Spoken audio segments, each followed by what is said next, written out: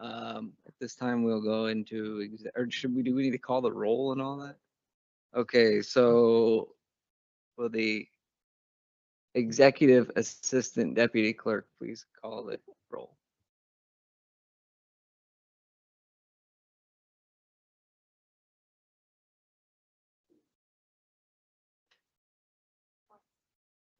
I'm sure Mark will be joining us, so however you want to handle that in the record.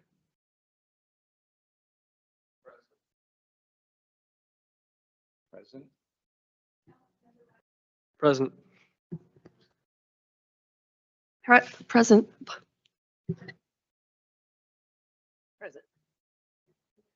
Present. Okay, and Mr. Fancher, I believe, will be joining us later. Okay. All right, at this time, we will go into executive session for 1.5 hours. Tamara, did you want this over there?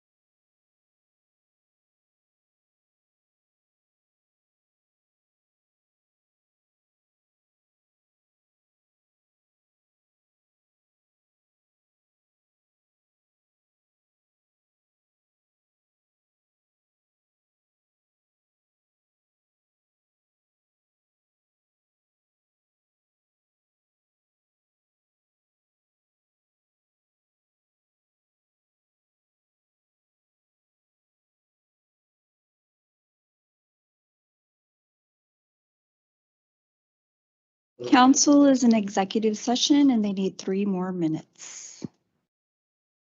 Before you do that, turn that off. Let's talk to Gail.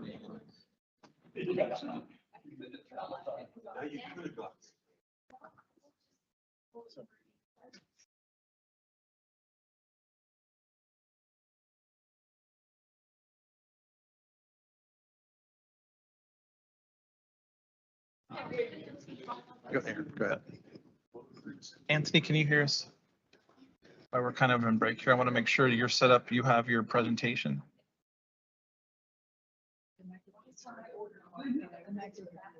We know, we're trying to talk to one of the remote presenters. Thank you, though.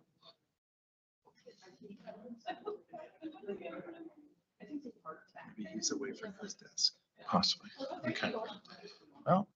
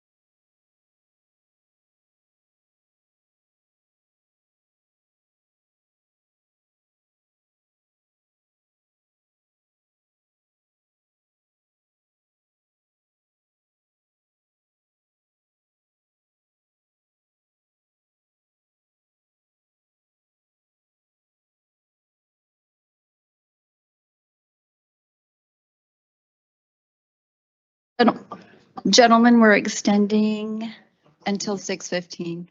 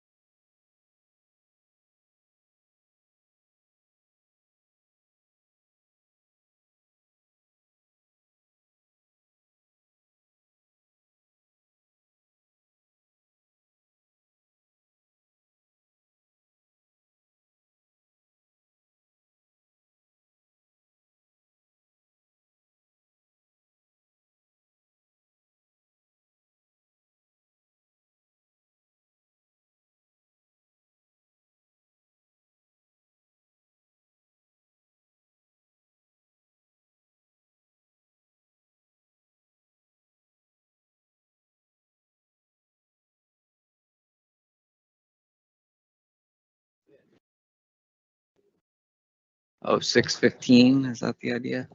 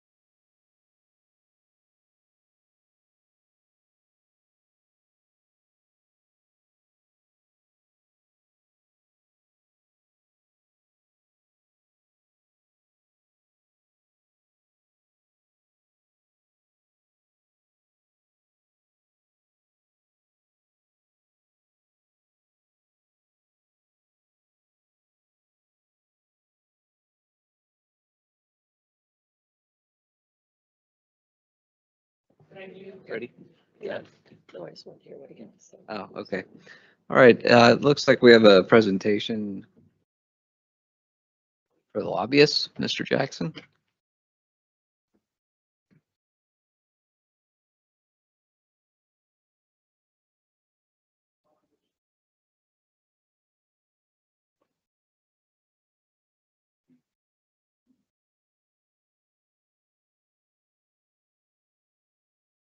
Okay, let's see.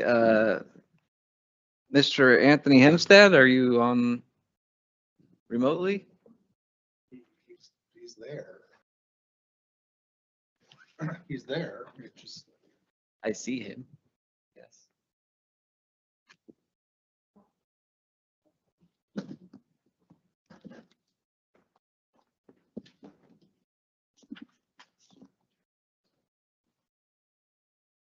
don't know if he's physically there, but he's in the meeting. Okay. Has been for about 45 minutes. Okay. Good. It looks like it works. Can you hear me? Yes, sir. Thank you. Perfect. Perfect. Okay, thank you. Good evening, everyone. Should I just start, or is I? Sure, just jump right into it. No problem. Okay, very good. Good evening, Mayor Schwartz and members of the Moses Lake City Council. My name is Anthony Hempstead. First of all, it's unfortunate that I'm not able to join you in person. I would have loved to have driven out to Moses Lake. I'm actually in Biloxi, Mississippi right now, and so I drove here. So driving to Moses Lake would have been a very short trip in comparison from Olympia. No, I'm currently at it's a trip that was unavoidable. My daughter has joined the Air Force as a lieutenant in her first. She just received her orders a couple weeks ago. We had to start moving on last Monday to arrive this Monday for her report date, and so I'd hazard a guess this might be the first time that the Moses Lake City Council has had a presentation from Keesler Air Force Base in Mississippi. But so we're making history tonight, hopefully. So thank you for considering Hempstead Consulting for Moses Lake's lobbying needs. I put together a short PowerPoint that was sent over. I don't know if that can be pulled up there or if we can do a share screen so I can share it from here.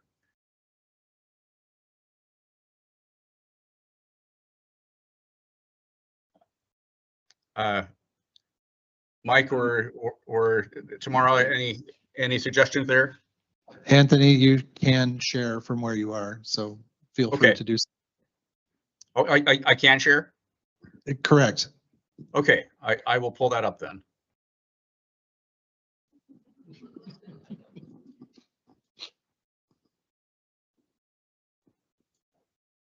Okay, very briefly, we'll run through this quickly. I just talk about background, some of the challenges and opportunities that seem to be out there for Moses Lake and how we could work together. First off, very briefly, I believe all of you have seen the. Anthony, we're not able to see your presentation. We're seeing you. Huh, okay. Okay. Okay,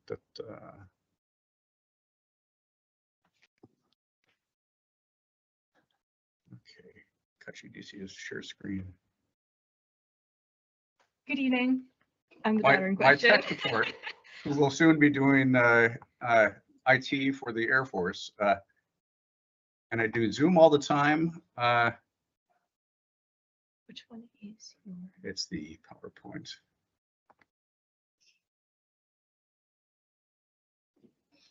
We'll just have to do that one. Entire screen.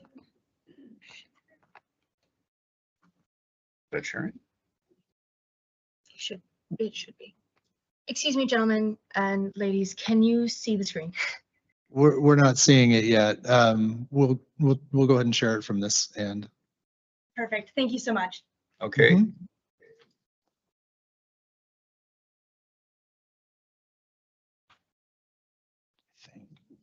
Okay.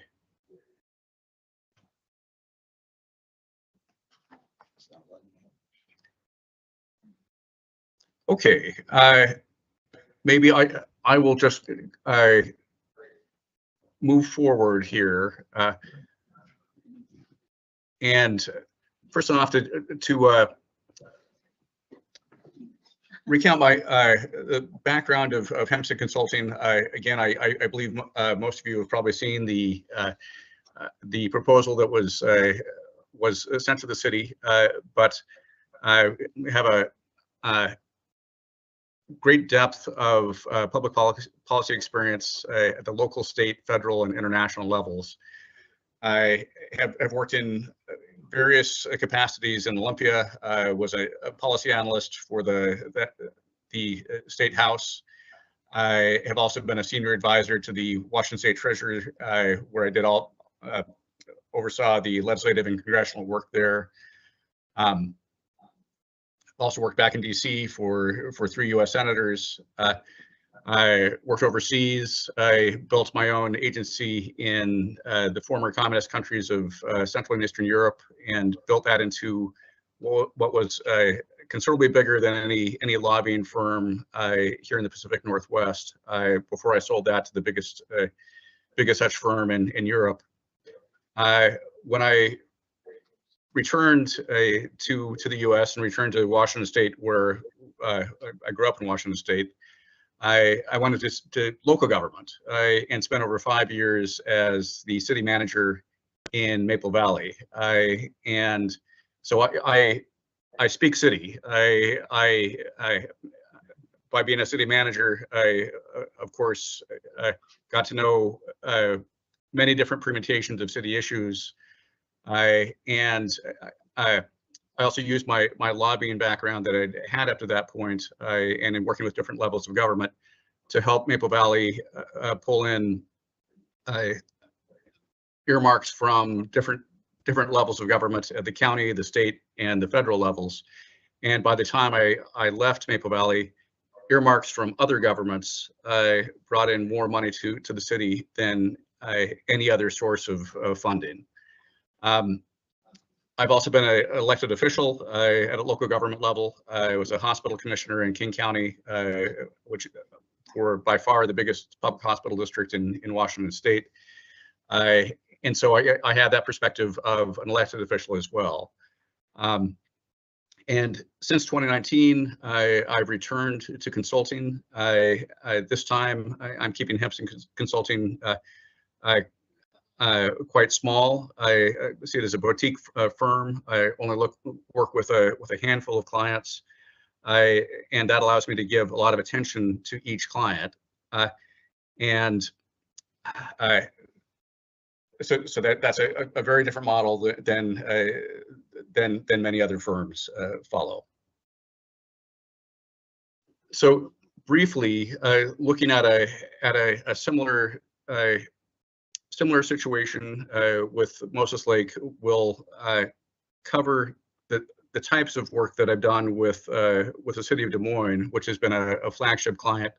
There's my first client when I opened in 2019, and since then we've averaged over $3 million a year in pulling in earmarks for the city of Des Moines.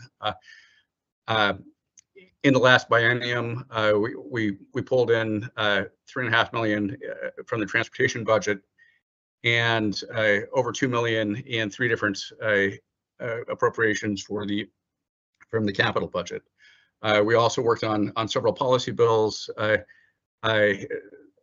Des Moines spearheaded, and we're successful in a push to pass catalytic converter theft legislation to increase the penalties and change how that can be prosecuted. And that was an issue that was important to many different cities, but Des Moines decided to take a leadership role in that. We think that's a model that works fairly well for mid-sized cities like Moses Lake. With many of the really big issues, it can be hard to take a leadership issue or leadership role, but if we can find something where it makes sense for Moses Lake to be out front, where there's a clear nexus with the city, those are the kind of things that we'd want to focus on. Also in this biennium for Des Moines, we have 2.5 million in the federal budget for as an earmark for a city project. Of course, we're still waiting to see if what happens with the federal budget, and that's obviously become complicated with the election results. But we're still pushing for that. And for Des Moines, I also do a lot of their work with the Port of Seattle, specifically on airport issues and on some economic development projects as well.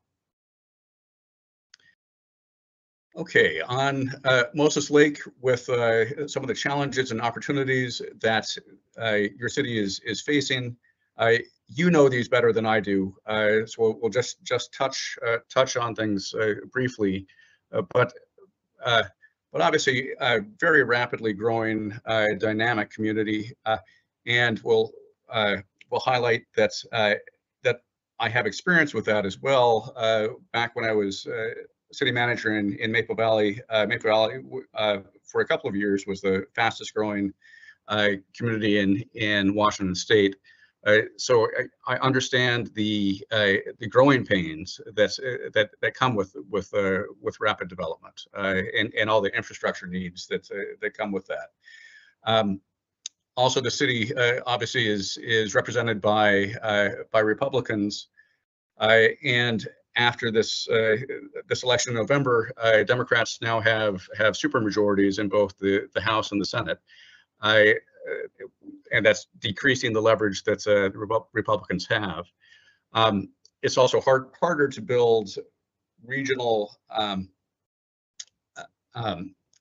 groups and alliances with the large distances that are in Central and Eastern Washington, of course.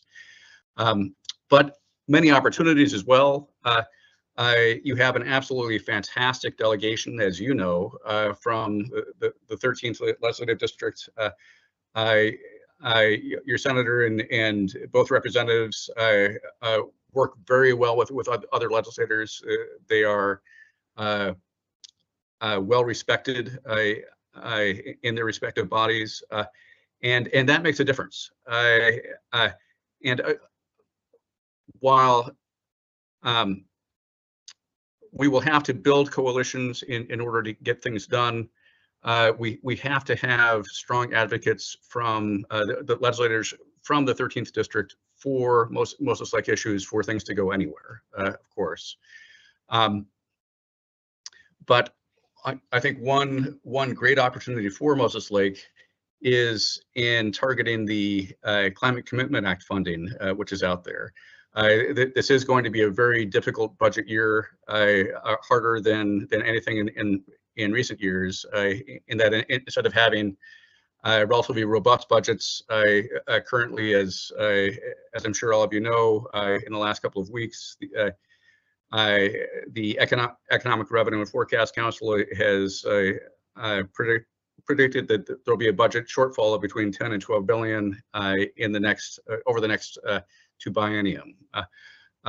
So difficult environment, but the one bright spot is that for funding is that the Climate Commitment Act dollars will continue coming in, and those dollars aren't entirely programmed like most other revenue is.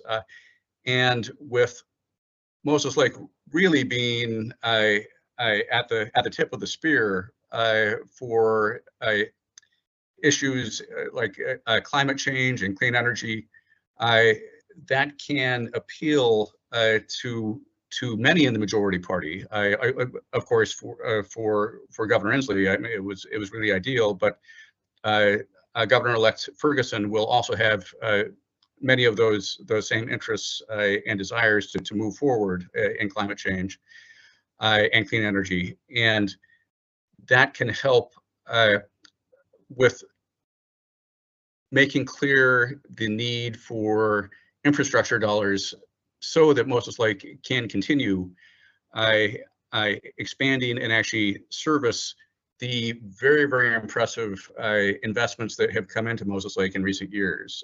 But of course, in order to keep going, you need help with water and sewer and transportation and workforce housing as well. In the long run, I think continuing to really work to tell the Moses Lake story, make sure democratic leadership and key members in key committees understand everything that Moses Lake is doing in these critical fields. Get them out to Moses Lake for fact-finding tours and really building those strong cross-party ties for long-run success. So in going forward and working together, I recommend to all clients to have an extremely focused agenda. I've seen some cities that go in with a 10-page list of legislative priorities. I don't think that works very well. I think especially for a mid-sized city, being as focused as possible is very, very positive. I recommend just a one-page agenda. I have those issues be very, very specific to Moses Lake. Always worth asking for funding, even in a difficult year, but make it clear what the priority budget request is. Ideally, only one or two, so that legislators know truly what you're seeking. And I like the example with Des Moines and catalytic converters. If the city wants to be a policy leader on a certain issue, make sure there's a nexus and it is the right type of policy for Moses Lake. And if so, Moses Lake can have a real impact. So if you do select Hempstead Consulting to be your lobbying partner going forward, I would immediately intend to spend several days there in the city with you, doing a very, very deep dive into the issues so I can best represent Moses Lake in the legislature and with state government going forward. I'll be flying back tomorrow and would make sure to make time in the coming weeks to get to know you personally and more of the issues in the community and do a deep dive in those infrastructure issues with water and sewer and transportation and the like that you are facing. We'll work on targeting the right legislative champions for the city. Going forward, once we're in the session, we'd agree on how little or how much information you want on issues, because some cities want a huge amount of information. Other clients only want to hear when there's a change and the like. So we will tailor it to what you would like. When it comes to testimony, I always think it is best to have an appointed or elected official making the testimony. I can help draft that and coach you on it if you would like that. I also testify on a regular basis when elected or appointed aren't available, of course. For other clients, I do dinners at my own home with key legislators during the session. I live less than a mile from the state capitol, so very, very easy access, and it can be done much more cost effectively than going to area restaurants, of course, as well. And then, of course, we'll be proactively looking for opportunities for Moses Lake going forward. With that, would love to open up to questions or comments or any issues that are there.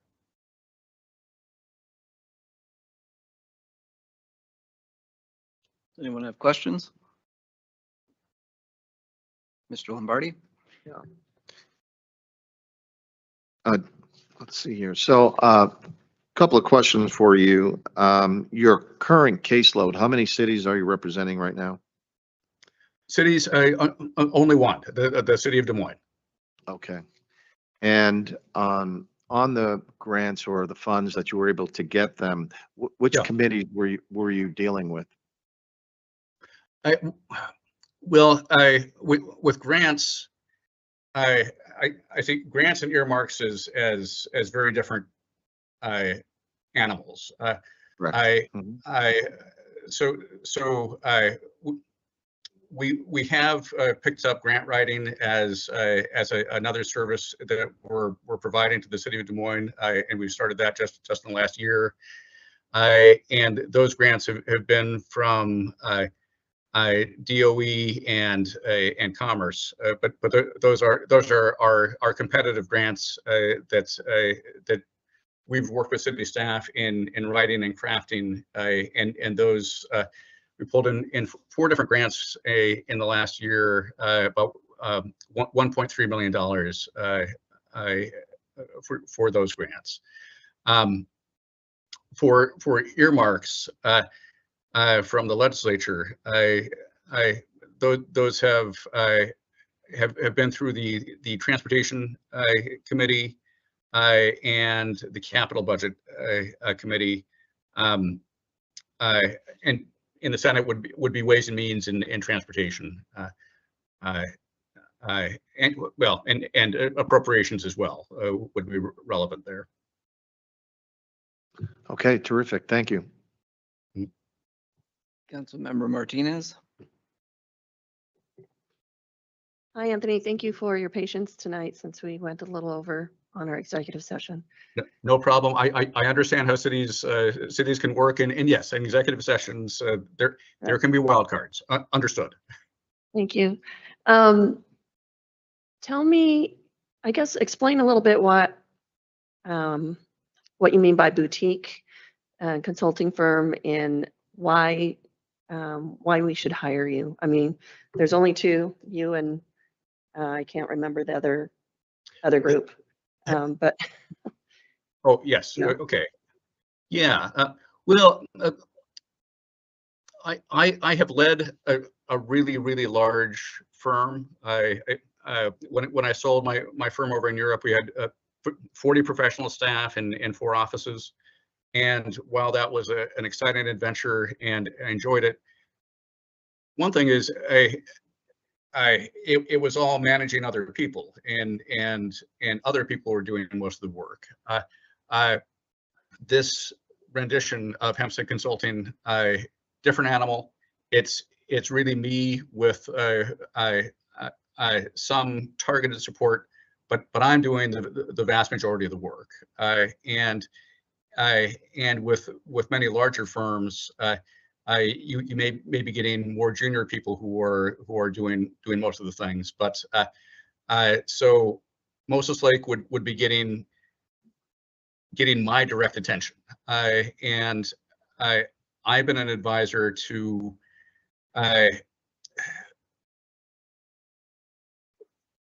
very well-known politicians, major corporations, working on very complex issues over the course of my career, and we'll be able to bring all of that varied experience at different levels of government to try to help you in Moses Lake maximize your potential for securing dollars, because policy is extremely important, but for most local governments, I think what they would like to see is return on your investment as well. Lobbyists aren't cheap, but if done right, this should pay back manyfold over time. To further answer your question, Councilor Martinez, on why me, or why Hempstead Consulting. I think we do bring a fairly unique set of skills and background to lobbying. Very few other firms. I know of no one else who's been a city manager. And also just having that background at the federal, the state, and the local levels. I'm a real policy wonk and can go down and talk in detail on policy with policymakers. Some policymakers really like that. Others just want very top level things. But yes, we can dial up or dial it as appropriately the dialogue. Just two more things, Anthony, if you don't mind. Yeah. Or maybe one. And my apologies, I can't remember the consulting firm from previous, but I remember the gal's name, Brianna, mentioned something about a potential water bill that might be coming through Olympia. And so I'm curious if you are aware of that. Has there been any kind of pre-filing to that? I have not seen any pre-filing on water bills, and I am not aware of that bill that you mentioned, unfortunately. Okay, so that Or Good, or at least could not. the twinkle in someone's eye. Yeah. Yeah. Okay, thank you.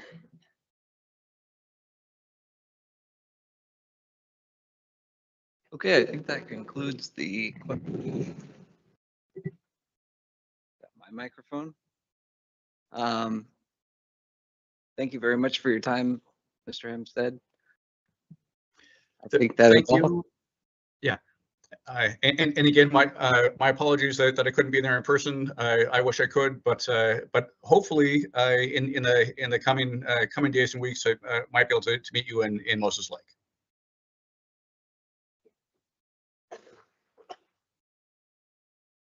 Okay, thank you very much. Good luck on your decision. Appreciate that. Thank you. Okay, thank you.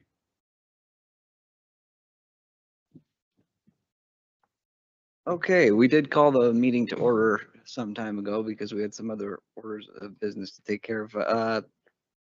Let's see, citizens who have requested to address the council will be called on at the appropriate time to make your comments. I do have all of those up here.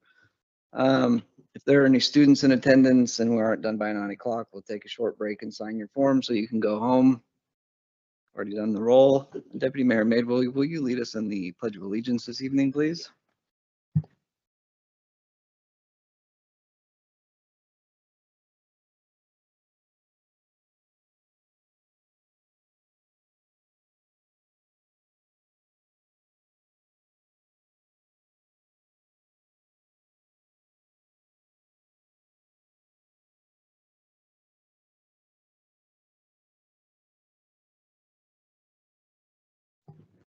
Does any council member wish to move a consent agenda item to a business item for individual discussion and vote, or make other modifications to tonight's agenda? Yes, I think this is where I want to chime in. I just want to pull off the minutes from the agenda for some correction or addition, I should say. So you can pull that off of the consent and approve consent, then we can discuss the changes, suggested changes to the minutes. Okay. Any other changes? Mr. Lombardi? Yes, item C, please. And item C. Like we don't have much of a consent agenda this week, do we? So we have items A and C from the consent agenda to be discussed individually. Would someone like to make a motion to accept the agenda based on those changes? I'll make the motion to accept the consent agenda. With the Agenda, agenda thank you. with the changes of moving A and C to further discussion. Second. We have a motion and a second. All those in favor? Aye. Aye. Opposed? Motion passes. It only gets harder from here. Next up, we have presentations by, first off, Hope Source Services CEO Susan Grindle and COO, excuse me, John Raymond. Thank you very much for joining us this evening. Is Susan able to be with us tonight, John? Good evening, council members. My name is John Raymond. I am the COO of Hope Source. Susan Grindle is online, joining us virtually, and not sure if I can see her up there or not, but she did want to say a few words. It appears she's not online at the Okay. moment, so Very good. if you want to just proceed, that's Yeah, fine. she had hoped to be here. She is the full-time caregiver for her 103-year-old mother, and sometimes complications get in Yep. the way, so she wasn't able to make it. So Susan and I met with the mayor and deputy mayor about 2 weeks ago and put together about 40 pages worth of information. But in the interest of time, I'm going to pare that down to about 13 slides because I can see you have a full house and a full agenda. Hope Source is a community action agency. It's been in operation since 1967. Our home base is in Kittitas County. There are 33 community action agencies throughout the state. Unfortunately, but Grant County does not have one. There was one in the early 2000s. It closed, and some of the services were taken over by OIC of Washington and other services by the Housing Authority. And in the subsequent years, as we have looked at gaps in service, we have noticed that there are gaps in service here in this community, and so we began looking for programs to help fill those gaps. And so we're going to talk briefly about some of those programs. I do have a presentation. Does your staff have it up, ready to go? Any chance? No? Was Sun online?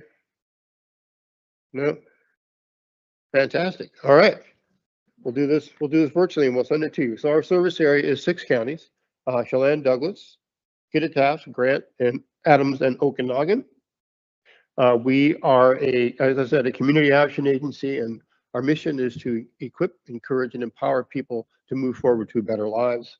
Our culture is what we call our castle values: courage, authenticity, service, truth, love, and effectiveness. And we try and take all those things into consideration when we do the work that we do. I've been with Hope Source for about 12 years. And prior to that, I was a executive with Starbucks, working in their corporate office for about 15 years, and many businesses before that. So I come to the world that the nonprofit world with very much a for-profit mindset, looking at the best way that we can utilize funds to bring services to people and move people forward to self-sufficiency. So one of the first programs that we do have is affordable housing, and Hope Source is a owner and manager of 1,000 units of affordable housing in 4 counties. Unfortunately, we only have 23 units of affordable housing here in Moses Lake, and we're hoping to look for opportunities to grow and build more units, because we know that one of the biggest problems that face us in the community and homelessness is the fact that we have a small supply of affordable housing.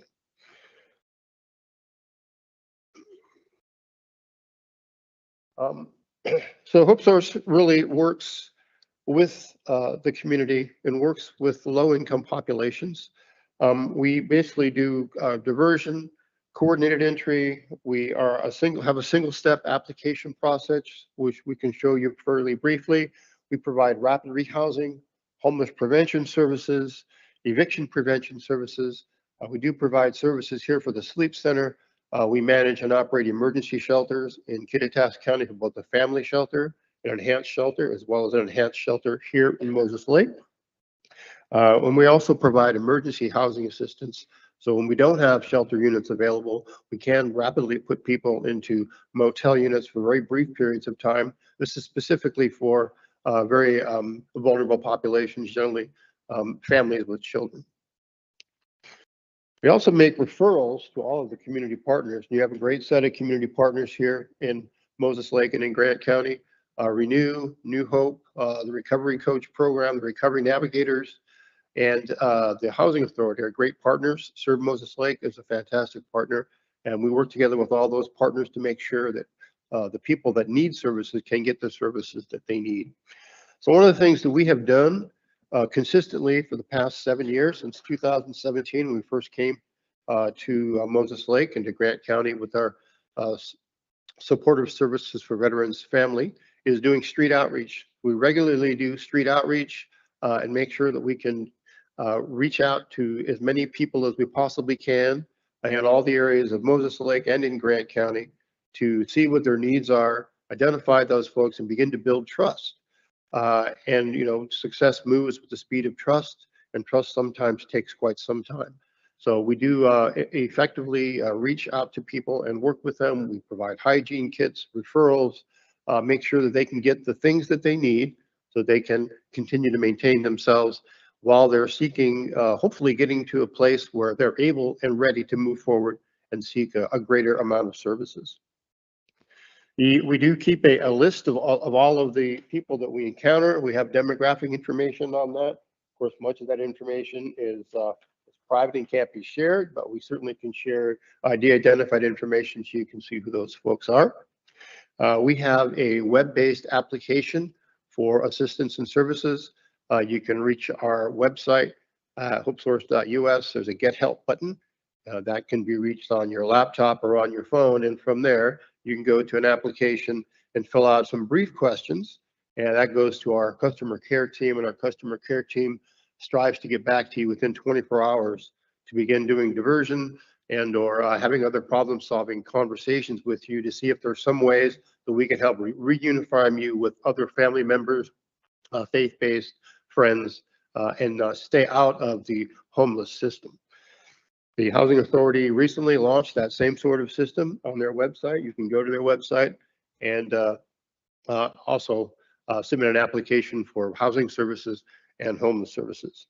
So I mentioned our support services for veterans families. That's the SSVF program. That's been active in Grant County, Adams County, Chelan, Douglas, Okanagan, and Kittitas since 2017. In Grant County, we've served 256 households and 384 family members during those last several years. And that program is funded directly by a federal grant through the VA. Again, it's the SSVF program. In 2019, we were able to acquire funds for a youth homeless demonstration project, which has been active in Grant County, as I said, since 2019. We have served 297 youth and 491 total family members. So of those households, several of them had more than one family member and or children. We serve individuals between 18 and 24. There is a gap in service in this area. The juveniles, working with juveniles is an area that we have seen certainly that there's gaps in service. We have 2 shelter units, transitional housing units for youth here in Moses Lake, as well as the units that we have at the enhanced shelter. Another program that was recently brought into the community is the HUD Rapid Rehousing Program. That's been active in Grant County since 2023. We've served 44 families with 106 family members, and that is matched by some funds from Grant County, because it is a federal grant that does require match funds, and they were able to supply some of those funds for us. And we have those grants again for the coming years. In 2023, we were also brought on a Healthcare Authority Housing First grant, which is really a supportive services, peer support type grant.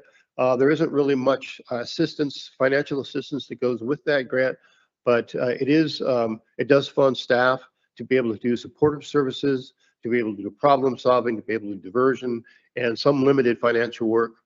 We've served over 70 families and 100 individuals with that program since we launched that just a year ago.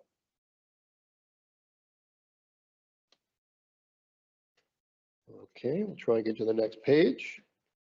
Hope University is also something that we utilize quite a bit.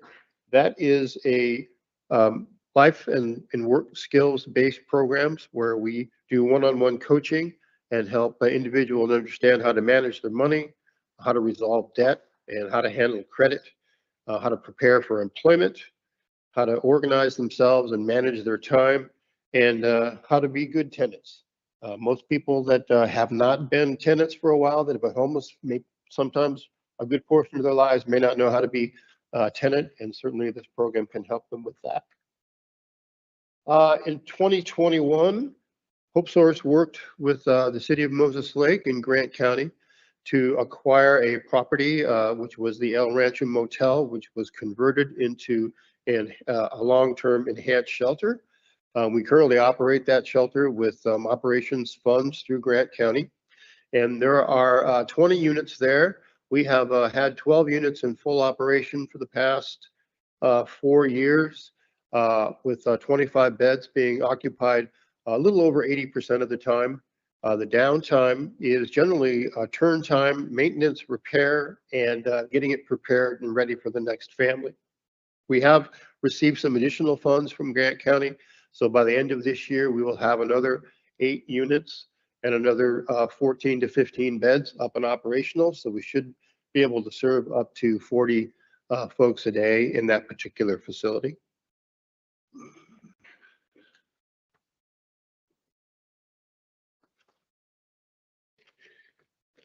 In the last 12 months, we have been able to serve 53 households, 181 individuals, and 51 of those households have exited to stable housing. So they moved into more permanent stable housing and are no longer homeless or in a shelter type situation. Last but not least, I think you'll know, is the Open Doors Sleep Center. That's been open since December of 2020. It was kind of a fast track program to get folks off of the street and out of the park across the street and into a location where they can be safe and warm. And it was funded through the Emergency Housing Fund through the city of Moses Lake. And the continued operations of that facility are funded by the city of Moses Lake, as I'm sure you're aware. It's a low barrier overnight shelter. It's open to anyone who's seeking shelter. It has 35 units.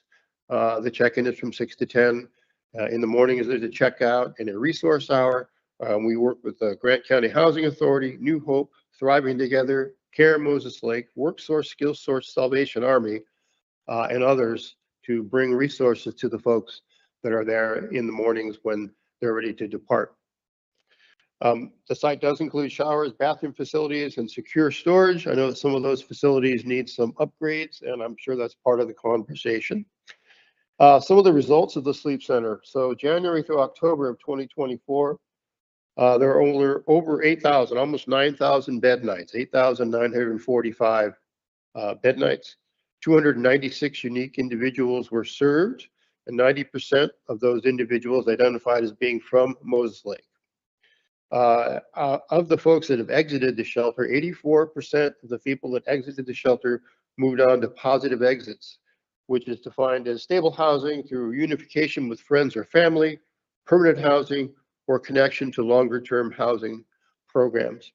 16 of those households moved into veterans programs, 30 youth were served by the Youth Homeless Demonstration Program, and 30 households left the sleep center and moved into the enhanced shelter, and from the enhanced shelter on to more permanent housing situations.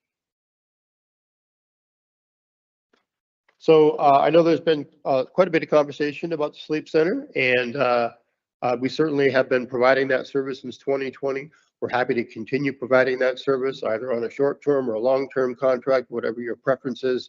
And if you decide you don't want to discontinue with those services, we'll be happy to redeploy our resources elsewhere.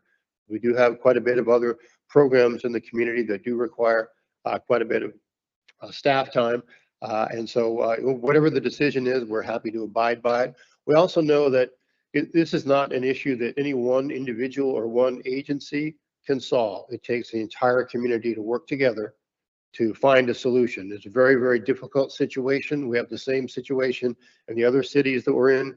We're going to the same conversations in Ellensburg about the Open Door Sleep Center. Is that something that is beneficial for the community? Is that something the community will support? And those conversations are ongoing. So again, we're here to be a part of the solution, not part of the problem. And we want to work with you to see if we can't come to some resolution that best serves your community. Great, thank you, John. Questions? Ms. Martinez? You provide a lot of information and it was great. A lot of positive information too, that people do with help get out of their situation. Mhm. The sleep center though, in particular, you, to my understanding, the contract is only that you open it, check people in, try and provide time for a connection. After they have to vacate the premises in the morning. That is correct. So there's no, oh, what's the word or the term that I want to use? Case management, I guess maybe. That, I don't think that was it, but there in the current contract, there is nothing that says that you provide. Correct. The Case management. contract itself and the policies and procedures are basically for making sure people are entered into the shelter, making sure that they're safe, making sure there's no drugs, alcohol, or weapons, and then and make sure that they stay there throughout the evening. And in the morning, it's getting them off about their day and also making as many referrals as we possibly can to the organizations that we mentioned, as well as other organizations.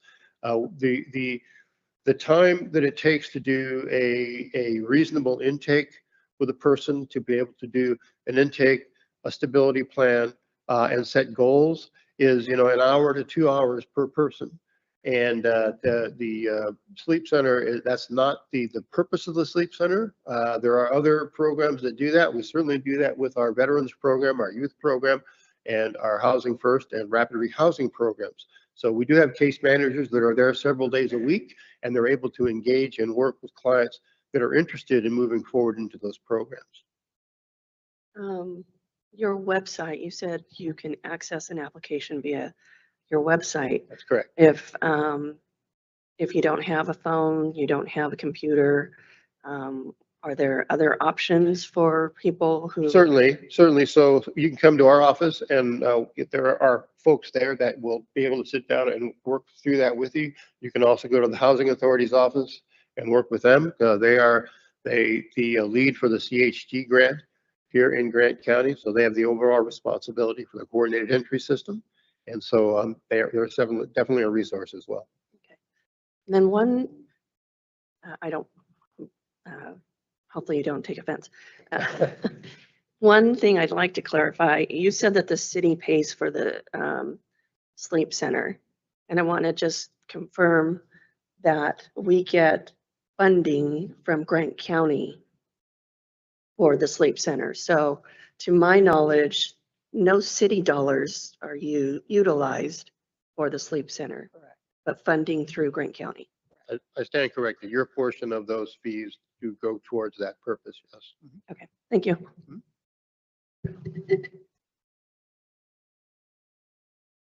Okay, Mr. Raymond, if you could please share, what do you think's the biggest misconception about what Hope Source does or about the organization?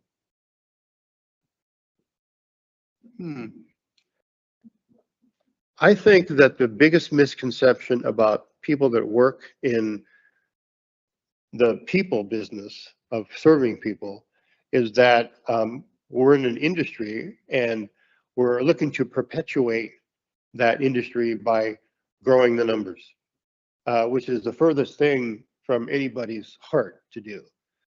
We know that we strive to put ourselves out of a job, to make sure everyone is housed properly and achieve hopefully what we call functional zero, where the number of people that are falling into homelessness match the number of people that are being housed.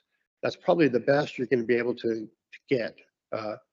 But I do think that there is the misconception that organizations like ours are in it for the money, and the more homeless people there are, the bigger the grant dollars are. And that's incorrect. It's not true. And as a matter of fact, we're going to see a decrease in funding this year because of the budget shortfalls at the state. Most of our work is grant funded through the state or the federal government. With the new administration going into Washington on January 20th, we're not sure exactly what that means for a lot of the different programs. Okay, you kind of touched on where I was going with that a little bit. So, the state has an agenda of ending homelessness, right? Yep. So while admirable, there are some questions about the realities of that. So, based on your experience, where do you see all of this, say, in 10 years? Or what do you think Hope Source's role in all of this will be in 10 years? Well, I think that Hope Source, I don't think we're going to be able to end homelessness anytime soon. I think it's a multi-generational issue. I personally believe that it's our system, the fabric of our systems has been decimated. Our faith, family, two-parent households, and broken families, right? Children that grow up in those types of environments end up with more challenges and have a higher incidence of becoming homeless than others. So we need to go back to the basics and fix those things. No amount of money is going to fix the issues that we have. We've got to go back and put faith and family back in front of the people that are loved ones and ourselves. It's the community that's going to help solve these things. Not going to be federal or state dollars or organizations like that.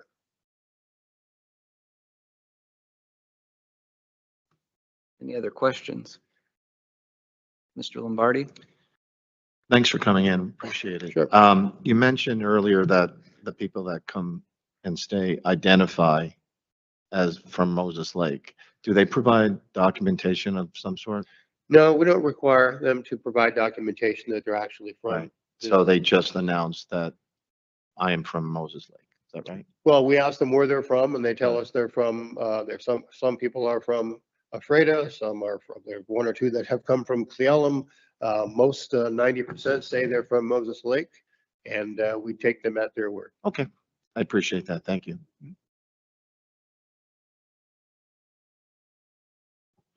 Deputy Mayor Madewell? Okay, you have said that there's a number of programs. So the people that come through Hope Source, Sleep Center, or wherever, what kind of information are they able to get their hands on so that they know what kind of programs are available to them? Or is it just a word of mouth? No, we do have a full resource sheet that we share with them and that our team uses. Obviously, as you're talking with somebody, if they're a senior who happens to be a veteran, then certainly we know what program is available for them, as well as the other local programs for clothing and food and those sorts of things. So the team has a full set of resources, and they're able to make sure they share those names, contact information, and we can provide written information as well. Depends upon the type of client that we're working with and what sort of information they need. So I spoke with a veteran, and he went down to Hope Source to find out about the services for veterans, and he was told he did not qualify. What kind of a criteria do you have for that?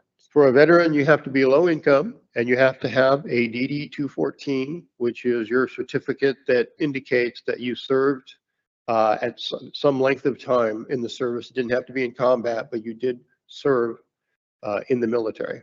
So if you don't have a DD 214 and you're not low income, then you're not eligible for that SSVF program. Interesting. Thank you. Councilmember Martinez. I wanted to add some background regarding that. The majority of them identify as Moses Lake residents. I can't remember what year it was before Hope Source took over the point in time count, but even prior to you doing point in time count, when the homeless task force, which was made up of Housing Authority, New Hope, DCYF or there were all sorts of partners, and we did the point in time count for the county. Excuse me. Even back then, the majority of homeless identified as Moses Lake residents. So there is a myth that if you build it, they will come. People throughout the country think that very same thing. And, statistically, 80% of the people that are homeless in your community are residents of your community. And if the numbers are accurate with the sleep center, it's really 90% here in Moses Lake. Councilmember Lombardi. So for veterans, the DD 214 is generally the size of a sheet, Mhm. right? So if they're struggling, they can only carry so much.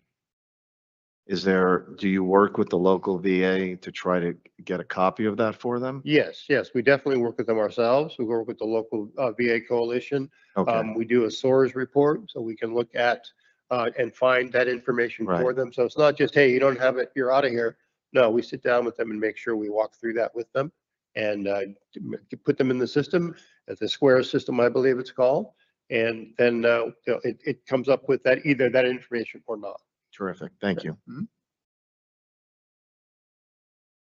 I have another question. So, there's a lot of debate about this topic in our community, right? And the sentiment I hear regularly is, we would like to provide a hand up, not a handout, that sort of sentiment. So, for the people out here, for their information, do you think that Moses Lake tracks with other communities where Hope Source operates as far as, I think that there's a perception that a number of people don't utilize services that should or could. Do you think the percentages that use the services versus those who probably don't, does that kind of track with what you're seeing in other areas of the state?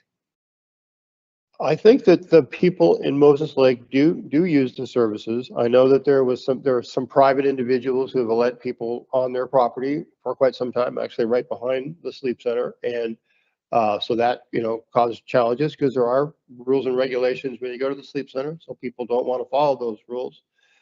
I do know that, you can track performance for emergency shelters throughout the state. There's a state or a county report card. And it shows you the cost per successful exit, the cost per exit for all different types of programs and for the different agencies. So you can compare, Grant County can be compared against other like counties or against the state. And looking at those numbers, you can see that the county as a whole is successful in the amount of money that they're spending towards housing people in emergency shelter situations. I think the state average is like $25,000 per successful exit. And in Grant County, it's closer to $8,000 per successful exit. So quite a bit better. Okay. And I know we touched on this when we met before, and again, thank you for your time. What do you consider a successful exit? Or, is it simply a handoff to another agency or more stable No. housing, or how far into the future to the statistics? Right. Well, everyone who receives funds from the state or federal government or the county is required to use the homeless management information system and put that information in there. And so when we have, in each person who goes into that system gets a unique ID. And so let's say someone comes to the shelter, they're able to go into a rapid rehousing program. We use a model called Housing First, of course, to get them somewhere where they're housed and they can start working on their issues. We do a stability plan. We do goal planning. We work with them on a regular basis, providing that sort of support. We provide financial assistance. Again, it depends upon the program. And others do this as well. The Housing Authority does this. New Hope does this as well. It's not specific or only for a Hope Source. But the progressive engagement model is to really understand where the people are at and give them what they need for as long as they need until they're successful. But we have also flipped that coin a little bit, that if you're not working towards moving yourself into the right direction, then there comes a point in time where we can't continue to fund you because there are other people that are interested in moving forward. And so we have to end up having those tough conversations, and we end up not providing service to them, and they may fall back into homelessness. And homelessness is not always a one-time event. Sometimes it takes 1 or 2 or 3 times for people to be able to fall back and get back up again. And it all moves at the speed of trust. And, eventually for us, a successful exit was someone who can move into a housing program, can become employed, can maintain their lives, get an income, and maintain their housing. The big challenge, of course, is that there's not very much affordable housing, and without the subsidy, people can fall back into being homeless again. Great. Any other questions? Mr. Skog? The word affordable housing, that's kind of a big deal today, particularly when we start looking at building codes and the requirements to build anything affordable and effective. Housing becomes different. You can't get them both. How many units would you think an area like this could use? Oh, geez, I know that there's been quite a few studies. Recently, the Housing Advisory Board came out with, we need across the state, I'm going to say, 40,000 units of affordable housing in the next 20 years. And they've broken it down by county. And so there is a report that can tell us, at least from all the information that's available, the number of units that they believe would be necessary in Grant County. I don't have that number in front of me, but I can easily get it. Sometimes I think, how big is the elephant? Yeah. And, can we even eat it? Yeah. And I guess if there's a realistic goal and we can say, hey, we can do that. But when it gets so big, yeah, I would think that there's 300, roughly 300 different unique individuals that use the sleep center. So if we had 300 new units, would all those people be able to be housed?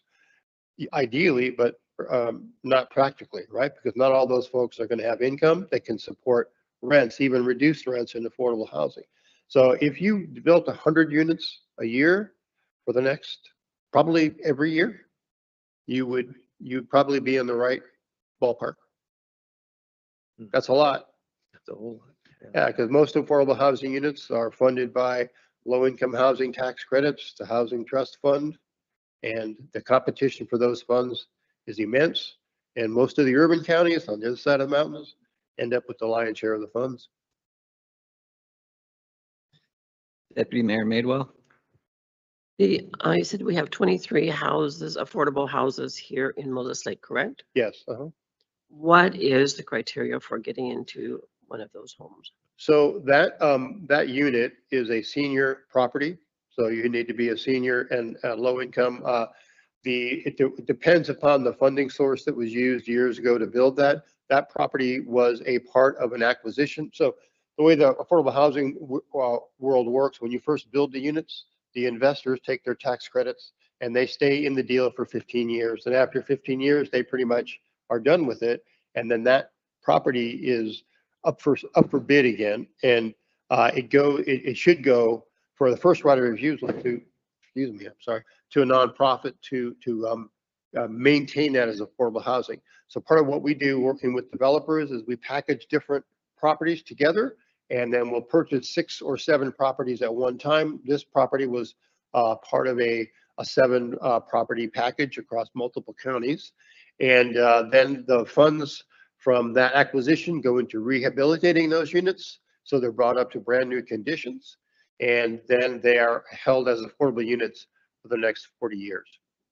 So the particular property we're talking about is a senior property. It's Chestnut Grove here in town. Yeah. It's one of our nicer properties, really nice. Mr. Fancher? What's the definition of affordable in Grant County?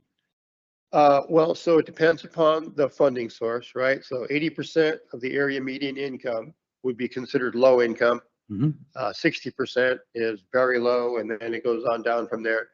I don't know the specific number of the area median income for Grant County. I know in Kittitas County, it's like $99,000 because we have all those folks in Suncadia. They were a lot lower. Jack things up.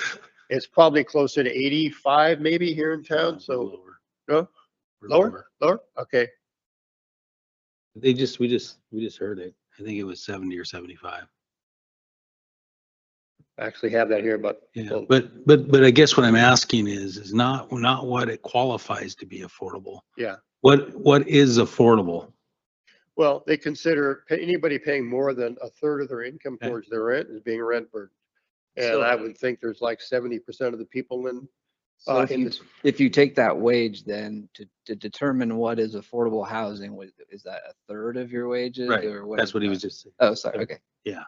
I'm sorry, what's the It question? was a third, is Yeah, what you said. it's a is third. what the- About was a what their third, that's what- definition is. That's what HUD uses and, Right. and And that's many, many fine. I households. just, are- you know, it's about meeting that target, right? Yeah. I mean, and seeing how you get there. The only real way, and back to Councilman Scogg's comments, the only way to get there is through some sort of subsidized housing. Yeah. For all intents and purposes, Mhm. because you can't get there from a private side. I mean, if there's no subsidy to the housing, you can't reach that number. I don't think anywhere in Grant County.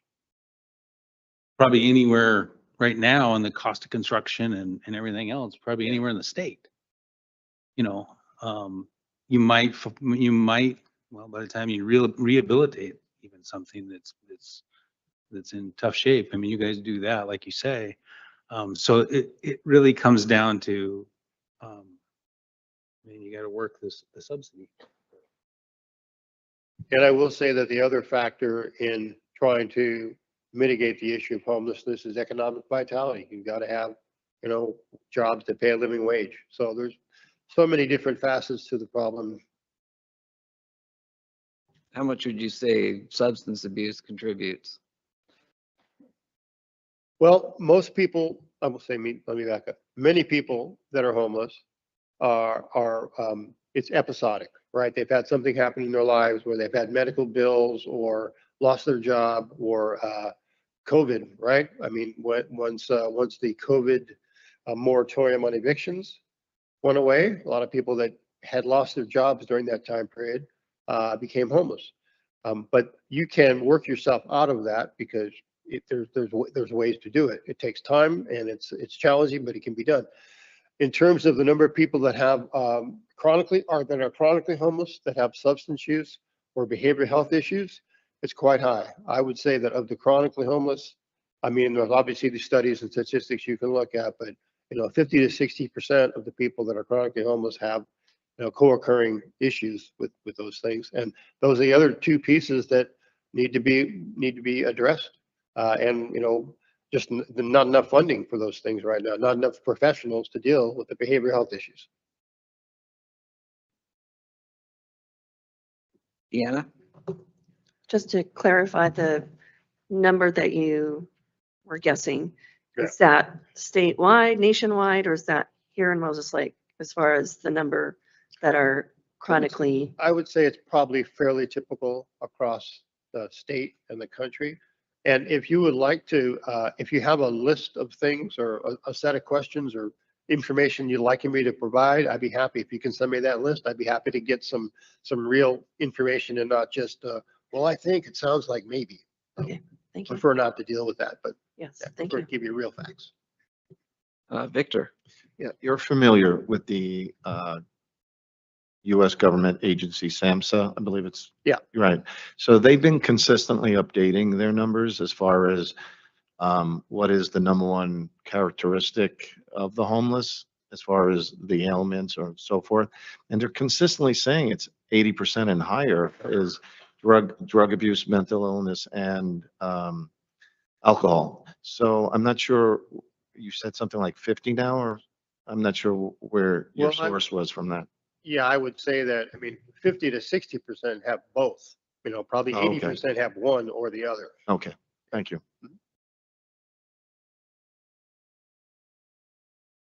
Any further questions?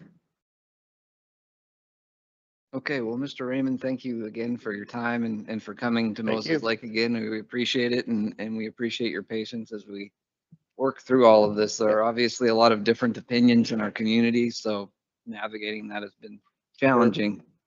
We definitely want to be a part of the solution, so please, any other questions, be happy to answer them. Just send me a list and I'll get the information as quick as I can. Great, Thank thank you. All right, next up we have Ms. Sarah Thompson Tweedy here, representing Grant County Animal Outreach to discuss the 2024 contract amendment.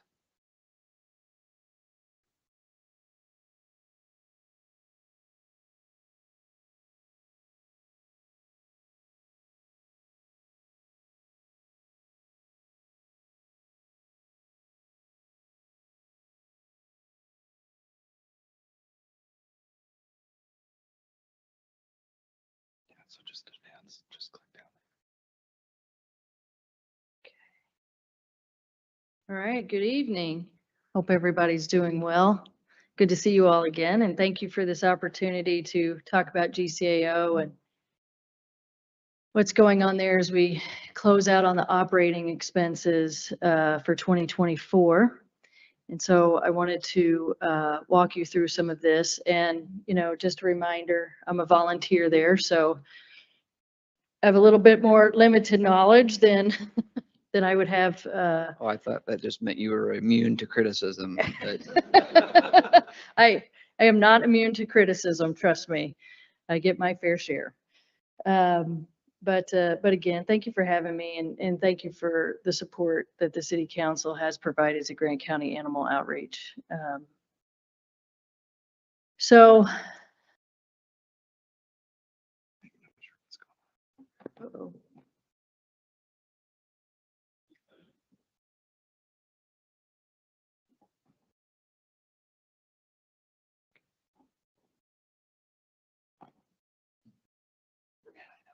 We're gonna, nope.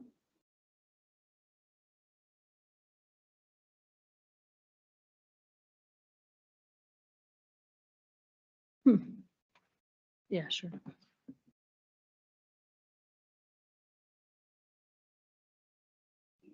Okay. Sort of works. It should. Yeah. It's not taking that.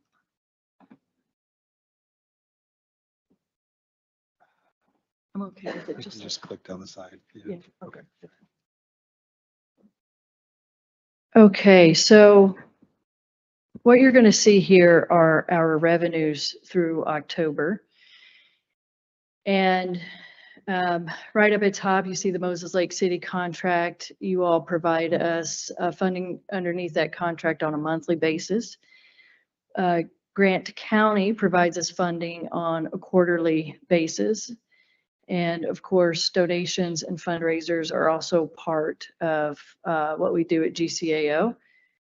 And so you can see there that our total revenue through October was $318,000 roughly.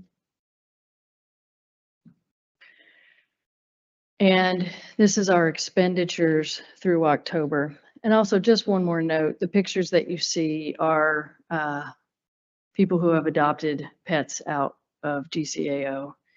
And so I wanted you to see some of the faces and some of the work that we do through the people and the pets who get homes. And if you hold that $318,000 in mind, then, and you take a look at that first figure, you see that our payroll almost ate up all of our revenues thus far.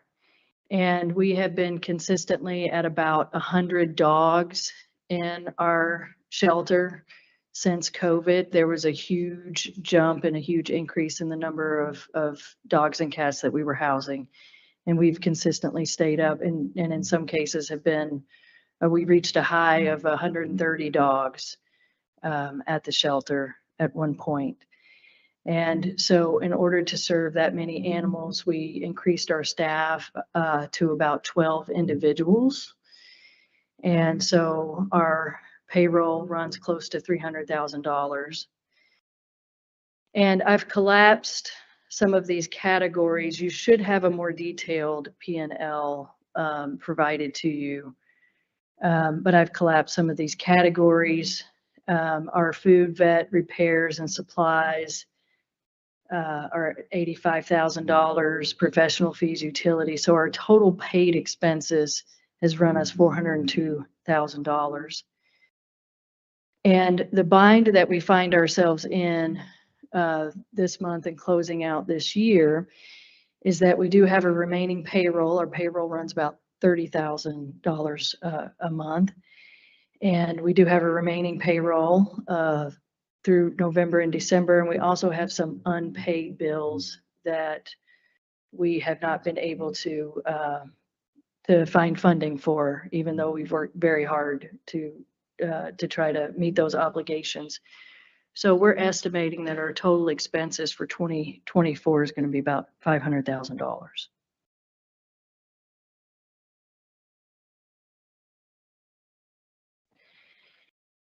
And I wanted to point out, so our board members, in addition to doing fundraising, we have also been very active in just trying to meet the needs of day-to-day operations in the shelters, which is something that's not typical of a board, of a volunteer board. But one of our board members, our treasurer, she has some subject matter expertise, and she is running our payroll for us, which was something that GCAO outsourced prior to her coming on to the board, and that is saving us about $1,500 a month between payroll and the quarterly tax filings that she is doing herself. And you can also see here, these are some of the other board member contributions that, is money out of pocket. Certainly, board members are making financial contributions, but we've desks, shelving, tabs for the van, computers and monitors, renting of industrial equipment so that we could snake out backed up sewer pipes, which is never really a fun job. I talked about that last time. Sometimes that backs up into the kennels, but countless volunteer hours. And we also are not above cajoling our friends and family to come out and repair fences and kennels and fix minor electrical and plumbing issues. It is very difficult for us to get an electrician sometimes to do the work on the shelter because it is so outdated.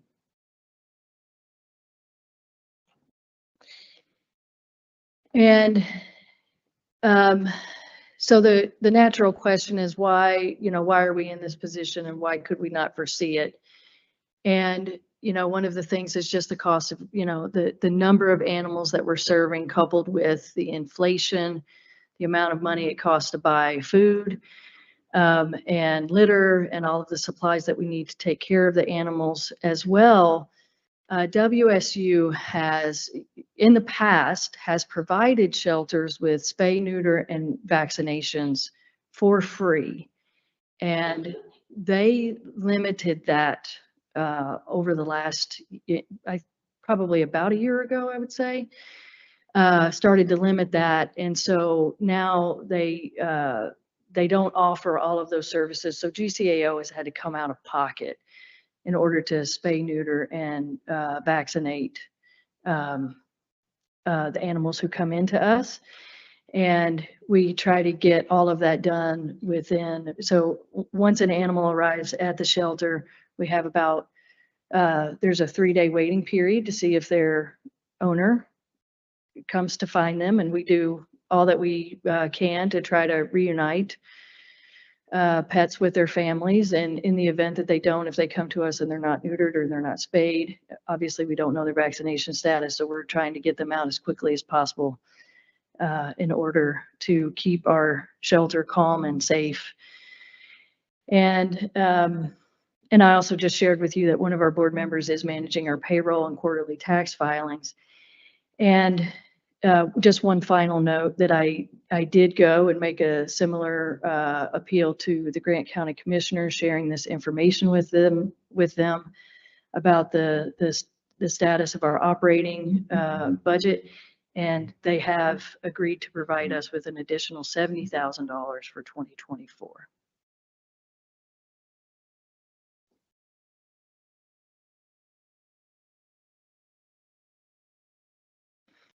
And now, just by way of comparison, Quincy Animal Shelter is another brick and mortar shelter in Grant County.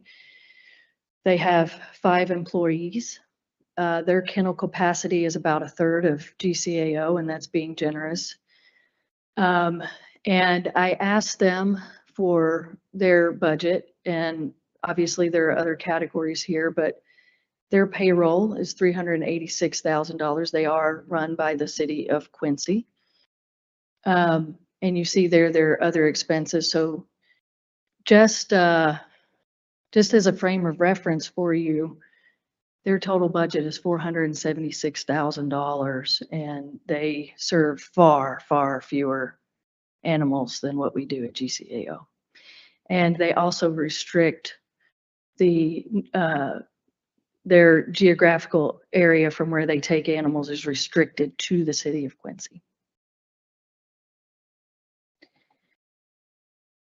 And so all things considered, in order for GCAO to be functioning at the capacity that we need to function at, our board is committed to raising $150,000 a year.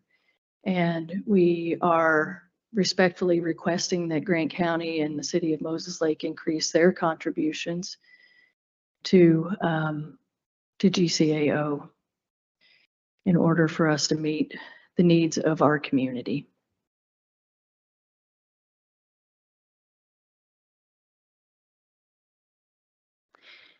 And that is my presentation. I wish it was better news, of course. Thank you, Sarah. Looks like we have a question from Deanna. I think.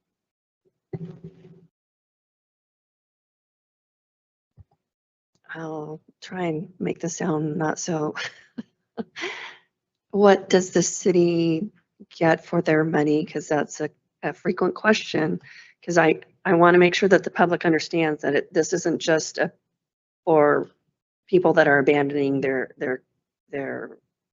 dogs or cats, but we utilize. Why does that keep happening? We utilize. The city utilizes your animal shelter, correct? Okay. And if you can just explain that briefly so the public understands. So the animals who come to, they come to us for a variety of reasons. Some of them are owner surrenders. Many of them are strays. Some of them could be neglected or abused animals that are being brought in after they've been confiscated by law enforcement. So there's a variety of ways that they end up with us. And sometimes they're just, dropped off at the gate. And that's really unfortunate, but the alternative is that these animals are running loose in our community. And I can cite some examples. I don't want to name those, here in a public meeting, but there are communities that haven't done a good job of sheltering homeless pets, and those animals run into school buildings and run onto playgrounds, and they, become packs and can be a health hazard in the community. So, we do have a statutory obligation in Washington State for housing of homeless pets. And so, that's something that the city and the county takes very seriously. And some municipalities choose to run these shelters themselves, which in Quincy's case, you can see results in a very different kind of budget than if you contract out to a nonprofit. But that's the trade-off if you don't properly house these animals, is that they're running free in your community, and that poses all sorts of health risks. So this would be a request for the 2025 budget. Yes, sir. We expect this to continue in perpetuity. We can only, we can only house as many animals as we can house, right? So again, we've been up to 130,000. I'm sorry, 130. We've been up to 130 dogs. When we're at that kind of capacity, it's not, that's about as high as we can take it, right? So in that case, and when we were in that position, we were turning away, that's when I'm making a phone call to Chief Sands or Joey Crete and saying, we can't take any more animals at this time. So once we, reach that number. But inflation is a real issue and wages continue to go up, and that's not something, most of our employees are making minimum wage. They're not making a whole lot of money working out there. They're not getting rich, that's for sure. Right, and I mean, we would like to say that $100,000 isn't a lot of money, but as you'll hear here in a few minutes, we've Yeah, got it's challenges huge. of our own. I understand. And so, I guess maybe you haven't, and I don't fault you if you have not, but how much outreach have you done to the community at large, Grant County, to see what their desires are for the future of the animal outreach? If if we had buy-in from the community, is there a more sustainable funding source that we could come up with as a community? Well, I feel so I'm not sure I totally understand your question, but I'd like to just, say like, kind of coming back to this slide, Dustin, the GCAO board has been pouring our heart and soul into this and frequently pull out of our own pocket to just make sure this thing works.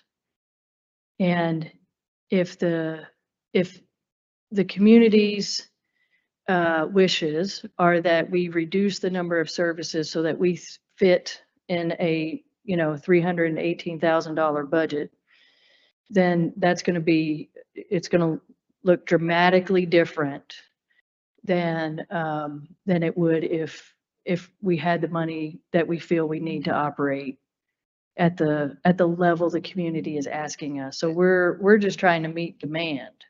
And that's kind of where I'm going with this. It's, I don't know what mechanism we can come up with again to find that funding on a year after year basis while we have, you're proposing over 100% increase, right? Which that's a pretty big whack to take at one time. So Also, I want to say that when I came in and I got involved in 2021 in GCAO, but didn't have the leadership role that I have now, and probably until late 2021 or 2022. And one of the things that I can say is that GCAO was woefully underfunded at that point. So there has just been deferred maintenance on the building, which is also part of what costs us so much. There's been so much deferred maintenance and so much deferred attention to the issues plaguing the county. And so with the ordinance that was passed the last time, that was one step forward, but we still have, significant issues like individuals who would spay and neuter their pet, but can't afford that. And so, we would love to brainstorm around low cost spay and neuter to try to reduce the number of animals who, within our city and within our county, but it's really hard to turn your attention to that when you got a clogged up sewer line. And, that becomes the immediate need for the day. And of our board members, we're all hardworking, contributing members in our community, running full-time jobs and juggling kids and everything else. So, like I said, we're putting our heart and soul into it, and it costs money to meet the demand that the community in a way has placed on us. And I would also like to lift up, we've got other individuals, even here in this room. Days of Camelot is represented in this room, and they've been a great partner for GCAO. And when we have had animals that were not adoptable, Dale and Sandy have come right out to our animal shelter and taken those animals to. So we're constantly networking with other organizations within the community just to try to meet the demand. Okay, Mr. Fancher. This might be a question for Chief Sands. I'm not sure. So back to the statement of they're full. Okay, and then we get a couple more strays, what's the next option? There is no option. We won't pick them up. The dog just runs. basically. Well, first we'll try to find the owner. No, responsible for the I chip, get all that that part. jazz, but At if some we're, point, yeah. if we're unable, then it's. Sure, we no, have I'm nowhere to go. just asking the question. I assume the Yeah. same things with Joey. Mhm.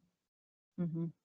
And there have been communities within Grant County who have reached out to us who would like to start contracts with us. Mhm. But we're so full, we can't manage it. So, while it would be nice to, have other contracts to offset some of these costs, Mhm. we can't, it's really hard to consider them because we don't have a place to put them. Right, no, I get it. And I also want to say that, I would, like, in the last year, there have been more shelters in other areas of the state where we have been able to transfer some of our animals out to, which was not the case in the height of COVID. So, we've transferred animals to Spokane, and were there other spots? Just Spokane? Seattle. So we had also been trying to move, animals through our shelter and have developed those relationships. Just trying to get it, I mean, this is a big pet town. There's animals, it's rural, and there's animals all over. We have a requirement to license our dogs, correct? Correct. In the city? How many do you think are truly licensed? I mean, you know the number, but I mean, do we have any idea? Is it 1,000? I couldn't. I mean, it'd in all be honesty, easy to tell you. It would be easy to extrapolate the number of money we collected divided by the fee amount, which I think is at $10 or something. Yeah, I just don't have that. I'm just curious, I think that puts more responsibility on the owner as part of the deal. When you license your dog, so. Is that a license that's obtained through the city? Yeah. Yeah. Yes. Maybe my dog isn't. I thought that was maybe through the vet. Yeah, write that down. Go ahead. My dogs are licensed. And Dustin, you now have to come out and adopt 3 dogs for that. It's a reason to go to the police station. That is your, Sure. As if I need a reason. that is your punishment. We'll deliver 3 new dogs to you tomorrow. Okay. I'm sure my family will love that. but- And then you have to get them licensed.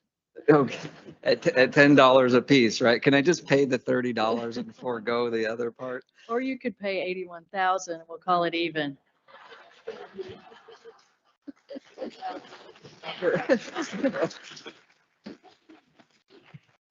That check might bounce right out of this room, but, Mr. Lombardi, You want me to follow that? I guess so.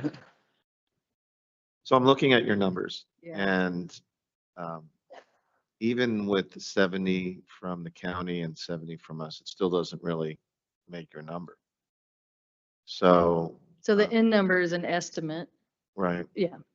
But at some point, you're going to be in a position where you have to say no, Mhm. right? Yeah. And have you guys done some soul searching on that, or what number is it where you say we're at the max? We can't, In terms of the number of dogs that we have. no, or just cats? a number. I mean, like. Oh, that- we're there. Well, I know, but I mean, if you're getting additional funds, let's say, right? I mean, like to what I think Dustin was alluding to, I mean, are you going to be back here, let's say in June or July of next year and saying, we need more money. We're just overloaded. And so one of the things I know you and I talked about Yeah. was, not staying open every day, right? So in other words, staggering it, because theoretically, under a solution like that, 2 outcomes happen. Either twice as many people come each day, or the people know instead of Tuesday, I'm going to come Wednesday. Instead of Thursday, I'm going to come Friday. In which case, what you're doing is you're just pushing that inventory forward. But that works within the budget, Mhm. right? Now, I'm not trying to cut into employees' wages, right? But if by doing that, you would basically save $105,000. I'd have to run numbers on that to see, that's something we could certainly sit down and try to do. But let me make clear, like when we're, no one wants a situation where we're turning animals away. Chief Sands doesn't want that situation. Joey Creed doesn't want that situation. The public doesn't want that situation. And that's probably when you hear the most from the public about GCAO is when we are at capacity. But once we've hit that number of the animals that we can care for, that's kind of when it stops. So what I would say back is that the number that we're proposing to you is the actual cost of what it should be to run this shelter. And if you take a look at, what Quincy has, again, far less capacity than what we have, far fewer employees than what we have, and their payroll runs about the same, a little less than ours. But we're kind of seeing what capacity looks like for us. And I don't have the history of what it was for GCAO prior to my coming onto the board and getting actively involved in this. But those are things that we do need to consider as we really sit down and craft the 2025 budget, depending on what the funding is. We will have I guess to. what I'm saying is that, and I know you folks are making sacrifices, so that's not where this is going. Yeah. But it's more of looking at it more from a business standpoint. Yeah. How do we be the most efficient? And one of the ways, if we can stagger the inventory coming in, that will stagger the cost of the spending. When you say the inventory coming in? Well, in other words, the amount of animals coming So toward you that are showing up. So we walk in the door on, I shouldn't say we, I should say our staff walks in the door on Monday morning at 8 a.m. having, the shelter is closed on Sunday. So it's just employees coming in to clean kennels and feed animals. Mhm. But they can come in at 8 a.m. and have 5 new dogs waiting for them. Sorry, with or without people? Are they just sitting there or? They're in a kennel where the animal control officers, whether it's the sheriff's department or the Moses Lake PD animal control, have a key to our building and they have access 24/7 and they can drop off animals as they need to. Is that what you mean by inventory? Yeah, but maybe I should have just said supply. Okay, that's fine too. But additionally, are you looking at setting some guidelines as far as what's acceptable veterinary work? And I mean, I think at some point you also have to look at that. I mean, I know everybody that works there has a heart of gold, and I get that. But at some point, you have to look at what's acceptable to pay and to whatever operation or procedure is recommended, and when you can't do it, right? When we have gone to lengths for an animal in particular, it's usually we have a donor in the wings who's helping with that expense. Most of our vet bills are spay, neuter, vaccine, but we do on occasion when we have an animal who is highly adoptable but has a fixable medical issue, we do request support from donors Okay, so who this, are more amenable to a direct, like, we will, help this dog for this reason versus, giving for, just to our general operating.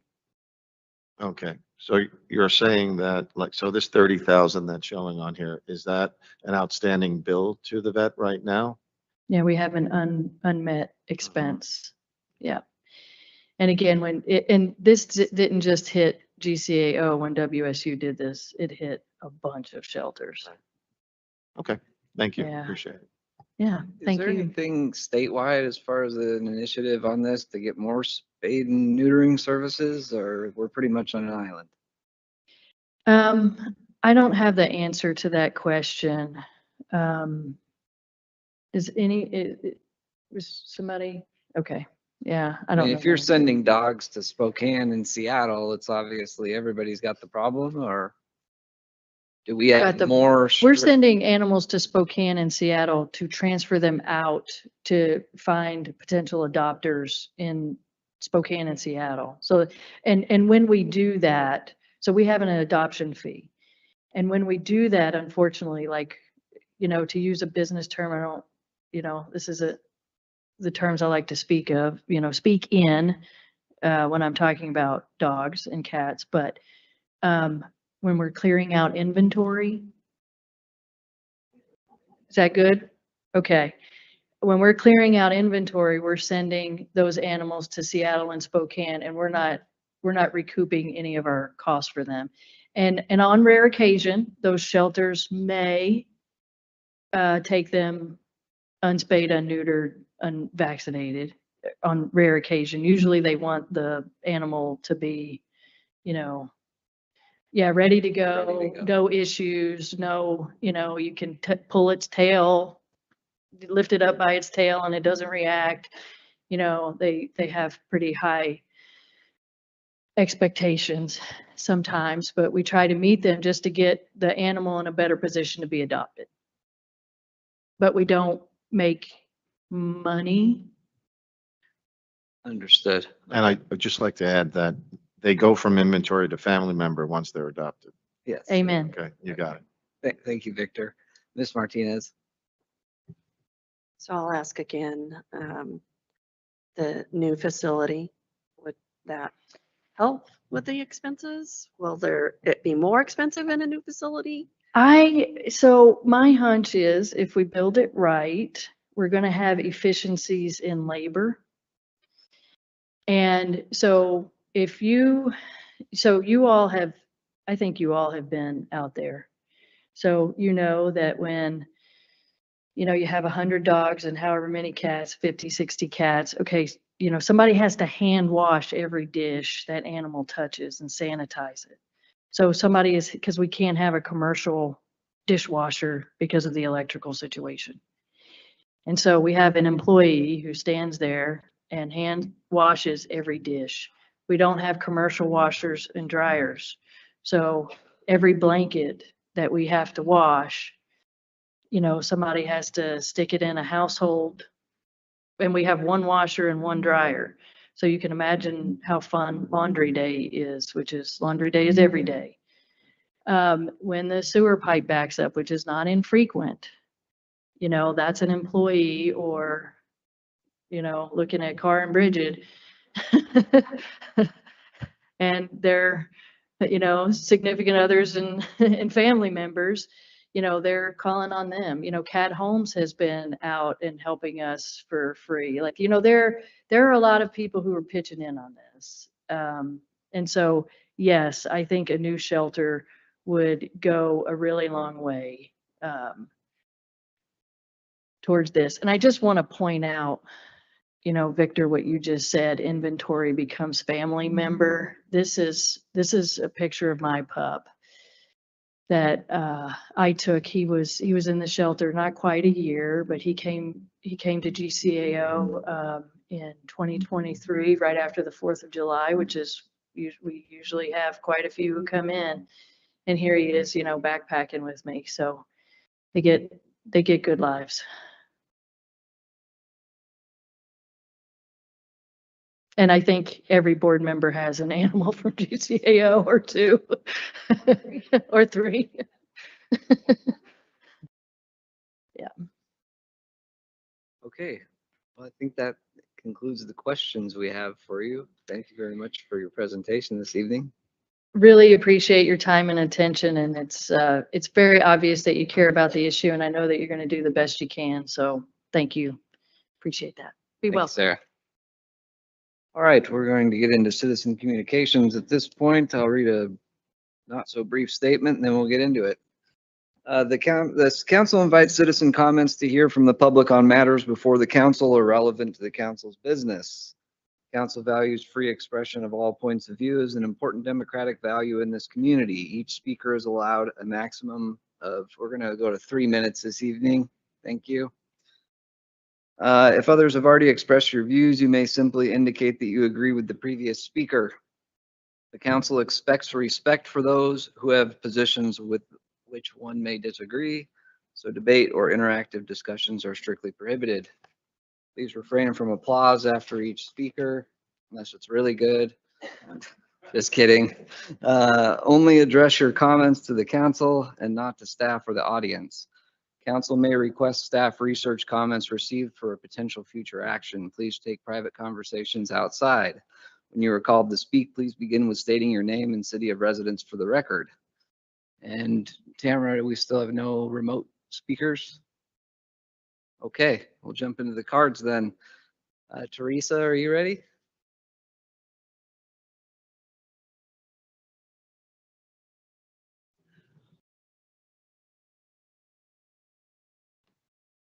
Teresa, did you want to save your comments for public hearing on the city budget?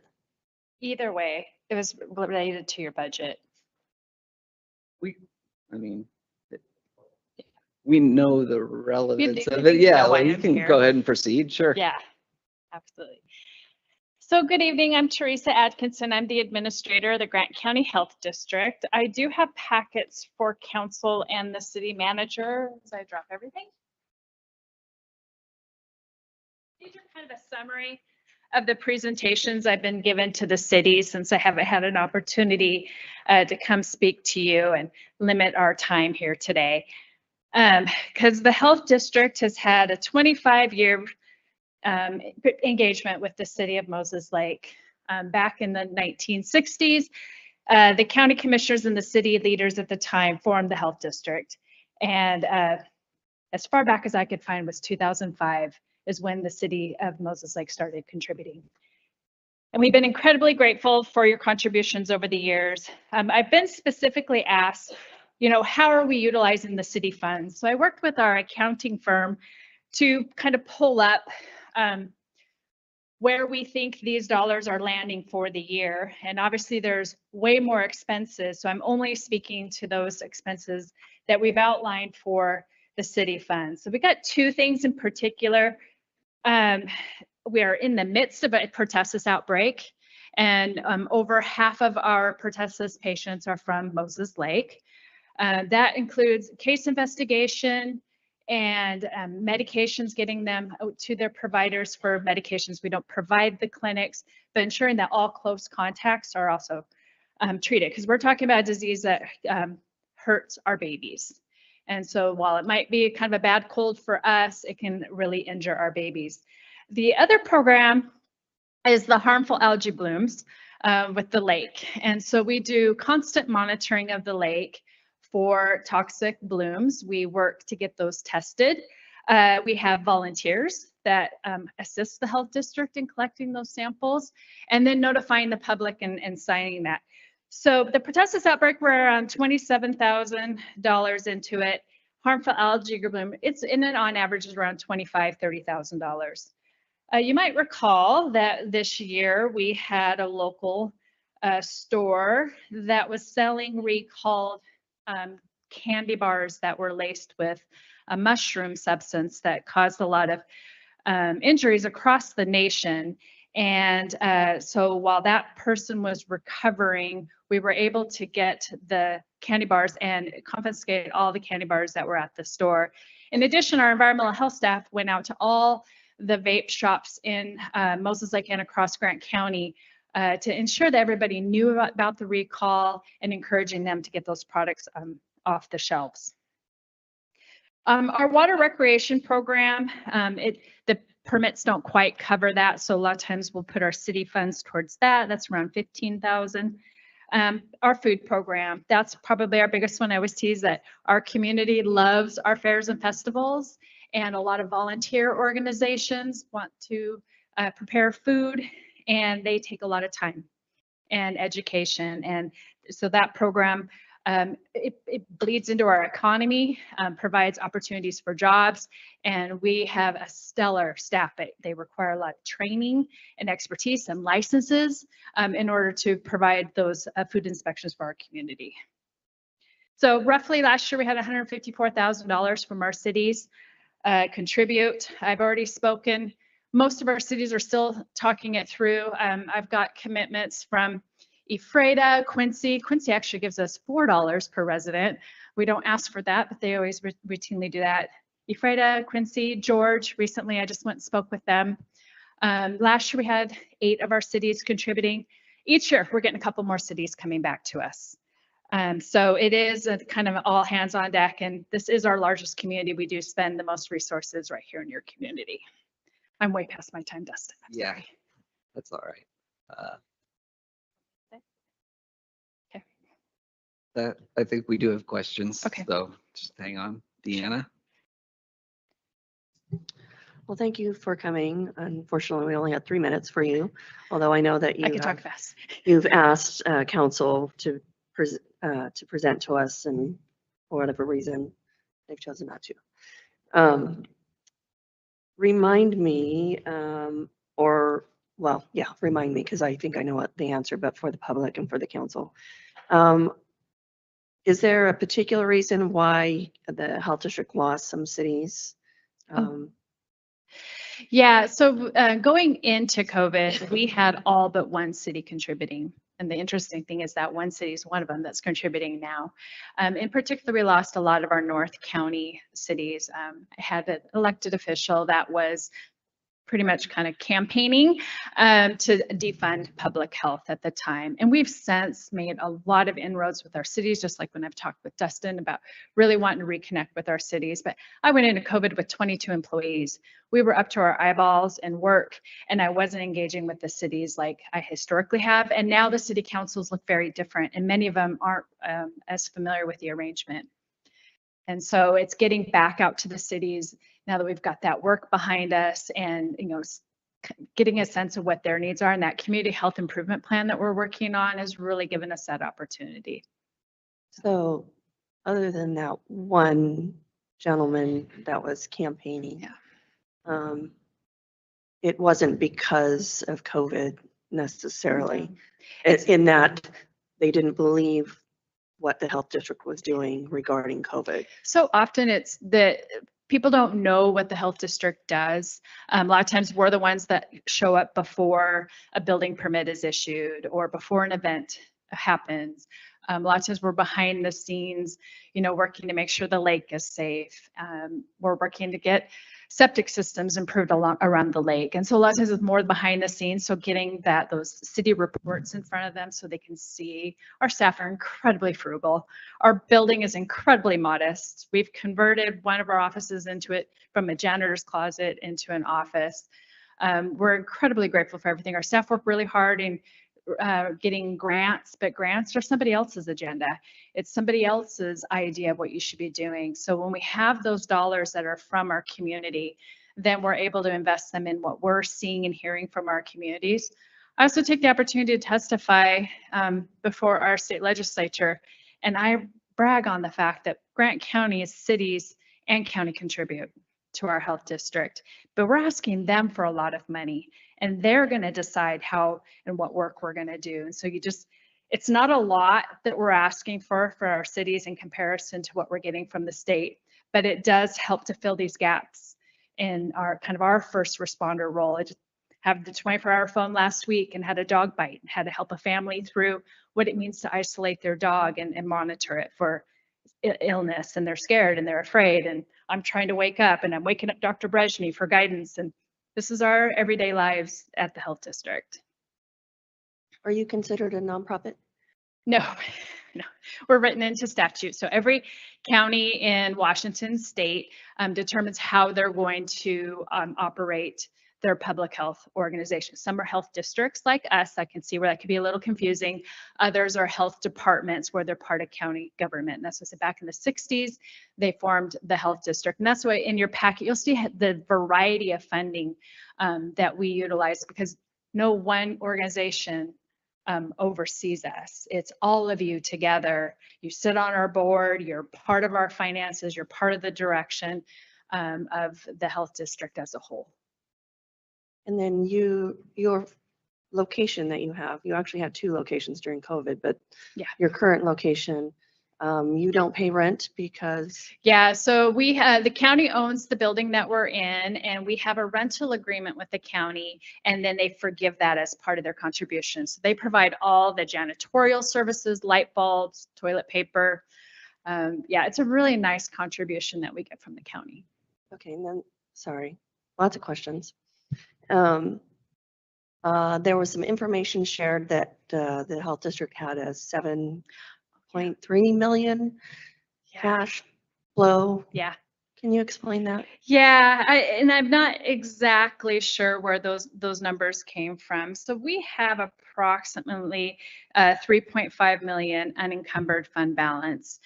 We do get those allocations we get from the state. We get those in lump sums, so they do show up in our account at the beginning of the year, and we have the whole year to spend that. And it's a substantial part of our budget that would appear to be in the bank, but it's not in our reserves.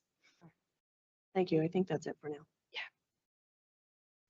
Councilmember Lombardi. I'll pass for now. Okay, are there any further questions? Yeah, yes, sorry. So to clarify, Teresa, Yes. the reason you're presenting is because we did not move on on the health district. Yeah, I request. signed an annual interlocal agreement with our cities requesting $3 per resident for public health services in our community. And I wasn't aware that we were on your last agenda as a line item to sign that agreement. So at this time, we don't have a signed agreement from the city of Moses Lake. Thank you. Yep. Yeah, saw your name come up again. Victor? Yeah, I think I will. So a couple of things, Madam Counselor, on previous year's contract, it was $3 per capita. Or $3 a head because we're considered livestock, I guess. But we had a population of 26,000, roughly 200 last year. And we wrote a check to them for 82,000. Well, that number comes out to 78,600. So are we going to get a refund back? Yeah, I'm addressing to you. I'm assuming. I would have to look into what money actually changed hands. I'm not, I mean, the city signed an agreement, to my recollection, agreeing to pay a certain sum. So if there's been some Well, sort first of all, we can't have conflicting numbers in a contract, in a legal bond. You can't say it's a flat number and then say it's also $3 per head. Right? Somebody has to be looking at that. Yeah, as I recall, the $3,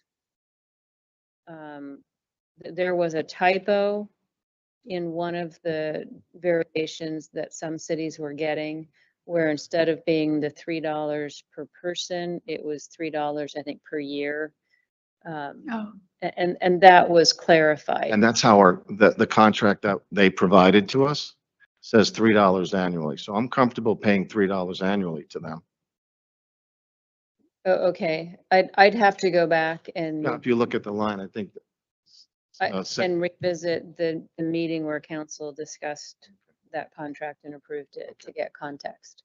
Okay, I appreciate it. Thank you. And Mayor, for the record, the public request that I made, the information that I quoted came from you. Okay, which, by the way, thank you for charging me $17.25 to get information for the city on their own. That's interesting too. The second thing is that it said in there, your cash reserves was 6.988 million. 6.5 of that was sitting in treasury notes. So, and I looked at your rolling average, okay, over the last 3 years. That's why I asked for 3 years worth of information. You people are flush with cash, okay? Don't even try to think that you're going to pull this off, okay? And this charade that you worked out, okay, we voted on the last meeting not to allow you to present. You had your opportunity. And if you didn't think it was important enough to come here and present to us like all the other people that did, You didn't provide me an opportunity. Let me be very clear. Well, You provided me we- zero opportunity to Really? present. I was made aware of this happening and being on the agenda because Deanna happened to contact me. So let me be very clear. You spread a lot of misinformation. I did sir. not. I read off the information that you people gave us. Okay, that came from you. That's why I asked for it. We have to maintain 3 months of operating expenses in our reserves. And that is way over, $7 million is way over your budget. We don't have $7 million in our general fund account. This isn't our general fund account. This is it's our Okay, reserve please. account. Okay, no further questions. Thank you. Ms. Martinez. You receive federal and state funding though, right? Mhm. Do we receive federal and state funding? ARPA money, right? I mean, ARPA money, it's, yes. it's a different kind of budget is the point I'm trying to make. The $17.25. Yeah, so Is that, he had an opportunity to have it emailed to him at no cost. It costs my staff a lot more time to collect all of those documents, and we can't recuperate any of those costs. So we've had for as long as I know, a minimal charge per page. It was a large records request. It took several hours to put together. and regardless of who's requesting it, Like I you're said, gonna we always charge give them, yeah, if we offer it, we can email it to you, or you can come down, pick it up. You offer, come pick it up. Okay. But it was only $17.25. Yeah. Thank you.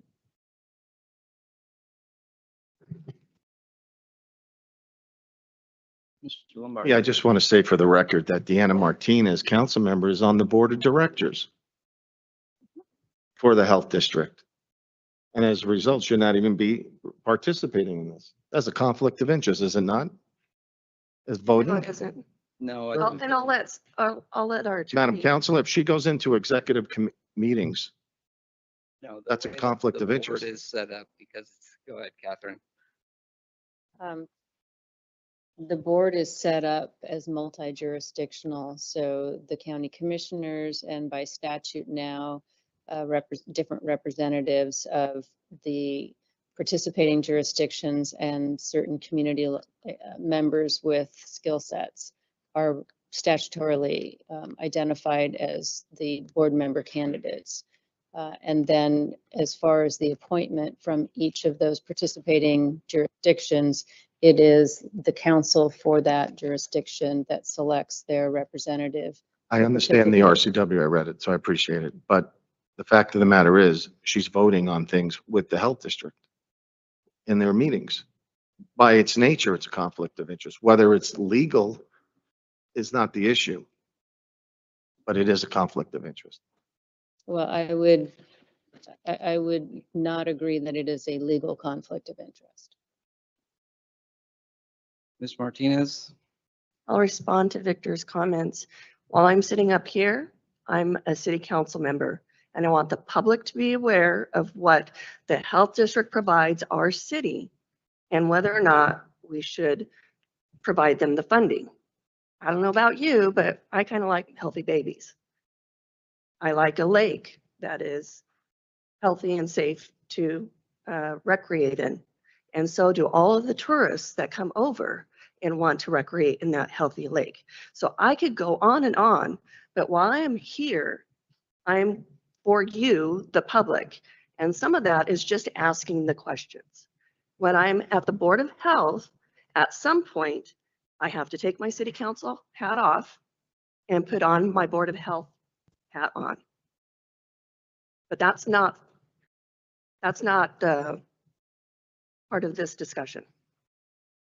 Okay, I think it was clarified that it's not a legal conflict of interest, correct? Okay. Thank you very much for your time this evening. Mr. Teals.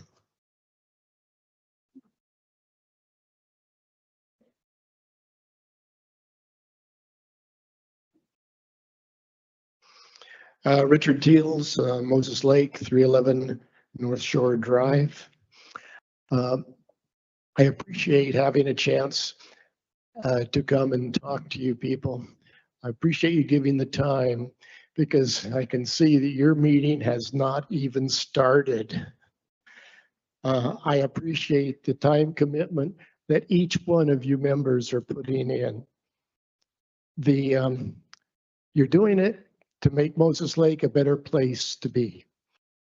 That's why you're doing it. And to do that, you have things like the Parks and Recreation. I'm coming tonight because I know you people sometimes will make it a choice, make it a vote that'll be popular. Sometimes it'll be not popular. And so you're going to get a lot of flack one way or another. Well, I'm not here to give you flack. I'm here to thank you for your commitment to making Moses Lake a better place. For example, pickleball. Pickleball is the sport of the year. Maybe going to be the decade anyway, whatever.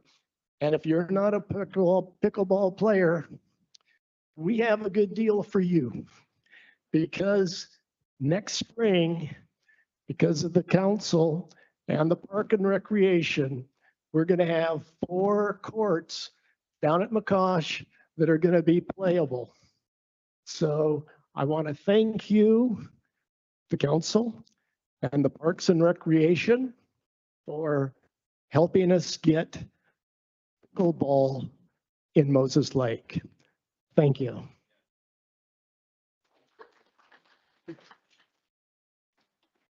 Thank you, Mr. Teals. Yeah, I think we're up here. We're all happy to contribute to the future of pickleball in Moses Lake. And I will say, you know, we all up here do this for fun, I think, but for you to come and give your time, you know, I know that you personally have given a lot of time to this community over the years in a number of different ways, as well as Mr. Garza. And so I think that went a long way in developing trust that this is actually something the community needs. So thank you for your effort on this, and thank Jaime as well. All right, moving on, Lisa DeLuigi.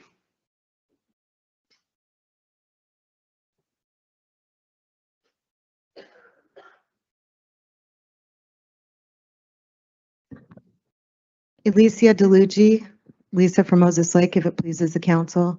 I had my eyes dilated earlier, so, and the lights are still a little bright, so I'm going to be wearing my hat like this. No disrespect intended.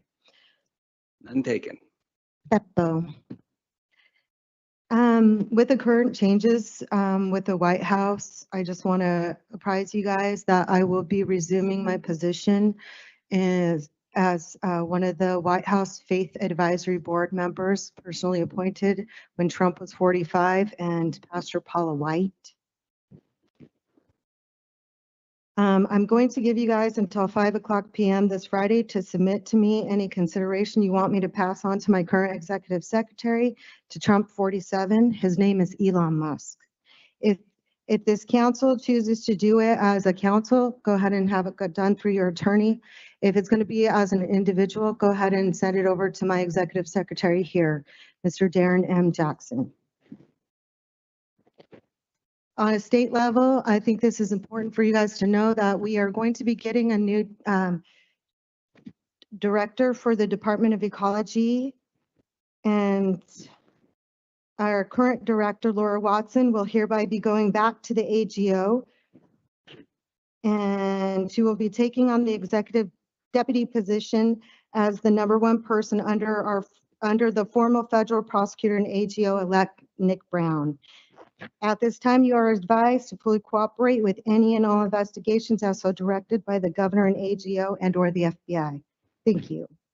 Speaking of the governor, our governor-elect Bob Ferguson's executive secretary went ahead and during our phone chat on Friday apprised me that she did accept our offer. So she's going to be going over to the governor's office and already sent me the updated information to directly contact her and/or get any direct contacts for anybody that's administrative agency, elected official, whatnot. I am concerned with regards to some fiscal responsibility and what I find to be irresponsibility here. I will go ahead and email that over to you guys, as well as our fundings. In working smarter, not harder, start with, if there is an indiscrepancy from your, with regards to your money, if you have more expenditures than revenue, what you want to do is you want to cut the fat. So start every department off with a 25 to 30% cut and have them cut their own fat and give you the priorities of what they have and then build from there. Please and thank you. And I do actually find that there is a conflict, and I advise to contact the AGO's ethics board, whereas they can better educate you with regards to any conflicts so that that can be nipped in the bud. Okay. Another concern that Alicia, we've reached the end of time. I do have a lot of other comments here, so. hey, that's perfect because thank you very much. it's my time. So thank you. All right, thank you very much. Next up, we have a Mr. Jesse Kingbird. Sir.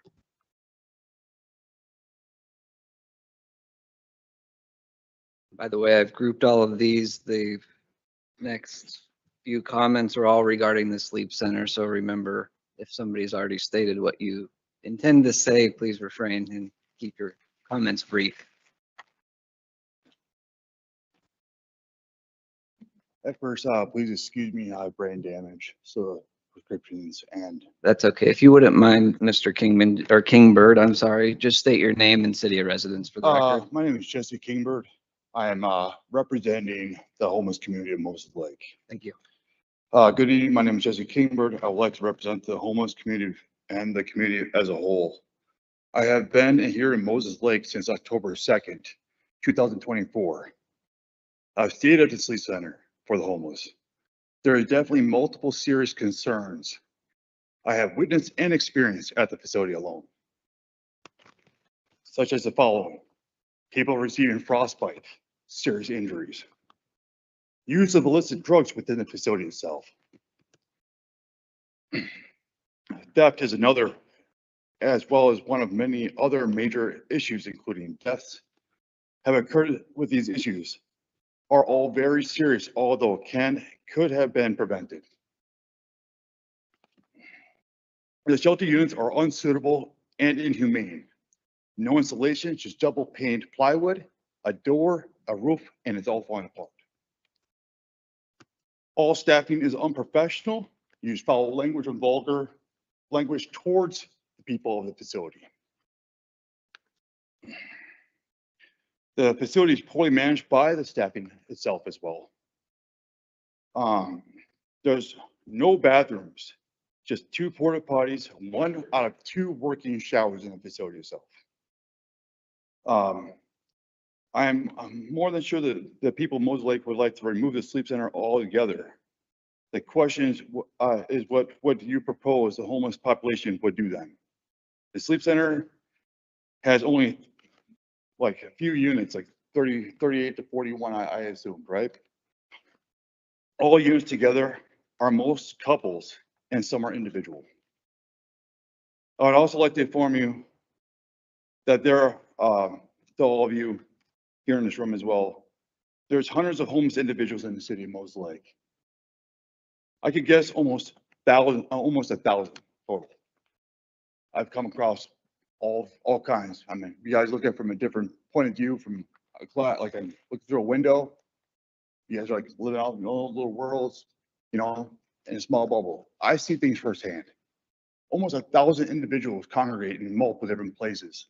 Almost 1,000, I swear. There's more new faces of homeless daily I see. People from out of state. I'm from Minnesota. I got stranded October 2nd.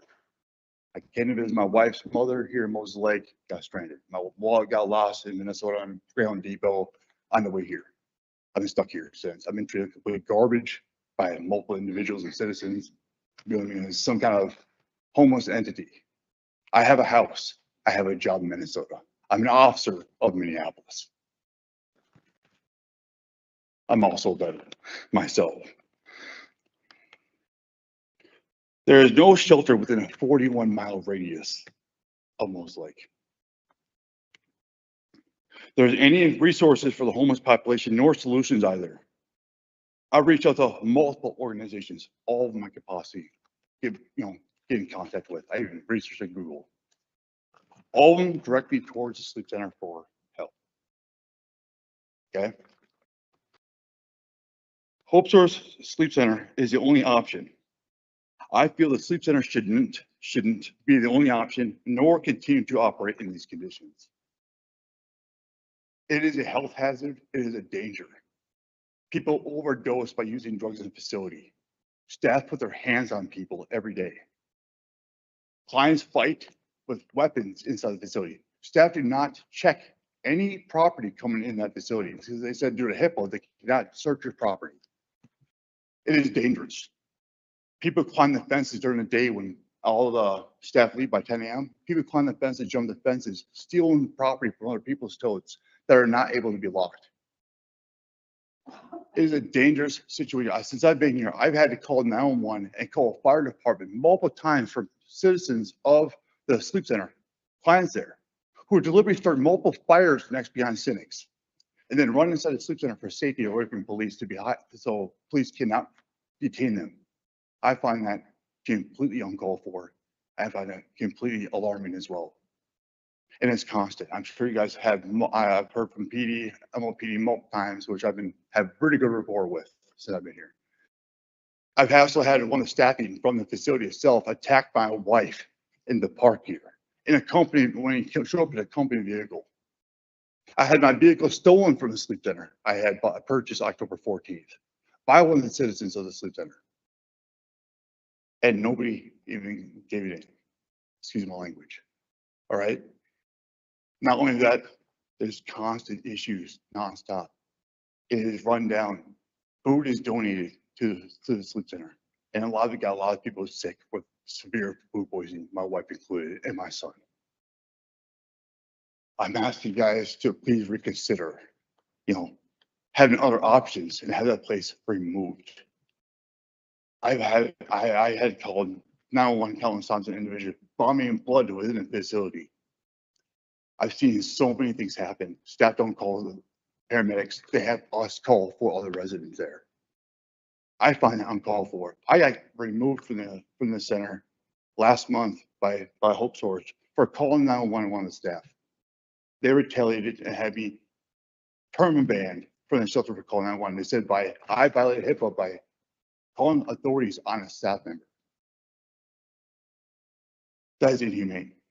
I have a right to call authorities. That is an RCW to interfere with the 911 call and to retaliate. Thank you for your time. Thank you, Mr. Kingbird. I did let you have a little bit more time than, yeah, if you wouldn't mind, I'll just make a statement real quick. I did allow you a little bit more than 3 minutes to share your story, and that's for a reason. In my recollection, I think this is the first time that I've had somebody come up here who's used the facility recently to share their experiences. So thank you very much for that. That's something we've been missing. That's the reason why actually one Bureau City Council members requested me to come in and speak tonight. I spent an hour and a half in the library typing this up. So I've already had PTSD with crowds. So 6 years overseas. Yeah, and again, I very much appreciate this, and what this shows is that there's a human side to this, and that's been the frustration. I think, and what you're saying is illuminating, and I think it speaks to a lot of suppositions that people have made as far as the numbers of people who really need services or unhoused. The struggle that I think we have, sir, is you cannot handcuff somebody and connect them with services or make them be a productive member of society, right? This is how America operates. We all have freedoms. So that doesn't mean that we don't want to do anything for people who truly want the help, like yourself. Yeah, may I add, sir, I have been there since October 2nd for over a month at Sleep Center.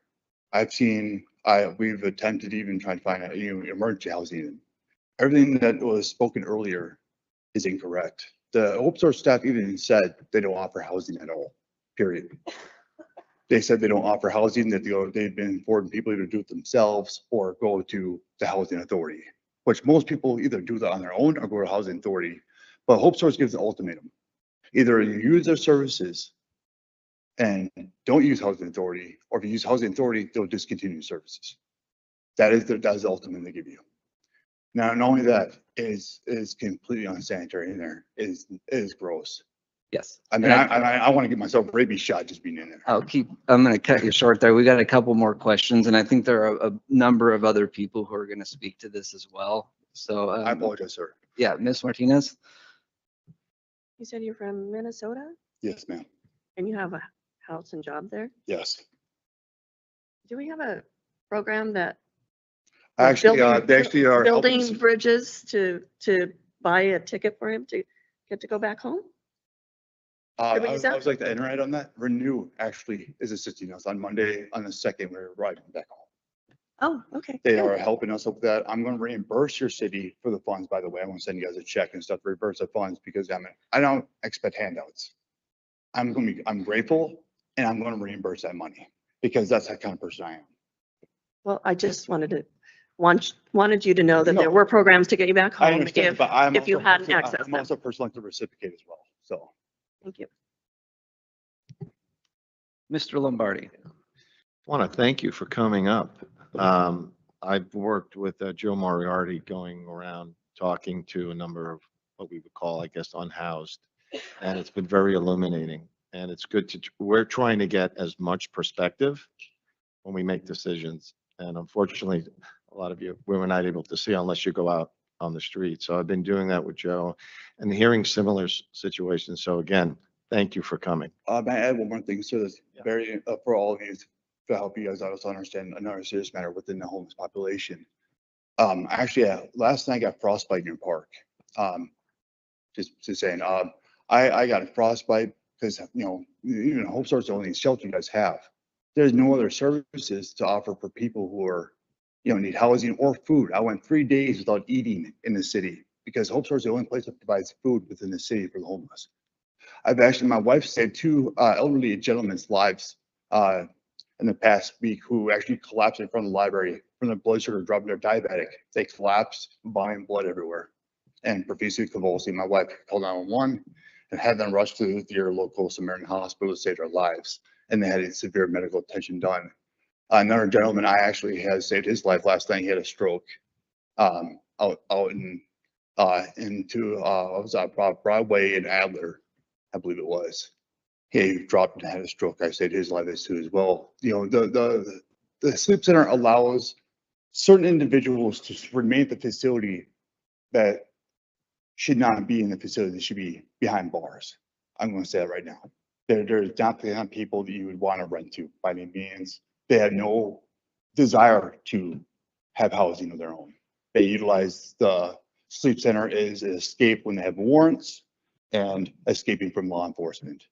Due to them being inside the sleep center, they are therefore exempt from being picked up by police. Because Hope Source has a strong policy. Law enforcement cannot retrieve anybody. They will not tell anybody where they're located. And that's what takes up most of the space in the sleep center is those individuals, but the ones who need it don't have a chance to get in. Understood. And I find that very alarming. I just want to let you guys know aware of the situation so we can help you guys and help the community, come to understanding where the services are being used for and how improperly they're being used and misrepresented. I thought you guys have a right to know. Great. Well, thank you so much, Jesse. I appreciate Yes, that. yes, sir. Thank you.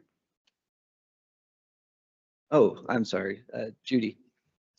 So, sir, on Thursdays, one of the churches in town feeds the homeless at the sleep center. So just to get the information out. I know that. At the sleep center, they only allow food services for people who actually go to the sleep center. I was letting you know, we were denied of any food. Anyone's who's not housed at the sleep center is denied of any of those resources. To let you know, anyone who is inside the sleep center is only allowed to receive the services that are donated to the sleep center. Okay, what I'm saying is that, okay, so I'm sorry, because my son is involved. So he says it's once a month, December the 6th, around 6 p.m. I apologize. I thought they had did this last Thursday. So, anyway, they do feed the people at the sleep center, and it's for anyone who is homeless, is my understanding. I want you to know for your information that what you were told was incorrect. It's only for people who are housed behind the fences of that sleep center get fed. Anyone who's outside does not. Right, thank I you. just want you to be aware of that aspect also as well. Okay, thanks. I wanted to clarify or add to what Councilmember Madewell, Deputy Mayor Madewell said. There are other places, Catholic Church on Thursdays. You don't have to be behind a fence. I believe the senior center is center, doing that yeah. as well. So, yeah. Yeah. Um, The food bank, Care Moses Lake provides sack lunches. And I think, I can't remember who they all send them to, but there are plenty of resources for food during the day. On that topic though, ma'am, they send the food, a lot of food to Hope Source to distribute. And some of them that you said, the senior center, yes, they do offer food. They have announced inside the sleep center, not sleep center, but senior center, they charge $5 per meal. But they make some exceptions with the reserve they have to kind of help out the homeless as well. So I want to clarify on that and just make you guys aware they do try to help when they can. Great. Thank you, Jesse. All right, Mr. Moses Jones.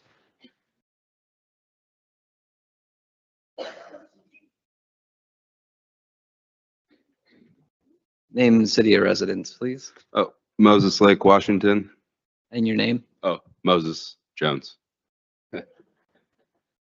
I was gonna say I'm here today to share my personal experience with staying at the sleep center when, you know, I came here in March and I had nothing. I had a social security card and I had an EBT card. And, what the guy said before me, I wouldn't say exactly what he said, but I kind of get where he was coming from. But at the same time, when you have nothing and you have at least a place to sleep, that's something to get started. And as I started to stay there for a couple days, I got to know the people at Hope Source, and they helped me out immensely. And if it wasn't for them, I wouldn't be able to move into Oxford. I would have been able to got sober, and I wouldn't have been able to complete my parole.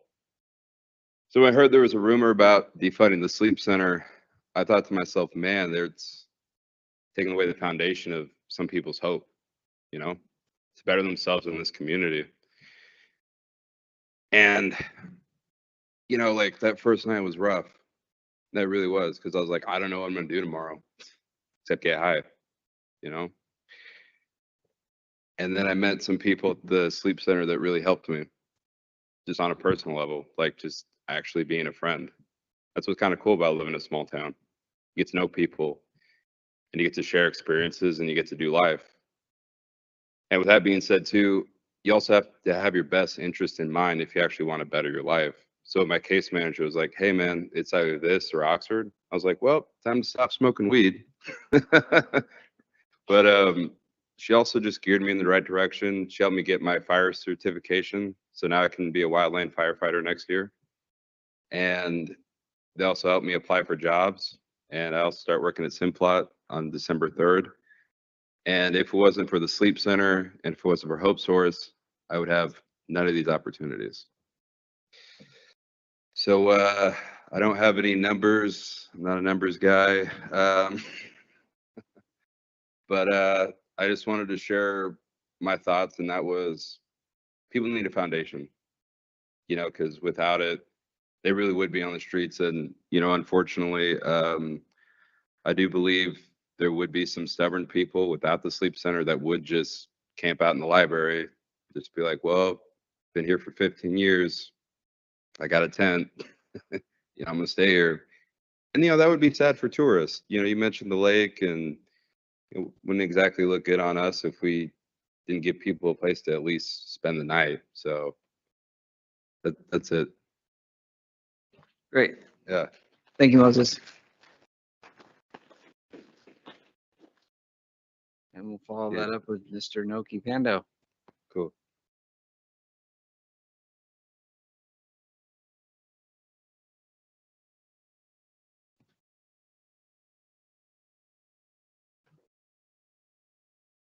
Good evening. My name is Noki Pondo. I am a resident of Moses Lake. I do want to just put out there, I know the conflict of interest. I wear many hats in this community. The Behavioral Health Agency, Oxford House. You know, after the last few people came up here and talked about the shelter, I too heard about whatever it was about the shelter, the city council possibly talking about, maybe that's something the county, the city doesn't want to do anymore. And I really started thinking about that.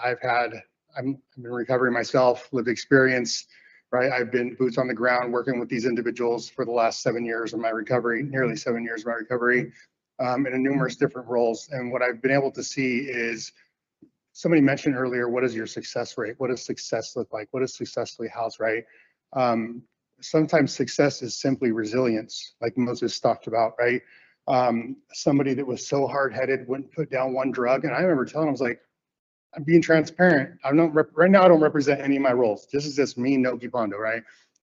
I'm like, what kind of pothead's homeless? Like, you're going to be homeless just because you can't put away weed? Like, what's your dilemma, right? And even somebody that's so understanding and have empathy towards people, I couldn't wrap my mind around that. And he said those words. He said foundation. He said if it wasn't for the sleep center, like, where would he start? Every single day when you're trying to find a place to sleep, then you're working on survival mode. You don't have the time to actually really consciously to make a conscious choice of what it is that you want to actually do for that day. So like I said, I'm not like trying to represent any specific agency, but also me as a person that works in different various fields, from housing to behavioral health. Sometimes trying to go find people that we know they're homeless or they're categorically homeless, right? And they don't have a address on file. What do? We got to go find them in the streets. The sleep center is the hub. If it wasn't for the sleep center, a good percentage of the time that I'm trying to find somebody or locate them, trying to get them to services or follow up after a hospitalization or whatever it may look like, or an overdose and end up in the emergency room, it's at the sleep center. I reach out to different organizations like Hope Source, right? And not to take away, yeah, all the stuff happens. All that stuff is going to happen. If it's not happening at the sleep center, it's happening in the park or it's happening behind a movie theater.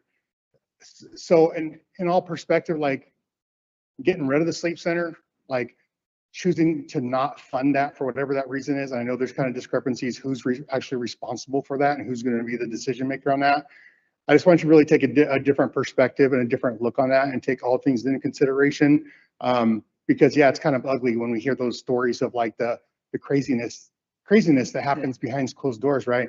But then I see people like Moses, that's been resilient, that's thriving, that's doing all the right things, that is what I call a productive member society. And despite him being clean in recovery in Oxford House, he was successful the minute he decided to walk back in Hope Source, when Hope Source said, hey, you have to follow these things. You have to go show up for case management. You have to show up for your appointments, or we're not going to help you.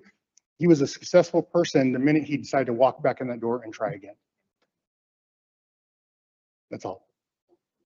Great, thank you.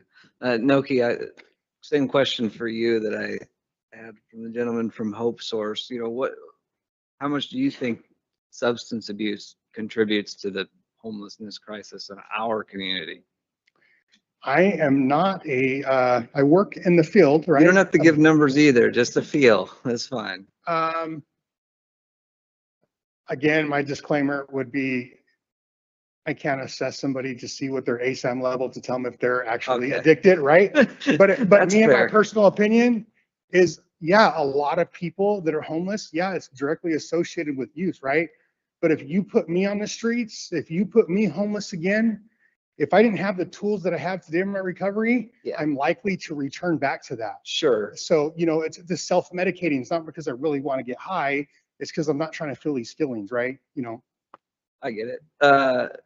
So I'll ask you this. So do you think something like a Suboxone clinic would help?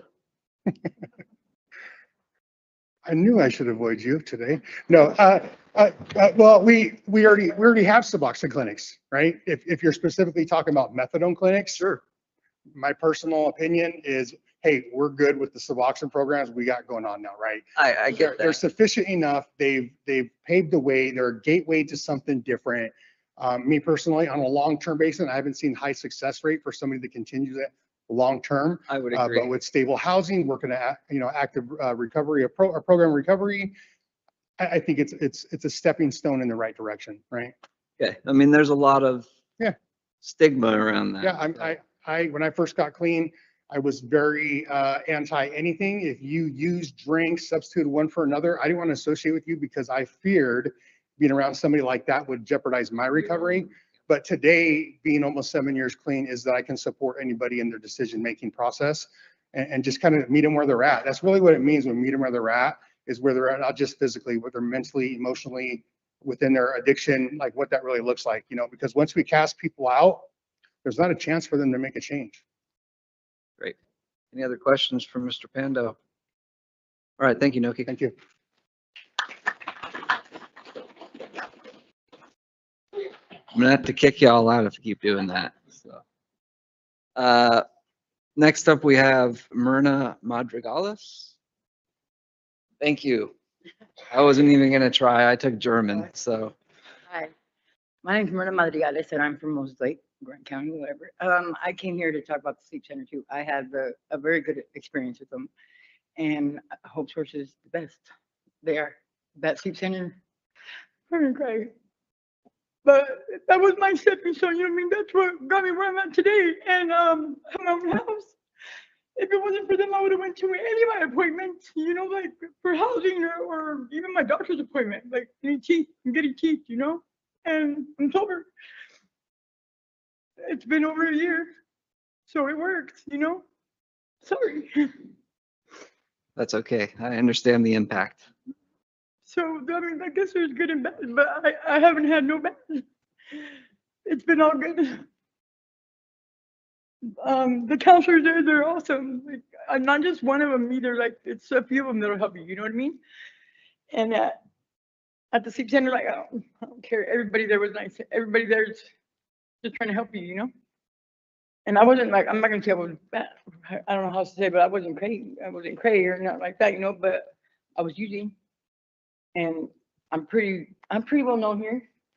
I stayed out of trouble for over a year, like no kind of trouble, haven't, besides me saying hi to them, giving them a hug, when they used to take me to jail. So my life has changed for the good, and it started at the sleep center. So that's all I wanted to say. Great. Thank you, Myrna.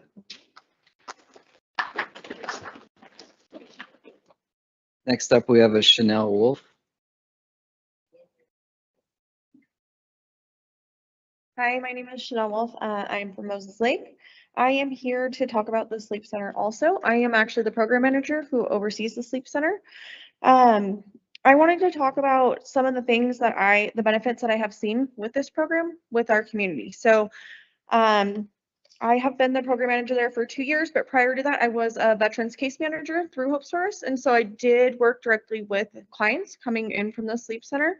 What I have seen is that the sleep center has been a reliable resource for those experiencing homelessness. It offers a safe place for people to sleep, shower, get food items, and gain the knowledge of resources available to the community and help with the navigation of getting into both Hope Source programs, if applicable, or if not, help them to navigate the other resources within the community. Many of the clients who come through the sleep center have gone from crisis to thriving, which has been a very rewarding process to see and be part of. The benefits that the clients gain through accessing Sleep Center include access to partnering agencies such as the Recovery Navigators, Renew Behavioral Health, Grant County Health District, Compass Career Solutions. These partnering agencies come on site and offer help with employment, clothing, crisis services, and recovery services. In addition to that, we also have our Hope Source staff. John talked a little bit about our Housing First, and we have people that are peer counselors on staff that come in 3 times a week to work with clients that are experiencing either substance use issues or mental health issues, and kind of walk alongside them in their journey. I think it's important to note that the sleep center, the clients that we serve, if it were to close, would lose immediate access to food, shelter, showers, and resources that are all in one place. These clients are community members and deserve to have a safe haven to access the resources they are in need of. In addition, I would like to note that we are moving into the cold weather months and that the sleep center is the only place in the county that provides insulated units for the clients to get out of the cold. I would agree the sleep center needs updates. We only manage the sleep center, and so it does need updates. It is a very basic model because it was a model that was brought in with COVID, just to fill the need in that process. And so it does need updates, but it does have all the basic needs that people need when they're trying to find emergency shelter. I do want to note, somebody else had talked about this, but many programs are gauged by data. What the data doesn't show is that we're dealing with people with a wide variety of complex issues. And we're looking at the data as in successes are defined just by getting into housing, but people's housing solutions are different. And the people that we work with are working on a wide variety of things. So some of their goals can include housing, but some of the other stuff that they're trying to get, like into treatment or into mental health or into employment so that they can sustain housing. Okay, I'm done right now. Are also things that we're looking at. Thank you. Thank you, Deanna. Who does the house cleaning or the cleaning of the facilities there? Hope Source staff does. Hope Source does. And the previous gentleman that came and spoke to us, is that accurate that it's filthy there? No, our units are cleaned every day by staff, all the units, all of the bathrooms. What I can say is that the bathrooms are down right now because they need repairs. And so there are porta potties on site.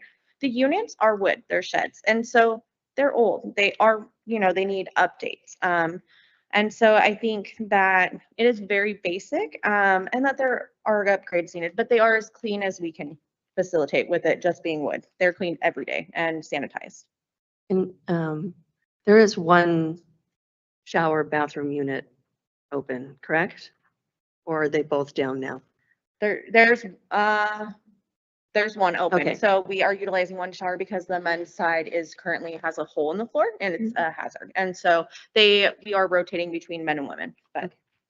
And then the food that gets donated to you, do people just offer that, or do you have an arrangement? we have relationships with community partners such as Care Moses Lake. Soup on Saturdays, we have various churches that do donate to the sleep center. We also have a pantry through the food bank that they have on site so that clients can gain access to food. And that is available to not only clients staying at the sleep center, but those that are coming in for resource hours say that they need those food items. Okay. And to your knowledge, the food is prepared safely. It is prepared safely. So any donations that we would take are made in a kitchen, an industrial kitchen, and they do have permits to make the food. Okay. And you're able to store it safely as well. Yes. Okay. And serve it safely. Yep. Thank you.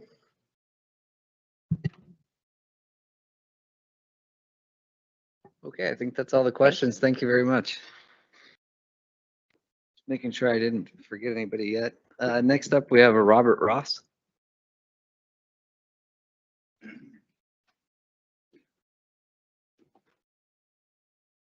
Hello, my name is Robert Ross and I'm from Moses Lake, Washington. Thank you, Mr. Mayor, Deputy Mayor, everyone on council here. I'd just like to say my story starts kind of a while back in 2017. I got in a serious car accident, which gave me PNES. It's a neurological disorder that makes me have seizures, right? So I lost my job, I lost my ability to drive, and I've lost my housing. So a little while later on, I was living in Desert Air, not far from here, about an hour down the road. And my roommate passed away. And from that point, I moved to a treatment facility that I had to go to in Chehalis. Now, not having all my pills in Chehalis, I had 78 seizures in 4 days, which is a lot for somebody in my condition. I was medically discharged from there, and the only address that they gave me, because I had to come here to Moses Lake, because I go to Renew and stuff like that. I'm a double diagnosis person, was the sleep center. And, if it wasn't for these guys, I'd be screwed, because I had nowhere to go, didn't know anybody.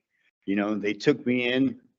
I got overtime, I got clothes, I got the necessities that I needed to keep myself, on the right track and everything. And it's been a while since I've been there. It's been a year and a half, but I've been going through a lot of housing issues and also financial issues, of course, from where I'm at. I'm working on my SSI still right now and all that kind of deal. What I'm boiling down to is the fact that if it wasn't for the sleep center and what they do for the people, it would really be really devastating to probably a lot of people out here, because they're a blessing to me. They saved my existence basically. And now I got my Section 8. I'm just about ready to get a house. I'm moving up in the programs. I'm working with everybody. I work with HUD and Housing Authority. I work with Sleep Center. I stay at the Sleep Center. It can't be a better deal for what you guys have going on. Actually, it's really, there are people out there that have problems worse than I have problems, and there are addicts out there. That's just how the world is. There's addicts everywhere. You're not going to get away from that, but it's a safe place to stay. Your stuff's pretty much, you're safe, you're safe. You're in a shelter, and it's way better than being outside, especially in the wintertime. And that's kind of almost my time. But yeah, I have nothing but good things to say about these guys. My only questions to you guys is, what happened to the new units that we got, and what about the budgeting to put them in? Great, thank That you. would be very helpful. Thank you, Robert. I'm sure we'll discuss that. I just had a quick question for you. Are you sober today? Okay, great. Thank you. You're welcome.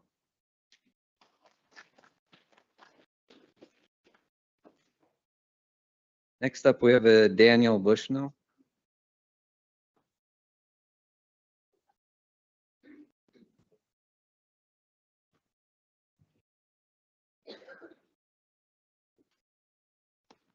Daniel Bushnell from Moses Lake.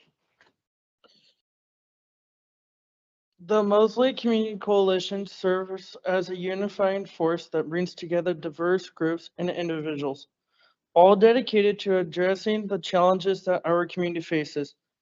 Founded on the principle of collaboration, the coalition focuses on pressing issues such as substance use prevention, mental health awareness, and the overall enhancement of community engagement.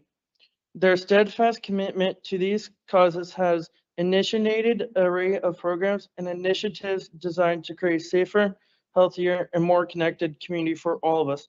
One of the most remarkable aspects of the coalition is how it empowers our youth, a crucial investment for long-term community resilience.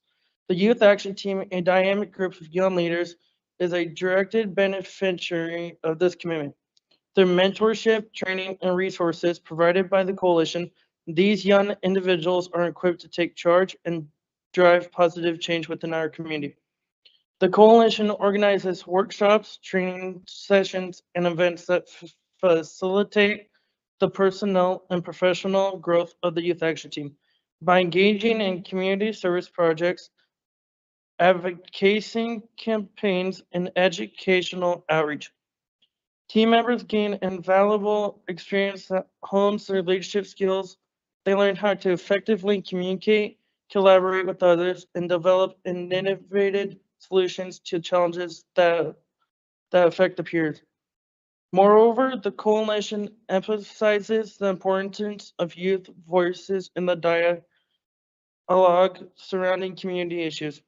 It creates a space where young people can express their perspectives, share their ideas, and actively participating in decision-making processes.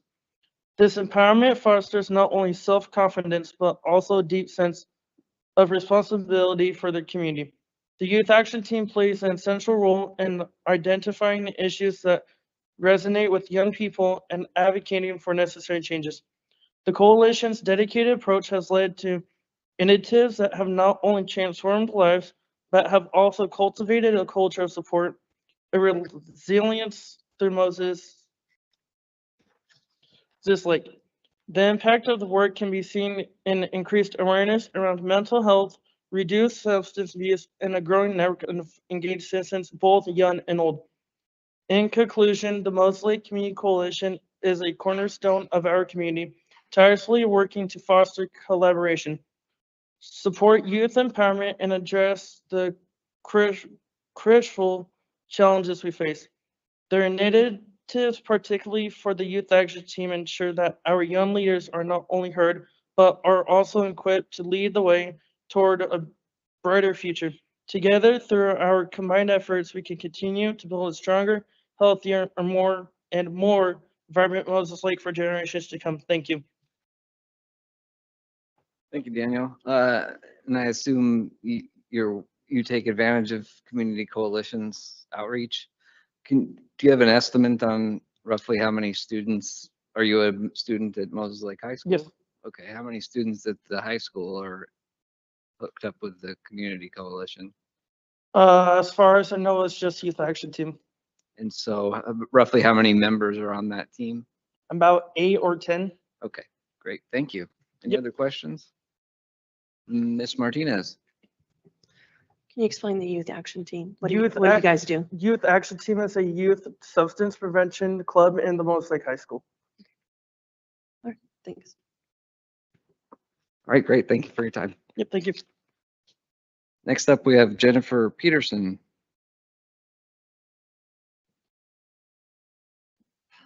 Good evening, everybody. I'm Jennifer Peterson from Moses Lake.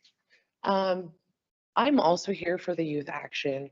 But I also want to let you know that if you want to help prevent with the homeless stuff, be active with the children. I am a child of parents of addiction. I didn't have the youth action program. I didn't have any kind of programs out there to be able to reach out to. I had a very, very abusive, addicted mother that, yeah, so on. I didn't have those programs. I ended up on the street. I wasn't addicted to drugs. I wasn't a bad person. I was on the streets because I didn't have anywhere to go to help me save myself. With this youth action program, they're reaching out to these kids that need this. And I can speak from personal experience that it has saved my son. He has gone through a lot of ups and downs. And you know how juveniles are today. They're so abusive with verbs and it's crazy. And my son got to a point where he was even doing self-harm. And the kids in this youth action group came together and reached out to him and checked on him throughout the nights and the days and every day at school. And it's giving them an opportunity to have other people like them. And I just, if this program went away, I'm terrified of what's going to happen to our kids. Because in all reality is, if you don't give the kids something to do, they're going to get in trouble. So, you know, like with this youth action program, they do cool activities, they reach out to other kids. They not only are there for substance abuse, but they're also there for people with self-harm. Like, it's a real amazing program. And I think that that's going to help us a lot when it comes to our future. And I know I have a few more minutes, but that's all I got to say. Great, thank you so much. Does anybody have any questions? Okay, thank you. Thank you. Okay, that concludes the citizen comments, unless you want some more. Anybody else want to jump in? Okay. Next up is the mayor's report. I will just say this, that in light of all the public comment tonight having to do with funding, I think there has been a discussion amongst the council to look at our funding package for programs such as these. So there will be further discussion about that, hopefully in the future. I don't know that that was done with the most success for this budget period. So we're looking at that, how we will allocate any funds that are above and beyond what we have to provide as a city. At any rate, I'll conclude with that regarding the citizen comments. We have the mayor's report next, which includes several appointments. Let's see, we have board and commission appointments and reappointments. There's one new application for the park board from Jaime Garza. And then there are also some reappointments for the park board. So I would like to appoint and reappoint park board members Jaime Garza, Rebecca Johnson, and Charlene Rios. So I would accept. I would move to confirm appointments as presented. Thank you. I'll second. We have a motion and a second. All those in favor? Aye. Aye. Opposed? Motion passes. Next up, we have reappointments for the LTAC. Councilmember Lombardi, Richard Hanover, Barry Lawson, and Tim Molitor. I would move to confirm the reappointments as presented. Second. We have a motion and a second. All those in favor? Aye. Opposed? Motion passes. And next we have a reappointment to LEOFF 1, and that is Councilmember Madewell. Thank you, Judy. We have a motion for that. I'll make a motion on that. Second that. Okay, we have a motion and a second. All those in favor? Aye. Opposed? You can't vote, Judy. Motion passes. Next up, does the council wish to have any business brought to a future meeting? Nobody?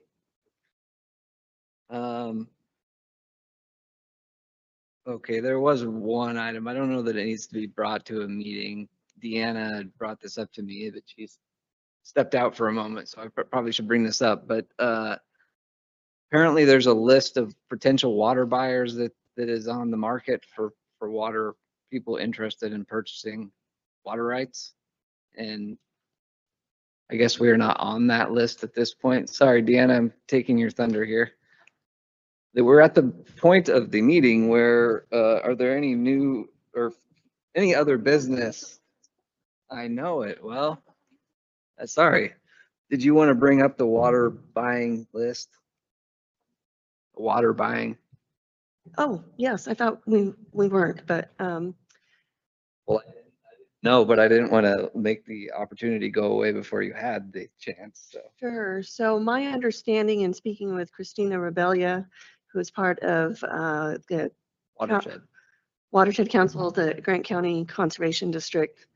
And Ron, if I'm using titles incorrectly or yeah, the Sustainable Water Coalition. Anyway, she happens to also have a side gig like most of us do these days, where she, I wouldn't say manages, but brokers water. And apparently, in conversing with her, Moses Lake is not on the market as a buyer. So at any rate, I don't know if this is something that needs to be brought to the meeting necessarily, unless we want to give a report on that, but. I would just like further discussion with Christina as far as what she can provide and at what cost. And if that is a missing piece that we need to add to. Okay, we can sourcing follow water. up on that. I don't think we're aware of that right now, but we'll look into it. Okay, I'll probably give you a call. too. okay, sounds good. Okay. That being said, we'll go ahead and move on to the city manager's report. Mr. Jacks. Thank you, Mr. Mayor. I do have a few different items tonight. The first one is actually on the agenda is the lobbyist selection. So we've heard from the two lobbyists that submitted requests for proposals. You heard from Mr. Hempstead tonight, and the other night we heard from Brianna Taylor from Gordon Thomas Honeywell. So I don't know if the council's ready to direct staff to work with one or the other to develop a contract, or if you would like us to come back to council and further discuss those. Obviously, time is sort of the essence right now so that we can get going on our agenda.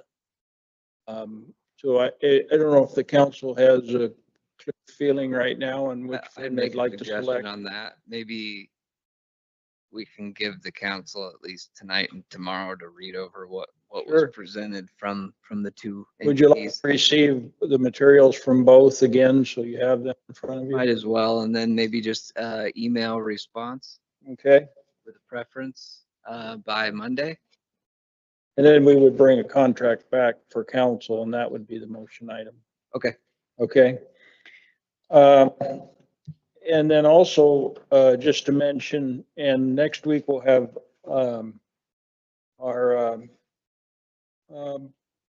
surveyor come back and tell us about the TIB grants that we received, but we were successful. We were just notified in $2.5 million toward the Yonezawa roundabout and $1,046,000 for our chip sealing program.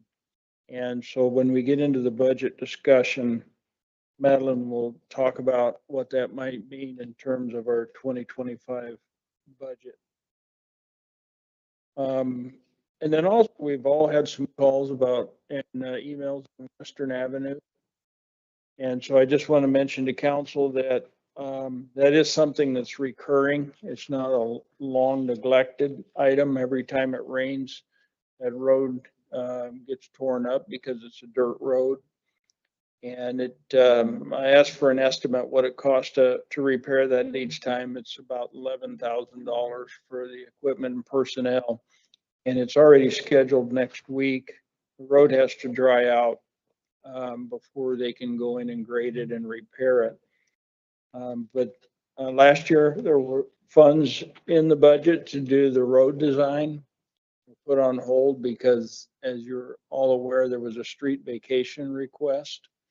And staff has again proposed that money in the 2025 budget, at which time we'll either decide, I guess, to vacate the road or to improve it. But meantime, every time it rains or snows, this road's going to be in poor condition. So just wanted to bring that up. How many times did we grade it or add gravel last year, Brian? I don't have the exact number off the top of my head, but we touch it at minimum once a month. And when I say once a month, I'm talking June, July, and August for a reason. It's dry. The meg chloride we put in it that bonds everything together stays. We get in the spring, fall, winter when it's wet, that meg chloride just doesn't hold together. We could touch it 4 or 5 years past. I've touched it 3 times a week for a month. Okay. So it's weather dependent every time. And this isn't the only road where this is the case, correct? We do have other roads that we go to. This road is a regular routine road when it rains or snow melts because of the amount of traffic on it. Yeah. We don't have another road in this city that gets that traffic per day. I mean, not even close. Western's, and it's not the whole road, it's the initial, I guess if you want to split it in half, it'd be the front half. The road just doesn't handle the traffic that's okay. And then if it were to be constructed into a completed road, that wouldn't actually be a full width road, is that correct? Community standard to the full width. It would. Yes. So the adjacent properties don't encroach on the. There is a piece of. Who owns that? There's a piece of, there's a building that is close to lines that potentially may need to be looked at. Yeah. Ms. Martinez? 2 things actually, Mike. Can you remind me, we budgeted 60,000 for the lobbyist, correct? And the one consulting firm that I can't remember the name of, but I remember her name, Brianna. Right. Came in at 60 and Hempstead Consulting came in under that budget. Well, so so Gordon Thomas Honeywell came in at $4,500 a month. And when we combined services for Hempstead, which included the base amount and tracking grants, I believe it came up to $44,150 in that neighborhood. Okay. Yeah. All right, thank you. They both had an additional charge if we actually wanted them to write To write grants. grants for us Right. in the range of $100 to $200 an hour. Yeah, and that was comparable for both firms. And then your comment about we either decide to vacate the street, Western, or not, but it's more complex than that, right? I believe that there's an application in and we're still waiting for information regarding vacating that. So it's not like next meeting, we can have a vote and say, yeah, we're gonna No. vacate it, right? Because No, we're still that's waiting what we're for a waiting. complete application. Correct, for the completion of, and actually, I mean, they could withdraw the request and come back at a later date. Now, council might consider it in a different light if you moved ahead with design of a asphalt roadway, right? We're intending to reinitiate the discussion, but there's no statutory deadline for when they have to complete the application. But obviously, knowing how long it's taken, that's something council can take into consideration as you review the vacation request. And I believe it's been since May, Pardon me? Vivian? He originally started at the end of 2023. Okay, so since the end of 2023. Yes. Okay, all right, thank you. Mr. Fancher? Question on Western. What's the situation on guess that would be the north side, the kind of the undeveloped side of property? Would there be potentially reimbursements to be recovered there? Is that correct? Yeah, there's reimbursements on that I mean, property. the stuff that's on the right side, we'd have to. There's covenants on it, There is already on both sides? except for the railroad. Yeah, it's not full on one side, but it is on the other. Needs to get to the applicant. The applicant knows that, correct? Okay, The communication has been there. that's fine. The applicant knows there. That's what blows me away, why the application can't get done. Knowing that he's gonna have to pay his fair share. Yeah. Okay. Mr. Mayor, before we move on, I happen to look to my left. I see that Levi actually is here. Did you want to speak tonight about the grant or come back to the next meeting, Levi? Don't want to put you on the spot, but I just. Yeah. We got some more money. I mean, well done. if there's any questions, I'm happy to answer those, but we were successful in our application for funding for chip seal for 2025. And then we received another 2.5 million for the roundabout at Yonazawa and SR 17 from PIB. With the 2.5 million, what does that bring the funding up to for the? We're up to 4.6. And that puts us about 1.9 shy of our anticipated cost of construction. How was that budgeted for again? Was that all going to be paid for with funds outside of? So currently the city has only committed 251,000 to that, and we're leveraging that as match to get to the 4.6. And then if we can get another 300,000 for a grant application we have in for to EDC. SIP, yeah. Yep. I mean, that gets us really close to How's complete that the effort roundabout. coming? Sorry. How is that effort coming? We'll know more in January. Okay. On those funds. Do we need to take somebody out to dinner or? No? I mean, Kidding. Levi. It's with Grant County EDC, so. Great. Reach out to Brent. Okay, is that it, Mike? Okay, so now we move on to and actually we'll, when we get into the budget, Madeline will talk in more detail about Yonazawa. But right now we have the third quarter financial report. There's a memorandum in your packet and I'll have Madeline discuss that with you. So as interim city manager Jackson said, in your packet, there is the third quarter report. The citywide revenues were, let me go back here to my notes. Citywide revenues through the third quarter are 77 million or 77.1%. So slightly above where we would anticipate being for the third quarter. And our expenses citywide are 69.5 million or 63.4%, largely due to capital projects that have not been paid for yet because they're not completed or we haven't received those invoices through the third quarter yet. You have a question? Yeah, well, can you name some of those? The projects, the capital projects, I might need to look to lead as some of those that are in process. Well, we have right now our, we're paving the gravel road, Saluda, Virginia. That is in process. It's not completed. It is estimated to be completed by end of the year. We have Division Lift Station that's not completed, also estimated to be completed by the end of the year. So there are outstanding invoices for some of those large projects that we do expect to have, as long as weather permits us to get them completed. So hopefully not a lot of carryover. There are carryovers built in, but those invoices we're actively contacting the contractors. They know of our deadline to ensure that we get them paid before 2024. So. To continue on, general fund revenues are ended the third quarter at 28.7 million, 80.5% of the budget that we've received through third quarter. And expenses for the general fund are essentially on target or on budget at 29.5 million.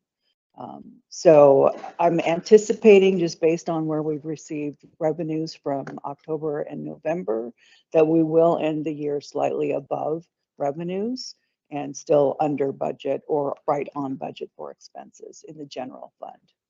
So at this point, we are, right now through the end of the third quarter, we're showing the use of ending fund balance of 799,000 in general fund. But I expect that to come down slightly through the end of the year. So, any questions? Any questions? Doesn't look like it. Okay. Thank you. Thank you. All right. Next up, we're going to continue the public hearing for the 2025 budget ordinance number 3062. Madeline? So I'm hoping that you've all had a chance to look at the budget.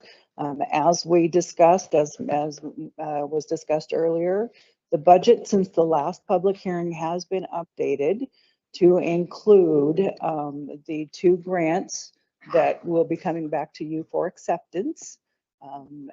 And so obviously, if you choose not to accept those grants, the budget will have to be revised to take those back out. Exactly. I'm hoping you don't do that. So that was one of the changes that was made from the last budget hearing that we had. The other thing was the police department. We've removed approximately 60,000 from that budget because the officer, the CSO officer that we anticipated to retire in 25 has decided not to retire in 25. So we took out the accrued leave payout and the additional funding to move that position to a fully commissioned officer. So that dropped the general fund by approximately 60,000. We are using approximately 4.6 million of ending fund balance, or we're projecting to use approximately 4.6 million of ending fund balance. That does include a $500,000 transfer to the rainy day fund to establish that fund for weathering economic downturns, capital projects as council directs, and or other emergency situations that arise. The other thing that is included in that 4.6 million is $1.9 million transfer to the street operations fund. The general fund typically has always done a transfer to the street operations fund because the street operations fund does not have revenue that comes into it to support the street activities. So the general fund does support the street operations fund as well as the Transportation Benefit District as well, funds street operations. The other thing that you would see is that we have non-recurring expenses of just over $1 million that's also included in that budget, in that use of those funds. So those non-recurring items are things like the ERP implementation, the temporary staff to assist with that implementation, the payout of the leave payout for the retiring fire chief, a few other items like that. There's a list in the budget that includes those items that are non-recurring that make up that $1 million. So, and as was discussed, the street operations, we do transfer that 1.9 million, but then what we also do is there's all of the different projects that are recommended to be done in through the year. And so TBD funds a lot of those street projects. So that is moved to street capital. And that's where the funding that if you accept the grants that were just awarded, those funds will go into the street capital fund, not part of the general fund. So I will entertain any questions that you may have at this point. And I'm sorry, before I do that, the other thing that we wanted to bring to your attention is that there are a few things, as you know, we've talked about earlier this evening. There are a few funding items in the miscellaneous general fund that we have budgeted that council has not really directed us as far as what your funding levels you want that to be. So the senior center, we're currently budgeted at 17,500 for 2025 for the senior center. The health district is currently budgeted at 82,000. It's $3 per capita, and it's basically taking the numbers from the projected per capita numbers, and it's kind of a rounded number basically. So 82,000 for that, and then the Moses Lake Community Coalition, we budgeted at 12,000, which is what they were budgeted for in 2024. But we have received requests for them for additional funding, and they have provided different tiered levels of funding and what that would include. So we would like council's direction on how they want to move forward with those funding for those particular items from the general.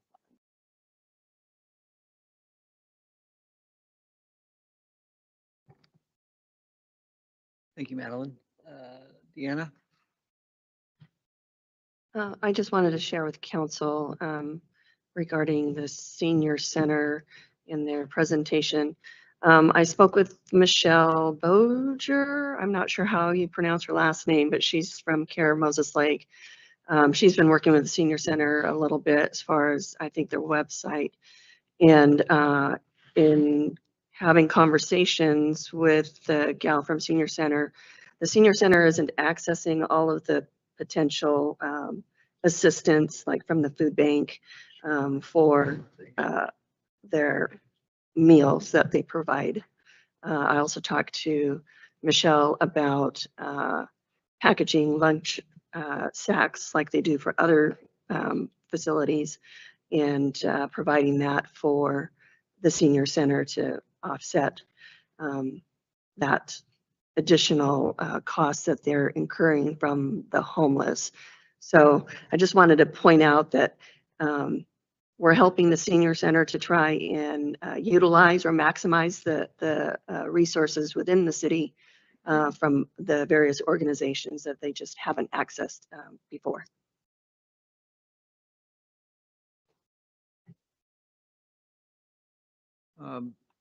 Brian, on the Wheeler and L roundabout, sorry, totally different topic. The 400 and some 450, 60, is that just like a temporary roundabout sort of deal? That's the modular roundabout that we discussed with council. Not like earlier. the one in Ephrata? No. Oh, okay. No. I think we talked about it a few months back. Yeah, okay. Mhm. But yeah, there will it is be a modular. roundabout there. It's not just, okay. Thank you. Victor? Wanted to remind council on the senior center's presentation that the amount that they've been asking for 17,000 has been the same amount for the last 5 years. And as they clearly stated, inflation, obviously food costs and so forth have gone up tremendously. So that 17,000 is actually like the equivalent of 10 if you look at when they first started. So I just want council to be aware of that. Thank you.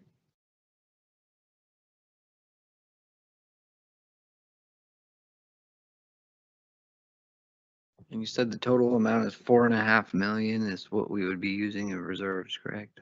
That is correct. And that's the general fund reserves. Yeah. Thank you.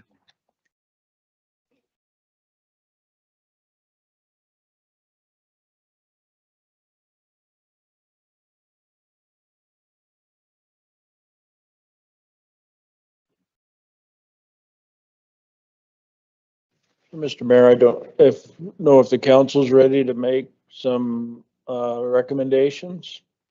We can bring the budget back on the 10th. We would hate to go any longer than the 10th. So if we could identify any questions or issues or information the council would like to arrive at a decision on the 10th, that would be great. If we could do that tonight.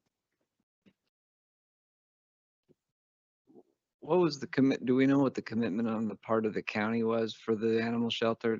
Sorry, what was that? I believe they said they added roughly $80,000 was what they said. So just shy of the 100. Thank you, Rob. What did he say? 70. 70? Okay. Additional, correct. That's a better number. That was in this year, or that's what you've dedicated for next year? For next year.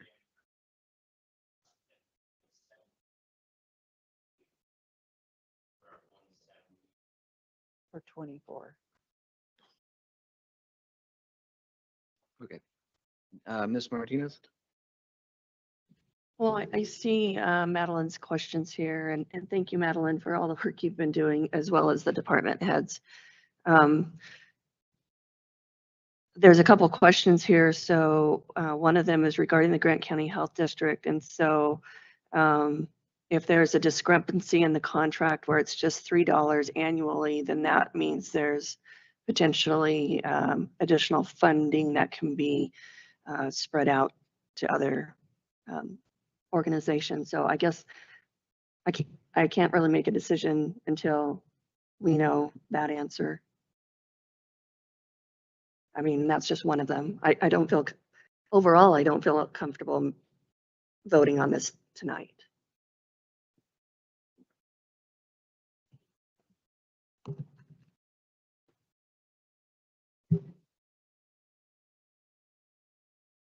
Mark? So I've spent more time than I've ever wanted to spend on a budget. One, trying to figure it out, trying to understand it. It's very complicated. And again, Madeline, good job as far as trying to unpack it for us. And what's concerning, and I brought this up time and time again last year and time again this year. And I keep wrapping my head around revenue versus expenses, and then looking at which you've got multiple years somewhere in my notes. Maybe it's in the packet for tonight, 21, 22, 23 actuals. When I look at the revenue, and even on the expense side, and some of the expenses, mind boggled me. When you look at line items, I mean, could be over a 4-year period or a 3-year period of 100% increase over that 3-year period. And one of the comments that I made last year a lot was somehow, some way, and I don't know if we're just unpacking it different or whatever, but it should be correlated in some capacity to the growth of the city. The services, the everything should be correlated, in the real business world. And I'll use one of our new businesses here in Moses Lake, Group 14. The lion's share of their large expense is building one or phase one. And each building gets substantially less in expenses because you don't need another CEO. You don't need another, a lot of top end stuff, and you run, I guess, leaner per building and efficiencies and those type of things.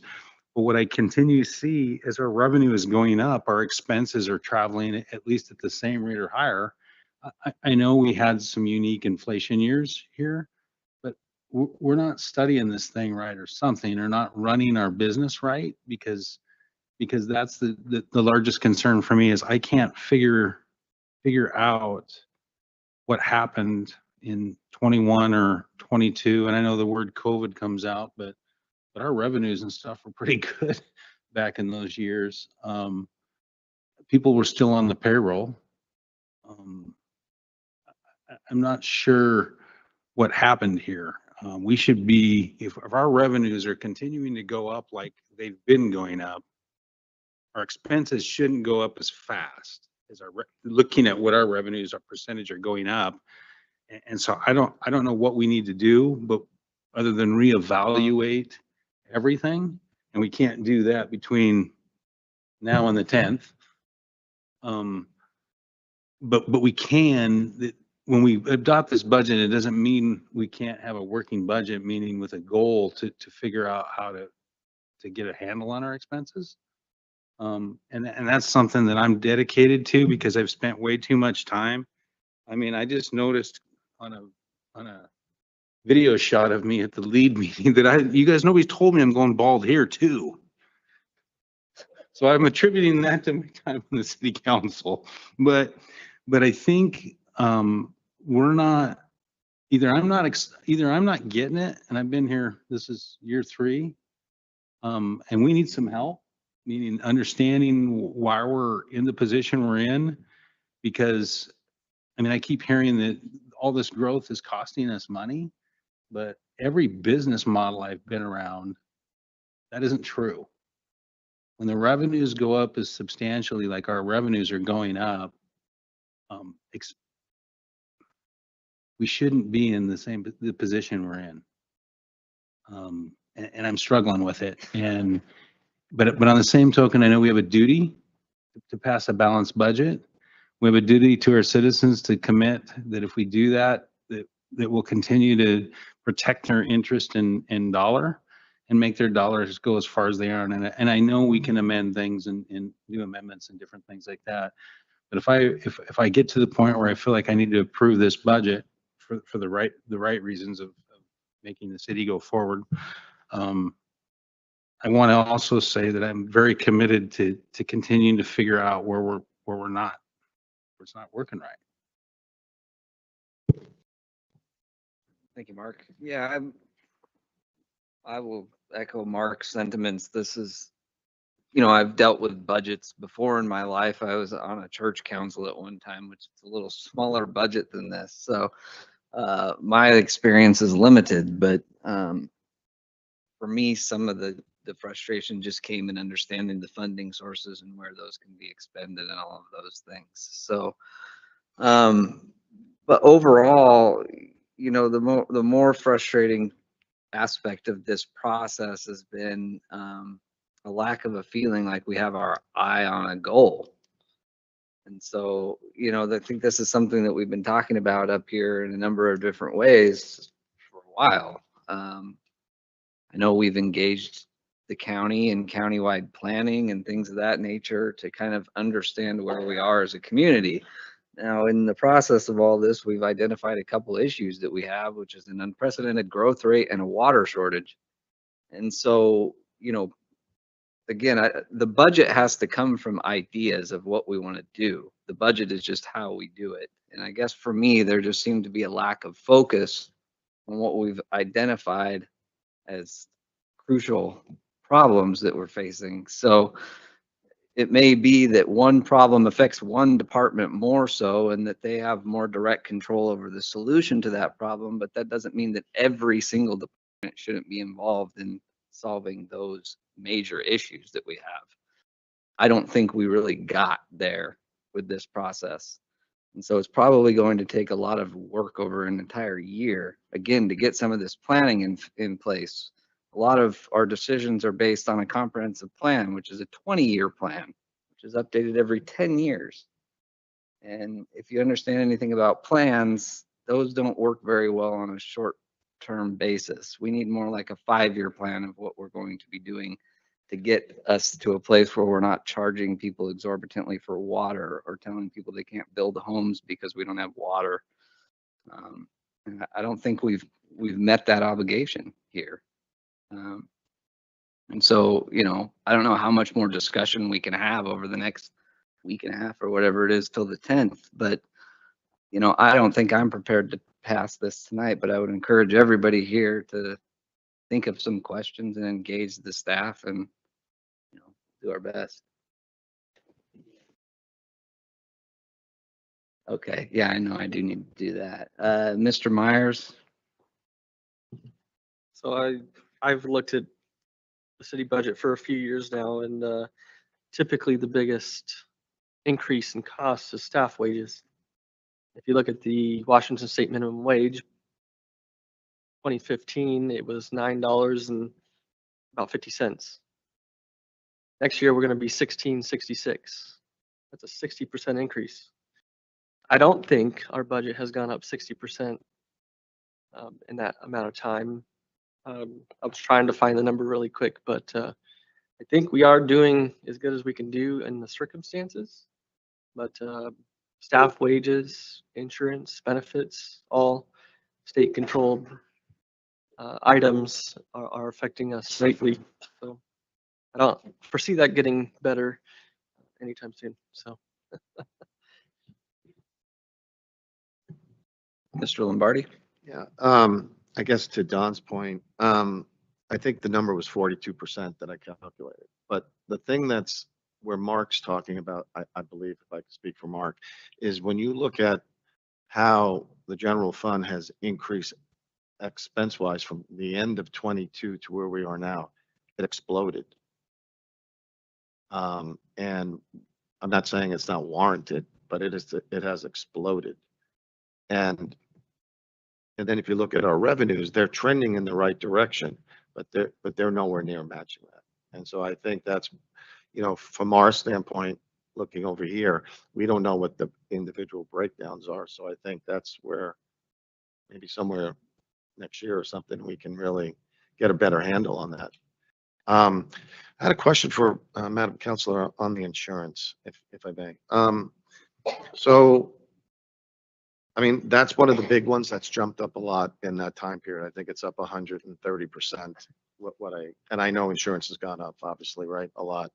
But I know that it doesn't cost to get a quote.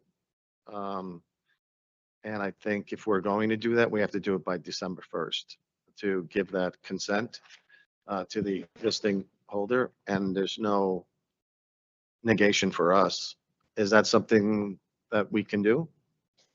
Yes, and you're correct. There are notice requirements to terminate your coverage through one of the pools. There are currently 3 insurance pools who will provide coverage to cities.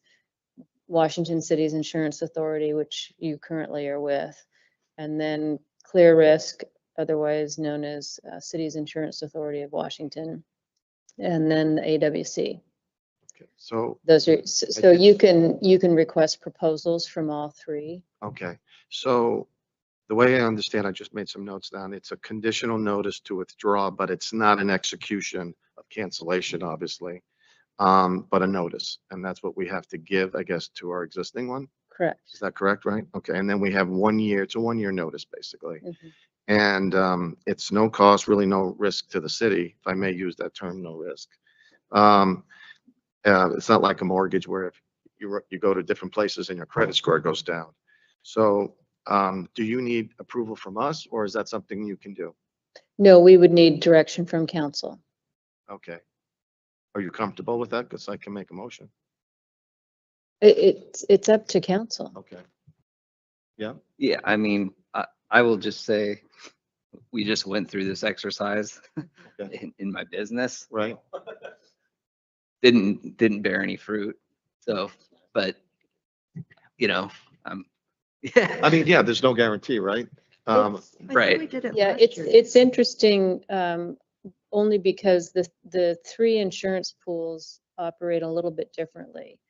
And so I had another city go out last year and sought proposals and fully expected that one pool that they had been with would come in favorably low again. And it was completely upside down. Mhm. The one least expected to Right. come in low came in low, and the one they were with came in much higher. Right. One of the pools has expanded its membership to include several other types of entities beyond cities. And so the risk is different and the premiums can reflect the risk that the pool covers. Well, I think if it doesn't cost us anything, we have nothing to lose. Right? So, Mayor, I make a motion that we direct council to issue the conditional notice to withdraw and to then search for alternative insurance before December 1st. I'd second that. We have a motion and a second on that. All those in favor? Aye.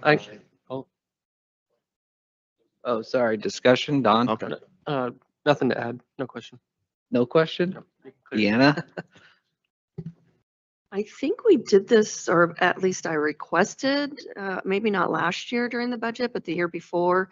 Because, I mean, we're, as homeowners, we go shopping, right, for our insurance. Hopefully you do, to see if maybe there's some cost saving somewhere else. But, yeah. Does anybody recall that? I remember asking for it. Yeah, I don't think it did happen. I think we did it earlier in the year. Okay, so is that, I mean, I was just wondering if we actually had done it and if it, you know, is there going to be a big difference? But apparently nobody listened to me. well, like, and apparently this all had to be done in order for that to happen. So I don't recall it having occurred. I'm in favor of, Okay, why shopping. don't we just do a roll call vote real quick then and get this over with?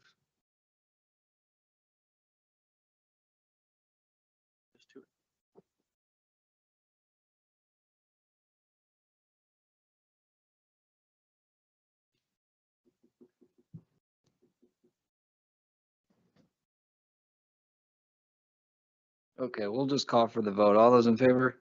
Aye. Aye. Opposed? Nay. Motion passes. Okay, so that's it's a little side quest we had there. We are still in the comments, but I'm gonna open the public hearing at this point, if nobody minds. So if there's anybody from the public who has any comments or questions, you can express those now. Yeah, if you wouldn't mind, sorry, we have to, it has to be in the record, so it's gotta be on the mic. Jesse Kingbird. I know I'm from a different state and I know maybe overstepped my bounds a little bit. That's all right. But after hearing you guys' situations and stuff, we had a similar situation in Minnesota, northern Minnesota. Best, you said, Mr. Sports, you said something about you open to new ideas of bringing in revenue at no cost or very little cost. Exactly, right? My question to the council is, how often do you guys do events for to bring in tourists or anything of the sort? Like that's my question, is because I've been to your doings, okay? You guys can host events for like a lot of people, a lot of redneck kind of guys. We had them up in North Minnesota too, right? You know, think about, they have their dirt bikes and crap like that, ATVs, four-wheelers. You ever think about hosting events for racing and stuff like that, with or like, kind of stuff that on the Yeah. dunes? But actually having charge you commission to do so, have them pay for their way to do that. Not you guys offer money for that. All you gotta do is, publicize like doing internet's well-known thing, right? It doesn't take anything to advertise something on the internet, okay? Have people come out there, you have your local law enforcement monitor, you know, local fire department stand by for events kind of thing, have tours from all over. Kind of just do their thing and then they have to pay commission, right? You know, you have to make sure the vehicle, you have them pay extra commission to check their vehicle, have their vehicles checked by your authorities, by your officials. Kind of think that, pay their commission kitty for, you know, for the, and you guys keep a, you guys have a, you know, all the revenue you guys build up from that, right? For everybody put in their fees, have to pay for their own, like, you know, fees to your local officials to make sure that their vehicles are qualified and, you know, up to par and stuff, you know, that kind of thing. Then, you know, whatever is left to the kitty or whatever, now you guys deduct a certain fraction of that for your city itself. Sure. To host that, and then whatever, you know, you have all these people coming from all over the place. And that revenue builds up pretty quick, okay? You keep a lot, you know, a pretty good sum for you guys self and have like, you know, $1,000, like, you know, for a, like ultimately like grand prize kind of thing, $500, whatever. And that will get people to go all out, you know, and all that thing. You guys build up revenues in time and actually helps you guys preserve your reservoir for your funds, but actually escalate income and actually have more tourists come explore Moses Lake. So You guys have so much land that's not Yeah, really used. I will answer your question. I'm sorry. Sir, it's all right, Mr. Kingbird. Yeah, so definitely tourism is a way that we raise funds here. I will tell you, it's probably a pretty small percentage. So I've heard all sorts of ideas floated around as to how to increase tourism. We have a lot of parks facilities here and whatnot. The big challenge with that, and I appreciate your comments, is to weigh the costs versus the benefit. And sometimes to get to the level that you're talking about, you would need like a, well, so here's a good example of how this can work for you. In 2026, Doug, when is World Cup? Okay. So World Cup will be in Washington State in 2026. An event like that has real implications for the economy here, but that's like a once in a lifetime deal. Or if you had an Olympics here, if we had a professional sports team here, that might make a difference, but otherwise not so much. Please, let me explain. So Minnesota, like I said, we have small rural towns in northern Minnesota. They have the same kind of issue, guys. Low budget, no help from any other state funding at all. I'm telling you, I'm from a small town, northern Minnesota. I'm not from the big city. I only moved to big city because I had better opportunity for a job. Okay.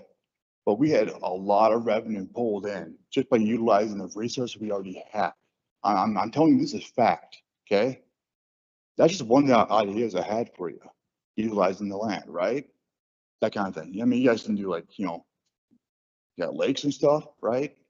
Fishing competitions, bringing people all over. I mean, you guys have, you know how I tell you, Minnesota, we have muskie, walleye, crappie, you know, you got Sure. you know, all kinds of stuff like that. But you guys have I'm trout gonna and stuff, I'm gonna okay? cut you short, Mr. Yeah, I'm King, sorry. because we do a lot of that here already. Okay. And again, I mean, we could look at that as a revenue source, and Right. we go after that. So we also give funds to entities that bring those things here.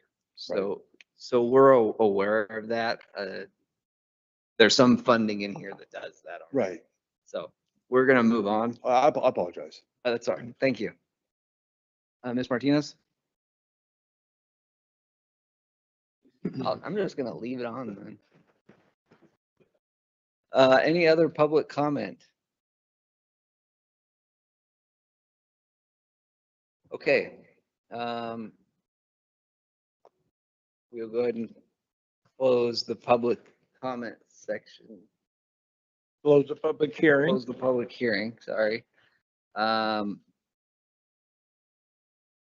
I don't know that we're prepared. Do we want to table this?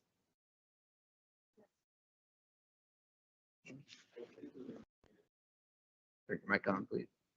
There were some questions to be answered.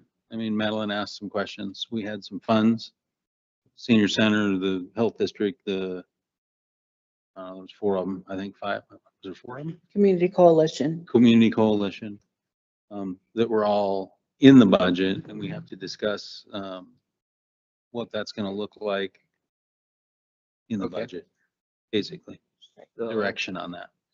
And then, and part of the reason is I think there's been some conversation here that not everybody's prepared to do that. I agree with that. I mean, and But how do we get, Right, We'll take so, a step forward. thank How do we you. get prepared? that's the challenge in all of this, is to get consensus without having in an ordinance. Well, what number we of can do meetings. is, so if council has any questions, call Madeline or myself. And if you want to arrange time to come in and sit down with one or both of us, you can. And if you need more information on the request, you can have that. But if you, long as you come prepared on the 10th to make those changes, I make a motion to adopt the budget as proposed, except I want to give this much to coalition, you know, this much. So there's a handful of those. You can make the decision that way. We'll keep the number the same unless you want to do it differently. Okay. And I think Mark was able to, I mean, Madeline, you can identify some of these. So is that all right if she just engages the council to at least let them know these are the ones that we think are? Yes, as long as we come back here to make the decision. I didn't read that part. It's in the staff report. Thank you. Is it in the packet though? All right. So until the 10th. Right, but I did want Madeline to cover Yonezawa because I mentioned earlier she would, the funding, because I've had a number of questions, exactly what the funding is for that. So on page 94 of the budget packet, Real quick, do we have a point of order to extend the meeting? Oh, sorry. Thank you, Mark. We have a motion to extend the meeting. Second. Oh, did you make? I made the motion. Okay, we have a motion and a second. I didn't All have my those in favor? microphone on. Aye. Aye. Opposed? Continue meeting. so as I was saying, on page 94, under the streets capital projects, what I had done is for the SR 17 Yonezawa Boulevard intersection improvements. Initially, on the last budget that we provided to you on the 12th, we had things lumped under the reserves and transportation benefit district line item. What I've done in this budget is that I have broken out by the different funding sources, the grants that we've either received already and our commitment for city match funds for those, for the STBG grants, which is, as Levi stated earlier, $251,000. And then I've also put in there the SIP grant that is pending for 300,000 that we should find out in January whether we've been successful in that application. And then the TIB grant that has been awarded to us, but it's pending council's approval, and that is 2.5 million. So basically what it leaves is that right now, and I know Levi had said it was 1.9, I'm showing it's like 2.1 of funding that we need to, you and I need to sit down and discuss, that would need to come from our reserve or TIB money to pay for the SR 17 Yonezawa roundabout. So that's in addition to the 4 million that we've already gone into our Yes. reserves? The total project cost is 6.871 is what the estimate is for the roundabout. We have received all but 2.1 million of that in grant funding. Pretty good. Yeah.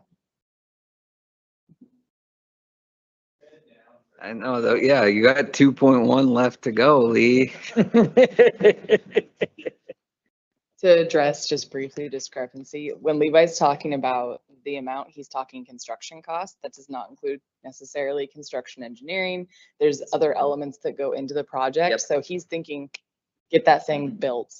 We're looking at total design, all the costs rolled into one, so. And that's not. It's included in the budget. That's okay. It That's what is, I was yes. asking. It is included in the budget. That's what I thought. And Yeah. it's using, essentially, it would be using either reserves for the street construction fund, which we do have reserves, or it would be additional funds that would be transferred from the TBD fund. Okay. Yeah. But we will still actively seek other funding options. Yes. If I may. Staff, you're doing great on the funding and really keeping tabs on that. So, yeah, but you folks are really dialing in on that number, and I really appreciate that. So thank you. Levi deserves all the praise for that. He has worked very hard and continues to work hard to find us other funding options. Absolutely. He deserves kudos, that's for sure. Someone's gonna get the money, so it might as well be us. That's right.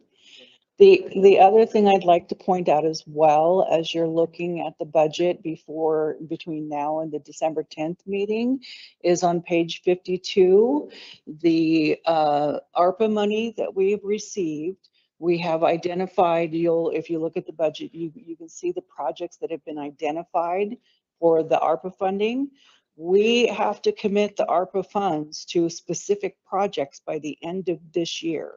So if there's any changes, I need to know that so that I can report to the Treasury, Department of Treasury, that we've committed those funds to specific projects by the end of this year. Can you shed some light on that? What are you talking about specifically? If we do not commit the funds by the end of December of 2024, we would have to pay Department of Treasury back any monies that are not committed to specific projects. Okay. So right now we've identified those projects that are on this page as ARPA funded projects. If there's any reallocation that you would want to do with any of these projects, we have to do it by December 31st, preferably December 10th, so that I have time to report to the Department of Treasury the specific projects that have been identified. I'm also looking, because I just found out recently that we may need to have specific contracts for these projects as proof to the Department of Treasury that those funds have been committed.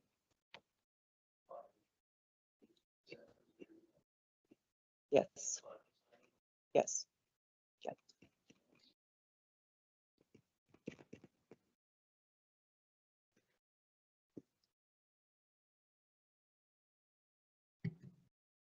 So how does that work because we can't, the OPM, we can't really discuss what we might want to do with ARPA funding. So how are we going to get to that decision? And from my understanding is there has been talk among some city council members, I think, that of reallocating ARPA money. Not sure how that discussion happened, but in any case, how do we discuss and decide legally? I think it's similar to what City Manager Jackson stated earlier, where we leave the budget as is, and then at the next meeting on December 10th, you can adopt the budget with the following corrections or changes, and then we incorporate it into the budget at that point.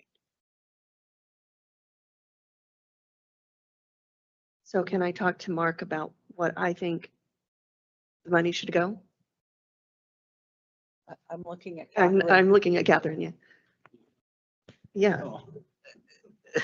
I You just mean- want to make sure that it's all being done legally because Just because he's I'm next hearing to you, or- conversations that council members are having discussions about reallocating ARPA money.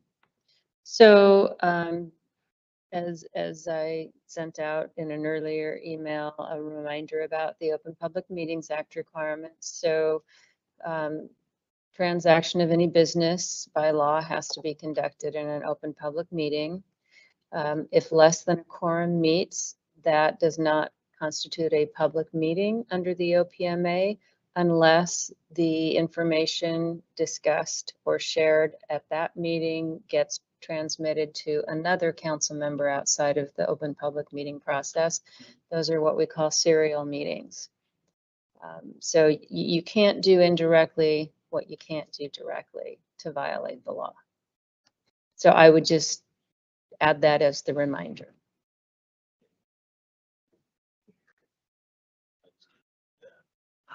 Right. But if I've heard it now secondhand, say there were 3, and I've now heard it secondhand from a staff member or another city council member, are we breaking the law? Without knowing all of the details, just based on what you've told me, potentially, yes. Okay. Thank you. Mr. Lombardi? I'm not 100% sure about having to have contracts in place. And that's what I said. I'm not 100% sure. This was just from a meeting that I had yesterday Okay. on the ARPA money. And there was a comment that was made in that meeting that stated that passing an ordinance or a resolution was not good enough to have committed those funds. So I kind of went through this with somebody that I consider pretty well informed on it, and that never came up. So I've got a few phone calls into Yeah. people to make sure that we're complying with the requirements. Because we did take the standard allowance sure. as revenue replacement, lost revenue. But again, that too is not sufficient as far as committing the funds Right. per the final guidance from the ARPA funding. Is Commissioner Jones still here? Yes. Okay.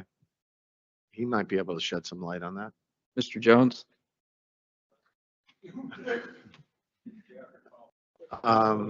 I don't know if you can comment on this or not, but do you want to explain what you thought is taking place? So for the ARPA funding, you have to have the funds committed by the end of this year. And from a meeting that I was on yesterday, just committing the funds to a specific project or saying it's to replace lost revenue is not going to be sufficient under the Department of Treasury final ruling any longer. They're saying that we now have to have specific contracts, that an ordinance or resolution is not sufficient enough to commit the funds. Yes.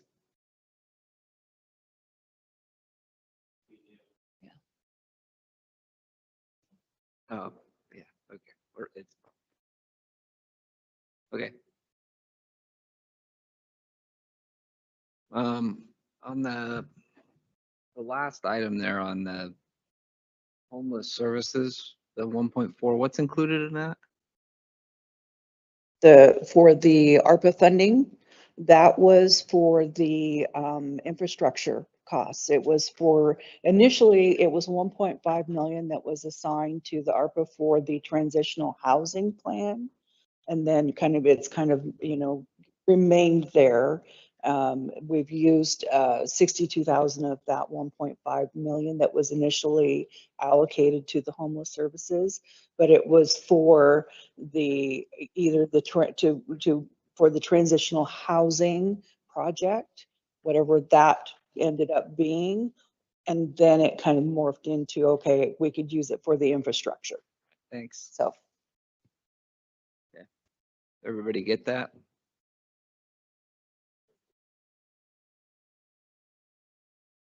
There's been a suggestion made to maybe have one more meeting before the 10th.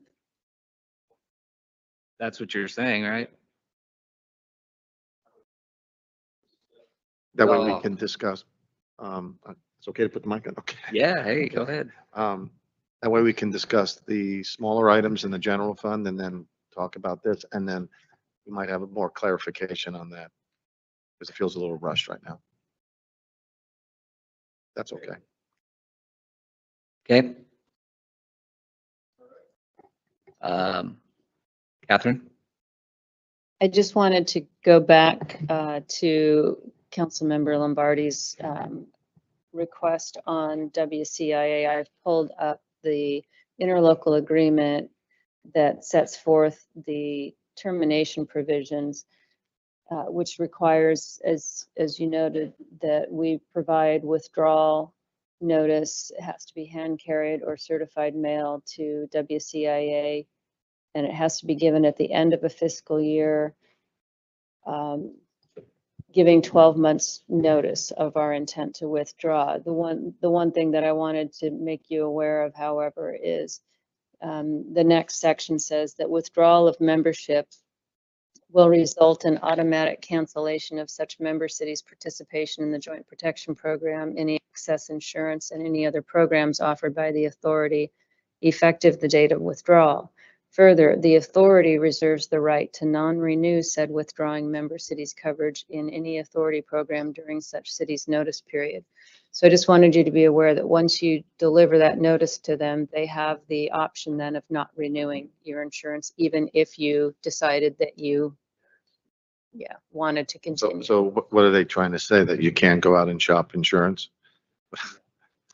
No, I think they're just saying that there's a potential consequence. Yeah, this is, that's one of those clauses, Can I you know? make my vote? Well, I mean, can we speak to the broker about that, whoever you were going to go through, and see if that actually does take place, or is that just something they have in there? It's just, Right? I mean, we can ask, who do we use for the broker? Do you know? I, With everything that's going. from the other cities I spoke to, they were using Trask. Well, the ones that use, a lot of the ones that use Clear Risk, Okay. CIAW use Trask Insurance, Okay. Shane Heston in particular Okay. at Trask Insurance. I don't know that we do use a broker with WCIA, but we can find out. Okay. So, I mean, we could approach the broker. We could also, just approach WCIA, because the only reason that they would non-renew, I can think, would be your risk level. Right. They have been very good to work with over the last decade with a lot of the city's claims, and provided a lot of support. So I think they've been a good product. I'm not saying they're not. I'm just looking at that gigantic increase, and so. Yeah.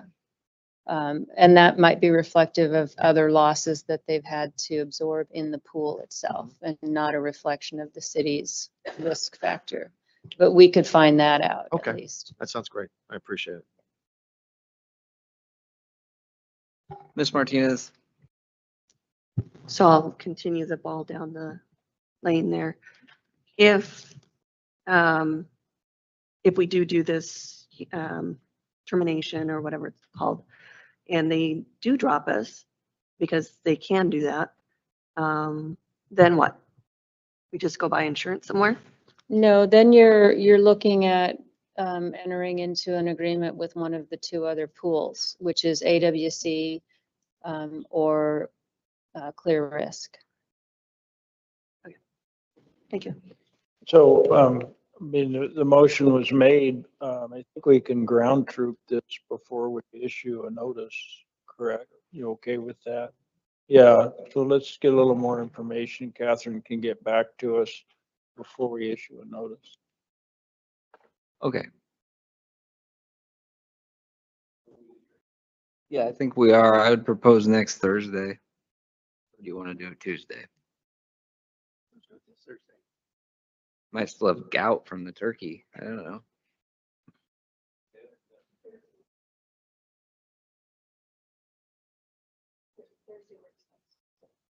Thursday? Appears to be open.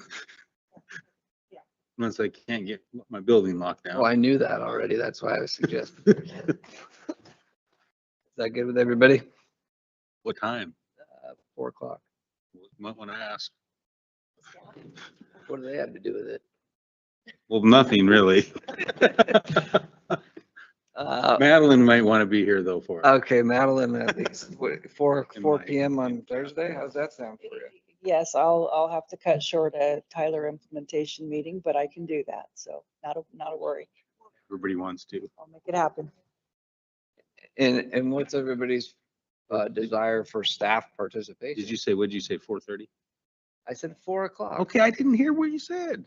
What's everybody's desire for staff participation? Do we need Madeline and 30 people, or do we need Madeline and 2 people? I'm pretty good with Madeline, and Okay. and if Mike can be here, that he's got a pretty good understanding. of I it. guess we should have asked the guy who travels back to Spokane on Thursdays, but we didn't, so. Yeah, that would work next Thursday at 4. Yeah, we can do that. Okay, tell the wife we're sorry. So based on this direction, I would suggest that you continue the public hearing Yep. to the special meeting as well. We don't need a motion for that, or we do need a motion? Yes, to you do. Continue. I would accept a motion to continue the public hearing at this point. So moved. Second. We have a motion and a second. All those in favor? Aye. Opposed? Motion passes. We will reconvene next Thursday for that. Okay. Are we halfway done yet? Next up is the think so. consent agenda, which is actually just one item, but I'll move to approve the consent agenda, item B. we have a motion. Second. Motion and a second. All those in favor? Aye. Opposed? That motion passes. Shall we go ahead and do A and C now then? Item A, council meeting minutes. Ms. Martinez. Yes, I just wanted to request that the minutes regarding the ILA with the Grant County Health District, that whoever does the minutes, that they look at that video again, because there was more comment than just from Victor, and it's not in here at all. So, yeah. Would you like to add some corrections? I don't want to take up time tonight, but I can certainly email you if you'd like. Okay. We Okay. could- We Thank could you. bring the minutes back That's fine. for the next agenda. Okay. All right, Okay. thanks. Okay, item C. Camping suspension amending MLMC 9.18 ordinance 3061. Mr. Lombardi? Yeah, did you write this, Counselor? This came from Mr. Sands. This is, okay, so this is all you're Xing out and then adding in. So I have a problem and with the city manager may suspend enforcement of this chapter in cases of emergency. So did you put that in? Yes. Okay, so there's no definition of emergency, and there's no time frame of when a city manager, how long he can extend it for. So I'm not comfortable with that statement. The other thing too is that Suggestions, we could triage this right now. yeah, I just don't know why it needs to be in there. I mean, the whole definition of the word emergency means that it's going to be few and far between. And if there's something that needs, I mean, certainly council can address it. I mean, What do you think, Chief? Yeah, and I'm fine with certainly trying to define emergency, but I mean, I guess by the very nature of emergency, whatever that may be, it wouldn't probably come back to a council meeting and that there's more of an immediate nature to it. So that's why I pushed that over to the city manager to do, certainly rather than me or council or anyone else. Or, yeah, Doug. I have a question on that, Catherine. If we remove that clause or whatever you want to call it, does that open us up for more or less liability? Well, the ability to address something if you did have some sort of emergency arise under the city manager's discretion in consultation with legal counsel probably would give you a little faster response to mitigate if you're trying to avoid liability. It's pretty common language in the revisions to the camping ordinances that cities have put in there. So I think it's I mean, probably. if I may, are we talking about an incident more so than? Well, I would say, for example, let's say Washington State decides that illegal camping ordinances are unlawful or goes back and reverts the language for the Supreme Court decision. Right. But that would be an emergency because we would have to do that pretty much immediately. We wouldn't have a choice, though. That's not an emergency. That would be a change of law. It could be, it depends on, again, where that comes from. So if the Supreme Court says, hey, this is no longer lawful, in Washington State, you have to do it X, Y, or Z, then it becomes applicable at that time. I would, I see that as as two different items. I mean, you could put in there if you want the state law, if the state, issues an RCW or a mandate or something, then the attorney, Madam Counselor and the city manager then could, with you, sit down and go over that. But I don't see just leaving it the way it's written like this. I mean, we could get some city manager, we don't know who's going to be our city manager when that happens. And that city manager may just say, I'm just suspending this indefinitely. And it'll be interpretation of whatever the situation is. Yeah, I suppose ultimately, in my opinion, or my understanding, the city manager answers to you all, and that at some point you could take action if that were the case. But again, I'm fine defining emergency or changing this. Essentially, I'm just trying to make it enforceable. Yeah. So I'm just thinking out loud here. Kind of emergency might be that for some reason people can't go to their homes or something like that. And so we try and find other places to shelter people. And I'm not 100% sure with your declaration of emergency process. Many times that's delegated to a city manager, but I don't know how exactly you've done it In the here. event of an emergency or natural disaster, actually, I become the acting police chief. So if, you know, if we feel Believe that or like, not.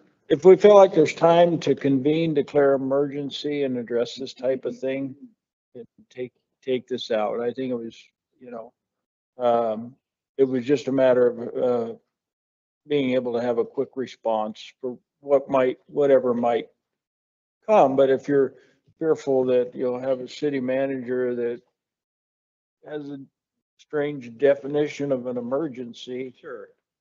I mean, is it unorthodox to do it by vote of council? I don't think it hurts anything. If you want to take the language out, then if there was a need to alter from the law that you're adopting in your ordinance, it would come back to the council. That's what or yeah, so the council or defines an emergency, they can suspend the ordinance. And define the time. Yeah. That's fine. I'm good with that. Yeah. If that's okay. Everybody? Yep.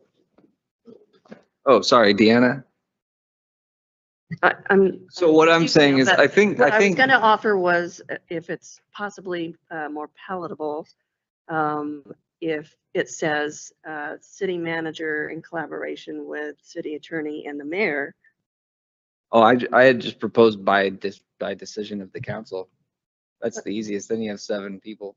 True, but how do we make that vote if, say, there's a gas leak and, you know, people need to Well, vacate and there's not enough places for them and they have to camp. In other words, That- we need language. Yeah. Can be, but- Do So then- do we conduct a special meeting or do we wait 2 weeks later? Well, if something No, like they that's just- you know, happening, should I mean, just yeah, I suspend the think enforcement. we would conduct a special meeting. Absolutely. That's my concern, is being able to respond. Well, I mean, the nature of the emergency could be like, yeah, the dam breaks or something. I'm not going to work that day. So if I need to be at a special meeting, I'll be there. You know what I mean? I don't think anybody's going to work here. is my point. Yeah, and there's, I mean, there's ways around that scenario. And council could give direction through the city attorney without violating the OPMA, and ratify that action Yeah, I think that at a subsequent meeting. a lot of people got a lot of fear over this concept during COVID because our own governor enacted a state of emergency for longer than anybody else in the nation. Is that right, Victor? So I'm assuming some of your hand wringing is because of that sort of thing, but I think that having 7 people is better than 1 guy. Yeah. So if we were to strike that language from the proposed ordinance, is council prepared to take action on this tonight? Yes. Okay. So are you saying we can take action based on removing that? I would make a motion that we approve the ordinance with the language change to reflect that the council will suspend the ordinance in the event of an emergency. Second. No. Oh, Yeah, we're just deleting the sentence, the city manager may suspend enforcement of this chapter in thank cases you. of We're only emergency. deleting that. That's what I meant. I'll still issue a second. We have a motion and a second. All those in favor? Aye. Opposed? Motion passes. Not even the consent agenda was easy tonight. All right, moving on to old business. Item number 3, which is repeal Desert Point tax increment area by ordinance 3063. Ms. Kinnison. So I'll try and be concise. This is the second reading on this ordinance. As council recalls, you adopted a TIA implementing a tax increment financing area via an ordinance in May earlier this year, which proposed the issuance of some limited tax obligation bonds to finance the proposed improvements. The council has since decided not to issue bonds, and so staff has recommended that the ordinance be repealed. I'm happy to answer any questions. Any questions or discussion? Mr. Skog? I understand how this whole thing has gotten kind of complicated, particularly with our, this announcement of, money available for roundabout, and has changed a lot of the equations of that. I wish there was a different way to go about rehashing it, but I just wanted to personally say that I would like to make sure that we do whatever is necessary to help facilitate this project. I think it's important for Moses Lake, and I think we should see these kind of projects get going. And I don't want to be known as, that we're just kind of really hard to get something passed. We want to do due diligence. We want to do what's best for the city of Moses Lake, but we also want to encourage it to take a risk and step out and be part of the growth that's happening here. So that's my 2 cents. Thanks, Dave. Mr. Fancher? Yeah, first and foremost, it's a good project, and we've got a roundabout that's going to get built, breaking access into a good piece of property. I think where we failed, and I take responsibility myself in part of the failure, because I'm in the arena of development and real estate, is taking the time and the effort to understand it at the beginning, and having it kind of like everybody else, getting caught up in the emotion of it. And what I'd like to do, and what I'd ask, I'm fine with repealing, but I don't want to stop the project. And I think there's a way to have a public-private partnership in some capacity when we lay all the cards out on the table. And I would like to figure out if there's a way to do that. I would even, not trying to game hog this, but I would love to be part of that discussion as a councilman, because I understand both sides. I understand, well, I wish I understood more about our side, but no, I've been involved. I mean, full disclosure, I was involved with a project on the other side of the highway.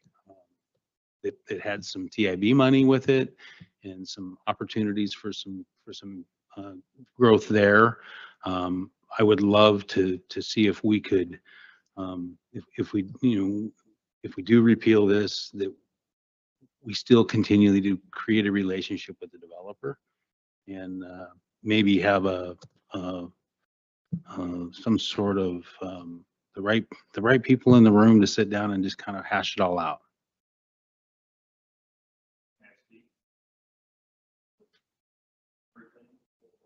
So no, that's what I'm asking for. If we end up doing this, that we get to that point.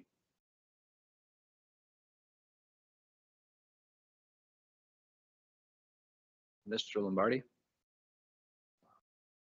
Yeah, so I don't think anyone had a problem with the project. I don't think anyone had a problem working with the developers. I think the thing that didn't work is that the developers had a vision, but we didn't have a vision. I think this was a mechanism That's just not the right mechanism for us in this sequence. And I think we kind of got ahead of ourselves, not really thinking, what is it that we want to do?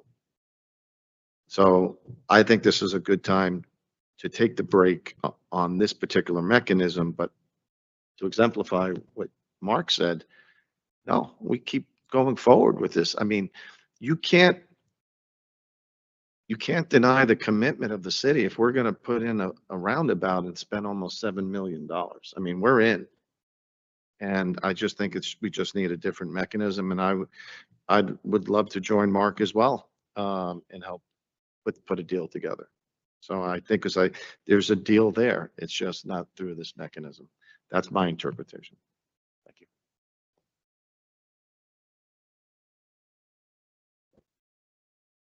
Any other discussion? Can the public speak on this? It's council's meeting. Thanks. We want to hear from Mr. Edwards. Sure, Kevin, if you would like to make some comments. I know everybody's exhausted, as mine, so I'll be brief.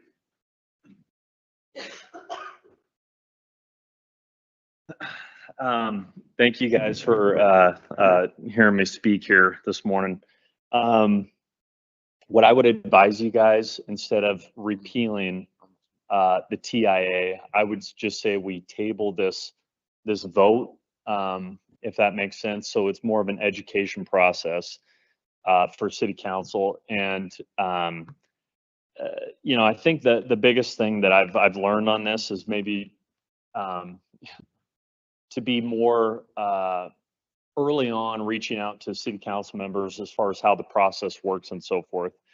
You know, it's not often that developers put in over $10 million of public infrastructure into a development, especially in the city of Moses Lake. And I think it's probably going to be north of 10 million, just knowing the price of the roundabout. You know, we're going to have to build our own roundabout as part of the traffic impact thing. So I would just encourage you guys, instead of voting to repeal the TIA, is we just table it for now. And we have a master plan that we can present to you guys on December 10th of kind of what we envision. And then also within that TIA, there's other things you guys could propose to us. For instance, you know, say, hey, 20% of the living units within the district are low income. You know, so it's kind of a negotiation with the city. But if you said, hey, we're just going to table or repeal the TIA, I think that's kind of just like, hey, we're making a decision without really fully understanding the grasp of this development. So I would just encourage the city council to say, hey, let's not vote today, table it. And I'm more than happy to meet individually with any city council members, with city staff, to go through the mechanism. And as we mentioned to Ms. Kennison, no bonds will be issued with the TIF. It will be strictly a reimbursement agreement. So the 100% of the risk is on the developer. So I just want to be that crystal clear that the city will not be issuing any bonds to pay for the public improvements. So I just, yeah, all I ask for is the city to just consider tabling this for now, and then have more of a discussion instead of repealing the whole TIA, which is kind of starting from scratch. On that note, how long was that process before, as far as putting together the proposal for the treasurer and all that? So I believe it was a 6-month process to put the package towards state treasurer. And, you know, I can go into all the documents and so forth as far as what they said would occur with a TIF, without a TIF, and so forth. But it's about a 6-month process. And I don't know if we have to resubmit to the state treasurer. You know, city council's never backed out of a TIA that I know of, but I could be wrong. So I don't know if it's something that you have to resubmit to the state treasurer for a new package. So. Okay. Well, and so the 6 months isn't statutory, that's just how long it took. There's no, There's two, I think, public notices that need to be issued. So that's part of that process, but, I think overall, there's an education process with the public and so forth. So I think it was a 6 month, yeah. okay. So with all that in mind, you know, you and I have had discussions about this, and I think you've tried to have discussions with other council members about this, but you know, we've independently learned other things about the project as well. So, and the mechanism by which it will be funded and all of those things, you know, I, like the others, want to see this project go forward. I understand in the world of development, like anything else, time is money. And a TIF, just so everybody's crystal clear, and I know, you know, it's, I don't want to tell a story, but my wife's from a small town in Glasgow, Montana. Her parents were in the public, you know, her dad's chief of police and so forth. But, you know, I said, what would you say to a TIF, or what do you think small towns need, you know? And a lot of it's shopping. They would shop in Billings, you know, spend dollars outside. And I know I'm kind of going off tangent here, but, you know, the TIA and the TIF is it's a tool for growth. And I can honestly tell you in front of city council and so forth, without a TIF, the project will be delayed, period. Yeah, you know, I think I understand the concept pretty well at this point. You know, I've seen artistic renderings of or architect renderings of a lot of projects in my life. My sister's an architect, so you know, I get all that. I get the idea of having more retail, more multifamily opportunities here, what that does for our community, and I have a pretty good feeling a lot of us up here get the benefits. Yeah, I think and like where- I said, where I I- just, if all you- I'm just let asking me for the continue, city Kevin. council is Yeah, just hold on. able to, I understand. What I'm repeal. gonna say is, I don't think it has anything to do with our understanding of the benefit. So where I am with it is just, you know, dotting i's and crossing t's because of the way that we've presented it thus far. That's just gotten a little bit too far afield of where we started for me. So it's a procedural issue at this point, more so than I think on my behalf, at least, a desire for the project or not. I desire the project for a number of reasons. There's a school there that needs traffic alleviation. There's Nelson Road that has, again, traffic problems on it. So I get the need, right? I think, again, where we started is, you know, the project included the roundabout on Highway 17. So I believe that's included in the proposal to the state. So what you heard tonight was that we've already, thanks to a few members of our staff, have received funding for that roundabout. So we're going to go ahead and build that ourselves. Again, it still exists in the language. So that's, I think, where I am with it. And so I think, you know, we can make a decision one way or the other, but I guess where I'm going with that is, you know, if we do this and then go back to the drawing board, I would say we can do this in less than 6 months. Yeah. Yeah, and what I would say is, I mean, obviously we're committed to the community. Obviously, we've spent millions, and we're going to continue to spend millions. Yeah. But what I think the simplest approach would be just amend and reinstate the ordinance. And you're shaking your head over there. You know, I guess our bond counsel, who does a lot of this, said that'd probably be the simplest approach. But obviously, if you don't feel comfortable with it, I totally understand that. So, What's that? Yeah, I think we've received Yeah. advice Yeah. from people. Yeah, So yes, yes. So, we have to work with what we have. yeah, right. yeah. Well, I appreciate the time. And I know everybody's tired. I, you know, I'm in sales and I can tell that, this dog isn't gonna hunt. So, Okay. Appreciate it. Yeah, I So, mean, I hope you understand. yeah, and the we'll commitment on go our back end. to the drawing board and, see if we can get something done, but, yeah, so thanks for your time. Thank you. Mr. Scott. Is there a downside to keeping this option open? Well, legally, I think Does that cause a problem? I mean, it might not, it might eliminate a 6-month clock. we don't know that. We've been advised, I believe, by legal counsel and bond counsel that we need to, if we're gonna do some other form of an agreement, that we need to do, it needs to be different. It can't be amended, basically. Okay.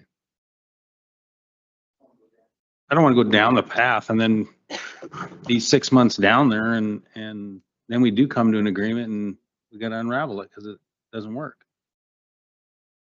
All right. Okay, does anybody have any further comments or questions?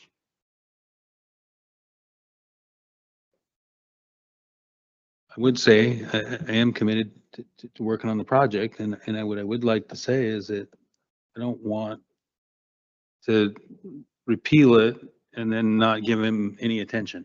That's fair. Okay. So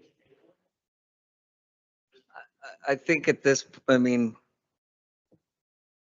we're reaching some deadlines here otherwise. So as far as setting aside the money and all of that, unfortunately,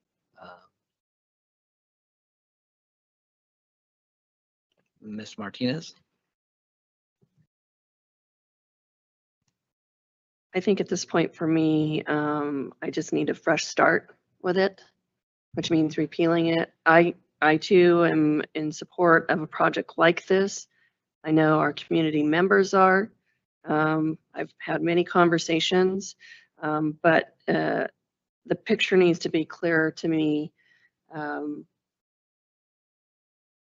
What money is being spent, how it's being spent by the city, before I make a decision. So that's where I stand is let's start fresh. Thanks, Deanna. Care to weigh in, Don? Okay. Judy?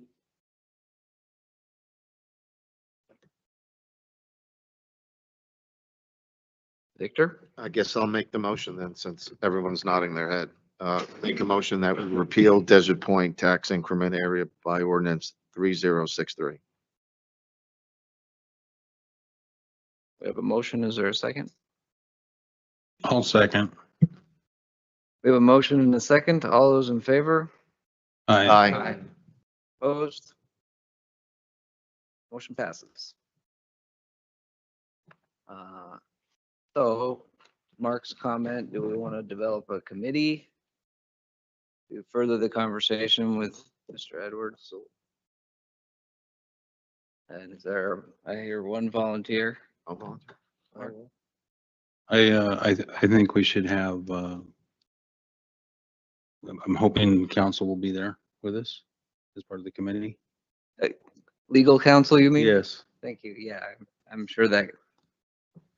Also, well, Mike for now. Maybe we'll have a different city manager, but that person should be heavily involved in it also. Yep. And then they can call in if they need any. No, I think they can call in at the time if we need any expertise from the staff. And his staff, they had a chance to review the road, the proposed road design and all of that.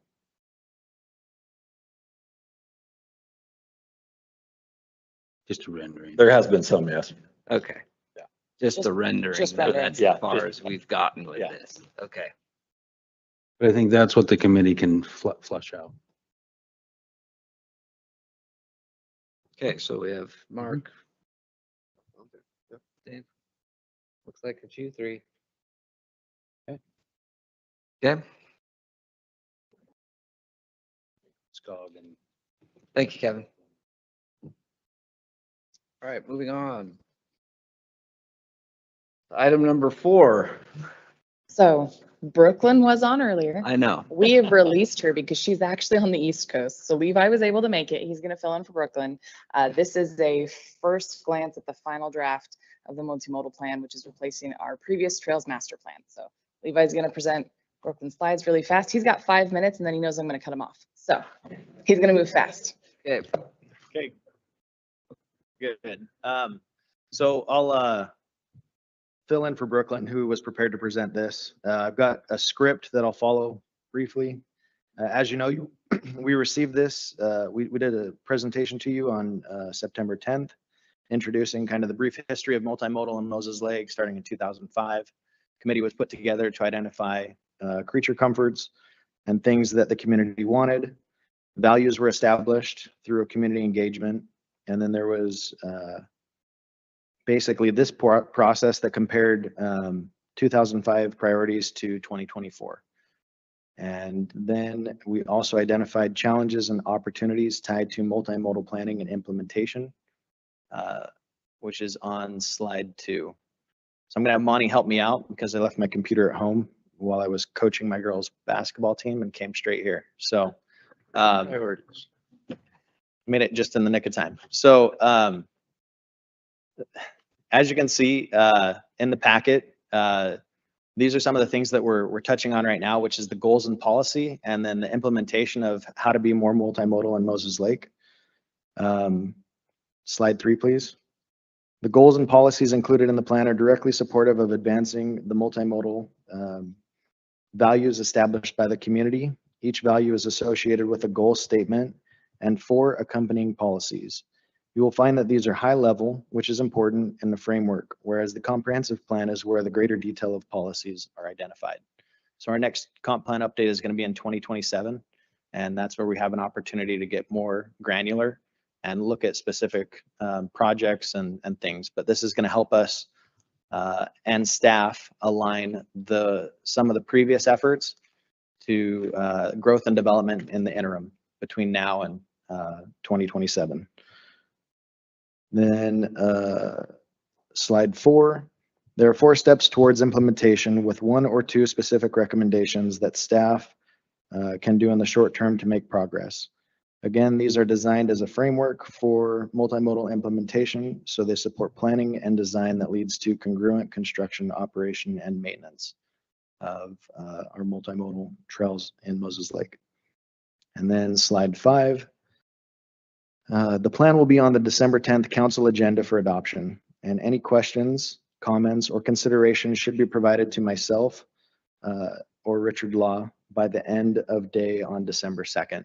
So if you get a chance to read through this and you'd like to see something or have some questions on it, we'd like to answer that before we bring it back to you December 10th and make sure that we're addressing those comments, concerns, questions before this is adopted. Will the Moses Lake Trails Committee be here for that presentation? We can invite them. We've had discussions with them. And again, this is trying to leverage all of the efforts in the past, as well as kind of their role and responsibility in it. Their role would be the #1 role since they're the committee, but yeah, I think they need to be here. Perfect. We'll extend the invitation. Okay, because they came up with a plan like 20 years ago. They started this. Yeah, So I don't want to hijack this from them. This is not hijacking it. It's just basically trying to absorb it and those efforts that the community members and committee members have been doing, but it's kind of had some things lost in translation. Sure. And then as part of the process, so like when they built the Space Needle, for instance, do you think they went out to the community and just magically there was this consensus that a bunch of people said we need a needle-like object really big in the middle of our city? Or do you think one guy just said, let's build a Space Needle? It was probably the latter. So how much of this exercise is because we have to do it? Or do we have an actual project in mind? Now we're just kind of backfilling the community input part of it. Yeah, so essentially in 2005, they identified multiple projects that they would like to see. They broke up the city into multiple parts. To date, a majority of those were not started or funding was sought after. I kind of picked up the football. Yep. And I'm, you know, I'm pretty sure you're aware of that. I am. And all of a sudden, money just starts pouring in. When you tie in community needs and values and you go out to those funding agencies, That's all you had to say. they, Yeah, it should sell itself. no, I know. My perception sometimes is that a lot of these exercises that we go through, the studies and the vision boards and all that stuff, it kind of is lost on the public. Let's just be honest. Yeah, or it doesn't really tie, like, you don't get from a 12-year-old kid said, well, we need this exact trail here, and then that became the thing. That's never how it works. Correct. Okay, all right. Great. Okay, and then, yeah, again, any questions, comments, please get them to myself before December 2nd. And we'd love to incorporate that into this. All right, thank you, Levi. Thanks, have a good night. Good night. Okay, we're on to new business now. It's only 11, so happy trails. There you go. Happy. Yeah. Item number 5, which is the 2024. Did we already? Yeah, we did it. This is the budget amendment. Thank you. That's right. I got confused by this as well. Madeline, will you explain that, please? Yeah, so most of these that are being presented tonight have been presented to Finance Committee over the last several months. So the majority of these you have seen through Finance Committee already, but this is the formal amendment process for council, full council, to approve the budget amendments that have been presented to Finance Committee. So for example, the Coa Hills contract to assist us with getting the data out of our existing system and into the new Tyler system. That was a contract that council approved through the Finance Committee. So we're increasing the budget appropriation by these budget amendments for 2024. And this is also the year-end budget amendment where we look at the full funds to see, are they going to have a shortfall? And so year-end budget amendments are included in this as well. Adjustments. Yes. Okay. Any questions? That explains that pretty well. Did everybody get a chance to go through those? Great.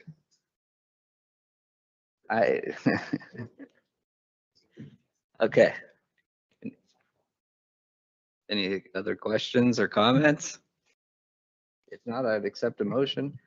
I move that we accept the 2024 budget amendment ordinance through 3064. I can't talk at this time. Second. We have a motion and a second. All those in favor? Aye. Opposed? Motion passes. Next is the item number 6, which is 2025 fee schedule resolution. Again, Madeline. So in the packet tonight is the proposed fee schedule for 2025. And in the packet is the kind of a description of the changes that we've made to the fees. Most of the fees were adjusted by CPI if they were adjusted at all. Some of them were left exactly the same. We did not adjust a number of them. For example, police and administrative fees for the most part were not increased. We left those the same. For the utility for water, sewer, and stormwater, pending the water and sewer rate study that is still undergoing, and we're still waiting for FCS group. We have increased those fees by 5%. Sanitation, we did not increase because there's sufficient fund balance for the sanitation fund that at this point, we don't foresee needing a rate increase for garbage at this point. We will continue to monitor that. There have been a number of fee requests for changes from Public Works. And for any of the fees that are based on someone going out and performing an inspection or doing something, we're proposing that we change those to a cost recovery method. So we'll be looking at those. We'll be developing fully burdened rates to bring back to council so that we can, advise you, this is what our fully burdened rate to recoup that cost for that staff time to go out and do that. So any questions on that? Yeah, Deanna does have a question. Yeah. So the conversation earlier that our expenses are going way up, and this will it won't necessarily balance completely, but this is going to help us. It will, and Yes. what we'd like to propose, it's not included in the budget, but I think what we really need to get to is we need to do a deep dive on all of our fees. And we really need to do the analysis to say, are we keeping pace? Are we charging the appropriate amount?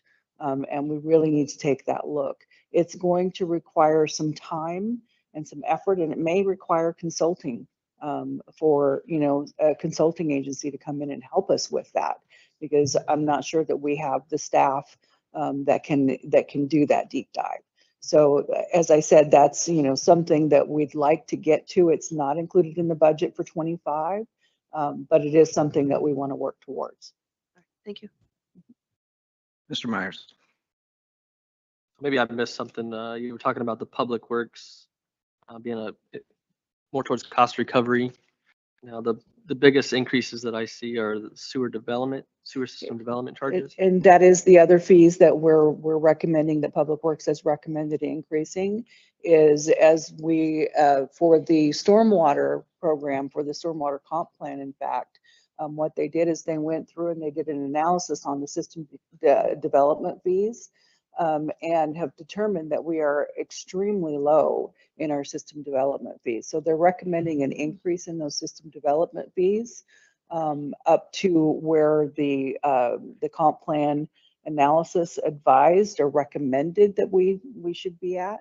We still need to do that same analysis for water and sewer system development fees. So we're recommending to increase it at this point, and then we'll come back at a later time. Yeah, stormwater has not been completed. Sewer's been That's right, completed as sorry. part of the sewer plant update that was provided to council and adopted earlier this year. An element of that did include evaluating the system development charges. So what's being proposed is allowing us to adjust the fee to the statutory maximum, which would allow us to actually have the funds to upgrade our infrastructure as we go. That'd be the hope. So you're looking at development paying for essentially buying into the system that was already put in place to allow us to continue to maintain or upsize as necessary. So there is an FCS group presentation that we have.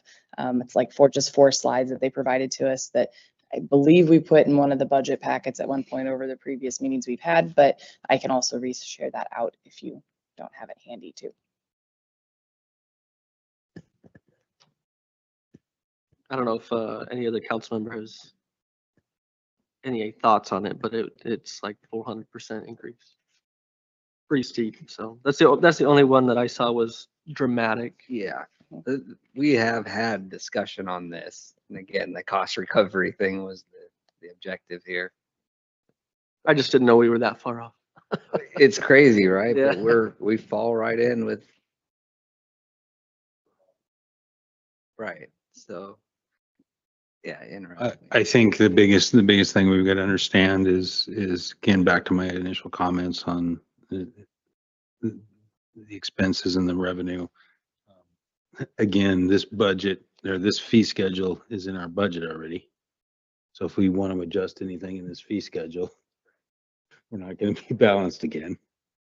So, I mean, for the most part, it's pretty, there is a few glaring scenarios, but. Okay.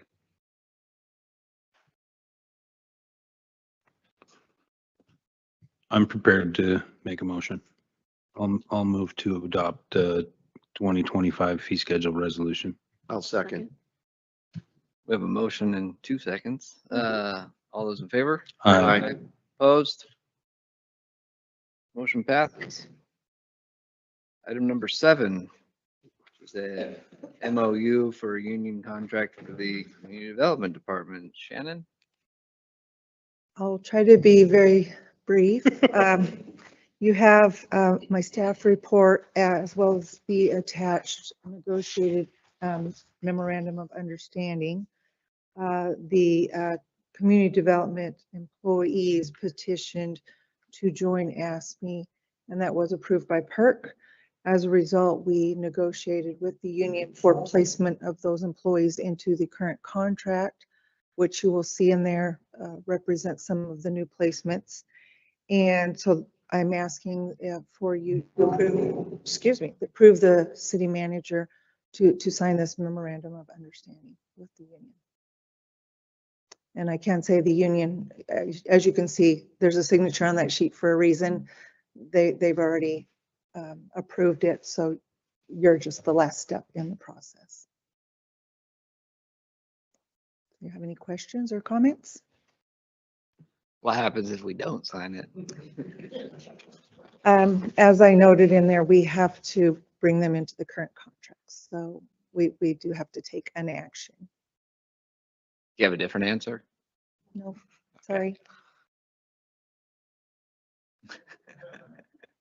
We are getting a little punchy. Does anybody have a motion regarding this or any questions, comments? I'm not making that motion. Fine, fine. I move that we adopt the union contract community development MOU as presented. We have a motion. Do we have a second? I will. Judy provided the second. All those in favor? Aye. Opposed? Motion passes unanimously. Let them know that. Thank you. That's the last, well, I know that. I was gonna say that's the last business item. I think Mark's got a juggling act he's gonna do for us here in a little bit, but that's in the next hour. I'm just kidding. Okay, we'll go ahead and get to council committee reports, starting with Councilmember Myers. Did I? Really? I'll be quick. Okay. So when the sleep center first opened, you know, it was emergency and urgency, and it was real quick. And it was never expected to be static. It was expected to adapt to changes that were done in the community. And so recently, you're aware that those sweeps of the encampments have been occurring, displacing a lot of people. So Liz is proposing a small change in the policy, a temporary change in the operation policies of the sleep center. So you want to? She can probably tell you off the top of her head the median income for Grant County also. Wow, no pressure up here, huh? Yeah, so as Vivian mentioned, we're proposing some temporary use rules outside of the sleep center for what we consider the case services area in hopes to work hand in hand with the efforts of MLPD as we are looking to clean up those encampments that are in private property or in public places that they're not supposed to be. The whole concept is to deter the growth, to provide a space for people to gather during non-operational hours of the sleep center. We've got commitment from local organizations that already provide case management and supportive services to keep an eye on the area and do their outreach there, as well as commitment from PD to obviously establish an answer to any calls that get directed there. So that would be at the sleep center facility? Correct, at the sleep center facility right outside of the fenced area. And how much of that is our property?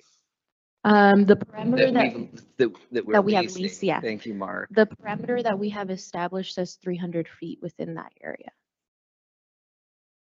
Okay, so would there be a fence or something else to define? Not in the current state, but that's something that we can look at if you would like. I've also had conversations with the property next door to make them aware of what's going on, and they're on board and they're aware of who to contact, which would be myself or MLPD if there's any issues, so.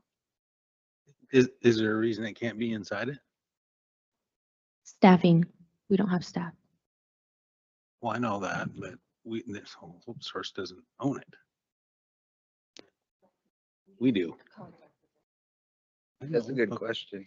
I I'm think just- it's something that we could work towards, but right now in the current immediate situation, it's not viable to staff it. There's no way to lock those units, correct? Correct, yes, they don't have locks for safety reasons, yeah. So we would potentially lose items, beds and cots and. Yes, also too, we risk moving into having a sleep center that's open 24 hours. Correct. Okay. This is again, right, a small initiative towards a greater goal that I think as a city we're headed towards, so. Well, I'm glad you engaged the adjoining property owner. Oh, definitely, yeah, yeah. Great. Okay. Deanna? So is this in hopes of keeping them out of the parks where people can see them? Okay. And then, Yeah. yeah. And again, to deter encampments, also to, the sleep center is in its inceptions, the goal to be the hub of resources. It's the purpose it serves or should serve. So obviously we can't help everyone, we know that, but those that are willing to receive services and access help are going to use that and do use it, so. Okay. And is it the gas station when you talk about the? Yeah, the Sednick's property next door. Thank you. 'Cause You're welcome. I've had conversation with my daughter Mm. and she's like, yeah. Yes, So- don't worry. Yeah, they're great. They're on board. Because they gas up there. Yes, yes, Thank you. of course. Any other questions I can answer for you guys? Comments, concerns? I generally endorse the direction, so let's see what we find out. Okay, great. Thank you. Would we get some numbers on moving that facility? Oh, that's the office, modular office. It's out at the gun range. No, you're talking about just creating a safe space outside of the current sleep center facility on Broadway. Standing outside. Yeah, just standing Didn't we outside. talk about moving that office, that modular office at one time? Yes, we did. The expense is quite costly. I mean, the quote that we got 6+ months ago was over $100,000. We get a contract before the end of December? So essentially you're providing sitting space. A sitting tables, space, a porta congregation. potty. Correct, yes. Yep. Yep. Fire pit? No, No, not a trash fire though, pit. right? Trash, definitely. I was trying to Yes. remember the vision I had. They'll Like, have a fire pit. We maybe can, if you do have one, then Yeah. you won't set fires we elsewhere. can establish a heating propane out there. We have 4 inside. It's no problem to order another one and set it outside. Of course, everything does get changed up for security purposes. Yep. So you can thank our lovely facilities department for that. Thanks, Liz. You're welcome. All right. Great. Great. Thank you, Liz. You're welcome. Thank you. Fall cleanup event results. Vivian. So, yeah, this one's really fun and I'll be really quick. Our awesome new building official challenged his code enforcement team to clean up a neighborhood. And since we have the contract with Lakeside Disposal to do one free dump day or 2 free dump days a year, they worked with them and they set it up in the Longview neighborhood. And in the past few times that the city's done this, the result has been less than inspiring. So code enforcement went throughout the Longview neighborhood and passed out flyers to inform everybody. And it's really 3 really good outcomes. One was that they saw neighbors helping neighbors getting their junk out. They were able to close a lot of their junk cases. And last, they removed an estimated 10 to 12 tons of junk through that neighborhood. Great, thank you, Vivian. Just do that well the next time too. It'll be good. Yeah. Okay, now we have council committee reports, starting with Councilmember Myers. Really quick, Grant Transit Authority is holding their budget hearing. It is December 19th. Meeting starts at 6:30. If anybody's interested, the budget is looking quite well for GTA, which is good. They're really utilizing funds to start analyzing for new routes. We have some really cool technology that allows them to analyze efficiencies and where people are asking for rides, and if it's feasible, then make new routes. And if you didn't know, they also have a live bus location. You can actually go on their website and then find out exactly where the bus is going to be when it's going to get to the bus stop. So cool new technology coming to the transit system. Right on, thanks, Don. Councilmember Martinez. I actually can after this exhaustive meeting. Mr. Fancher. I was out with 2 teeth extracted last Wednesday and I'm ready for bed. Okay, fine. Councilmember Scott. Perfect. Councilmember Lombardi. Sure, I'll say something. The LEAD Summit was a pretty good cybersecurity event display that Tom Gaines did, and I thought it was very impressive how they're getting into municipal government systems. The Port of Moses Lake, their budget's pretty much done. It's pretty sparkling. They actually have more cash than what their annual budget is. So, and their rail project is moving along pretty well. So that's it. Great, thank you, Victor. Yep. Deputy Mayor Madewell. I don't have anything. Okay, that just leaves me, and I'll just echo some of what Victor said. The LEAD Summit with the county. Great job, Rob. Thank you very much. Appreciate that. Looking forward to the next one. 5 years from now. Okay. I'm kidding. There will be one next year, right? Okay. All right. With that, we're done for the evening. I don't think so. No, the next regular meeting is December 10th, 2024 at 6:30, and we have a special meeting next Thursday at 4 p.m. For those of you diehards, the meeting is adjourned at 11:20.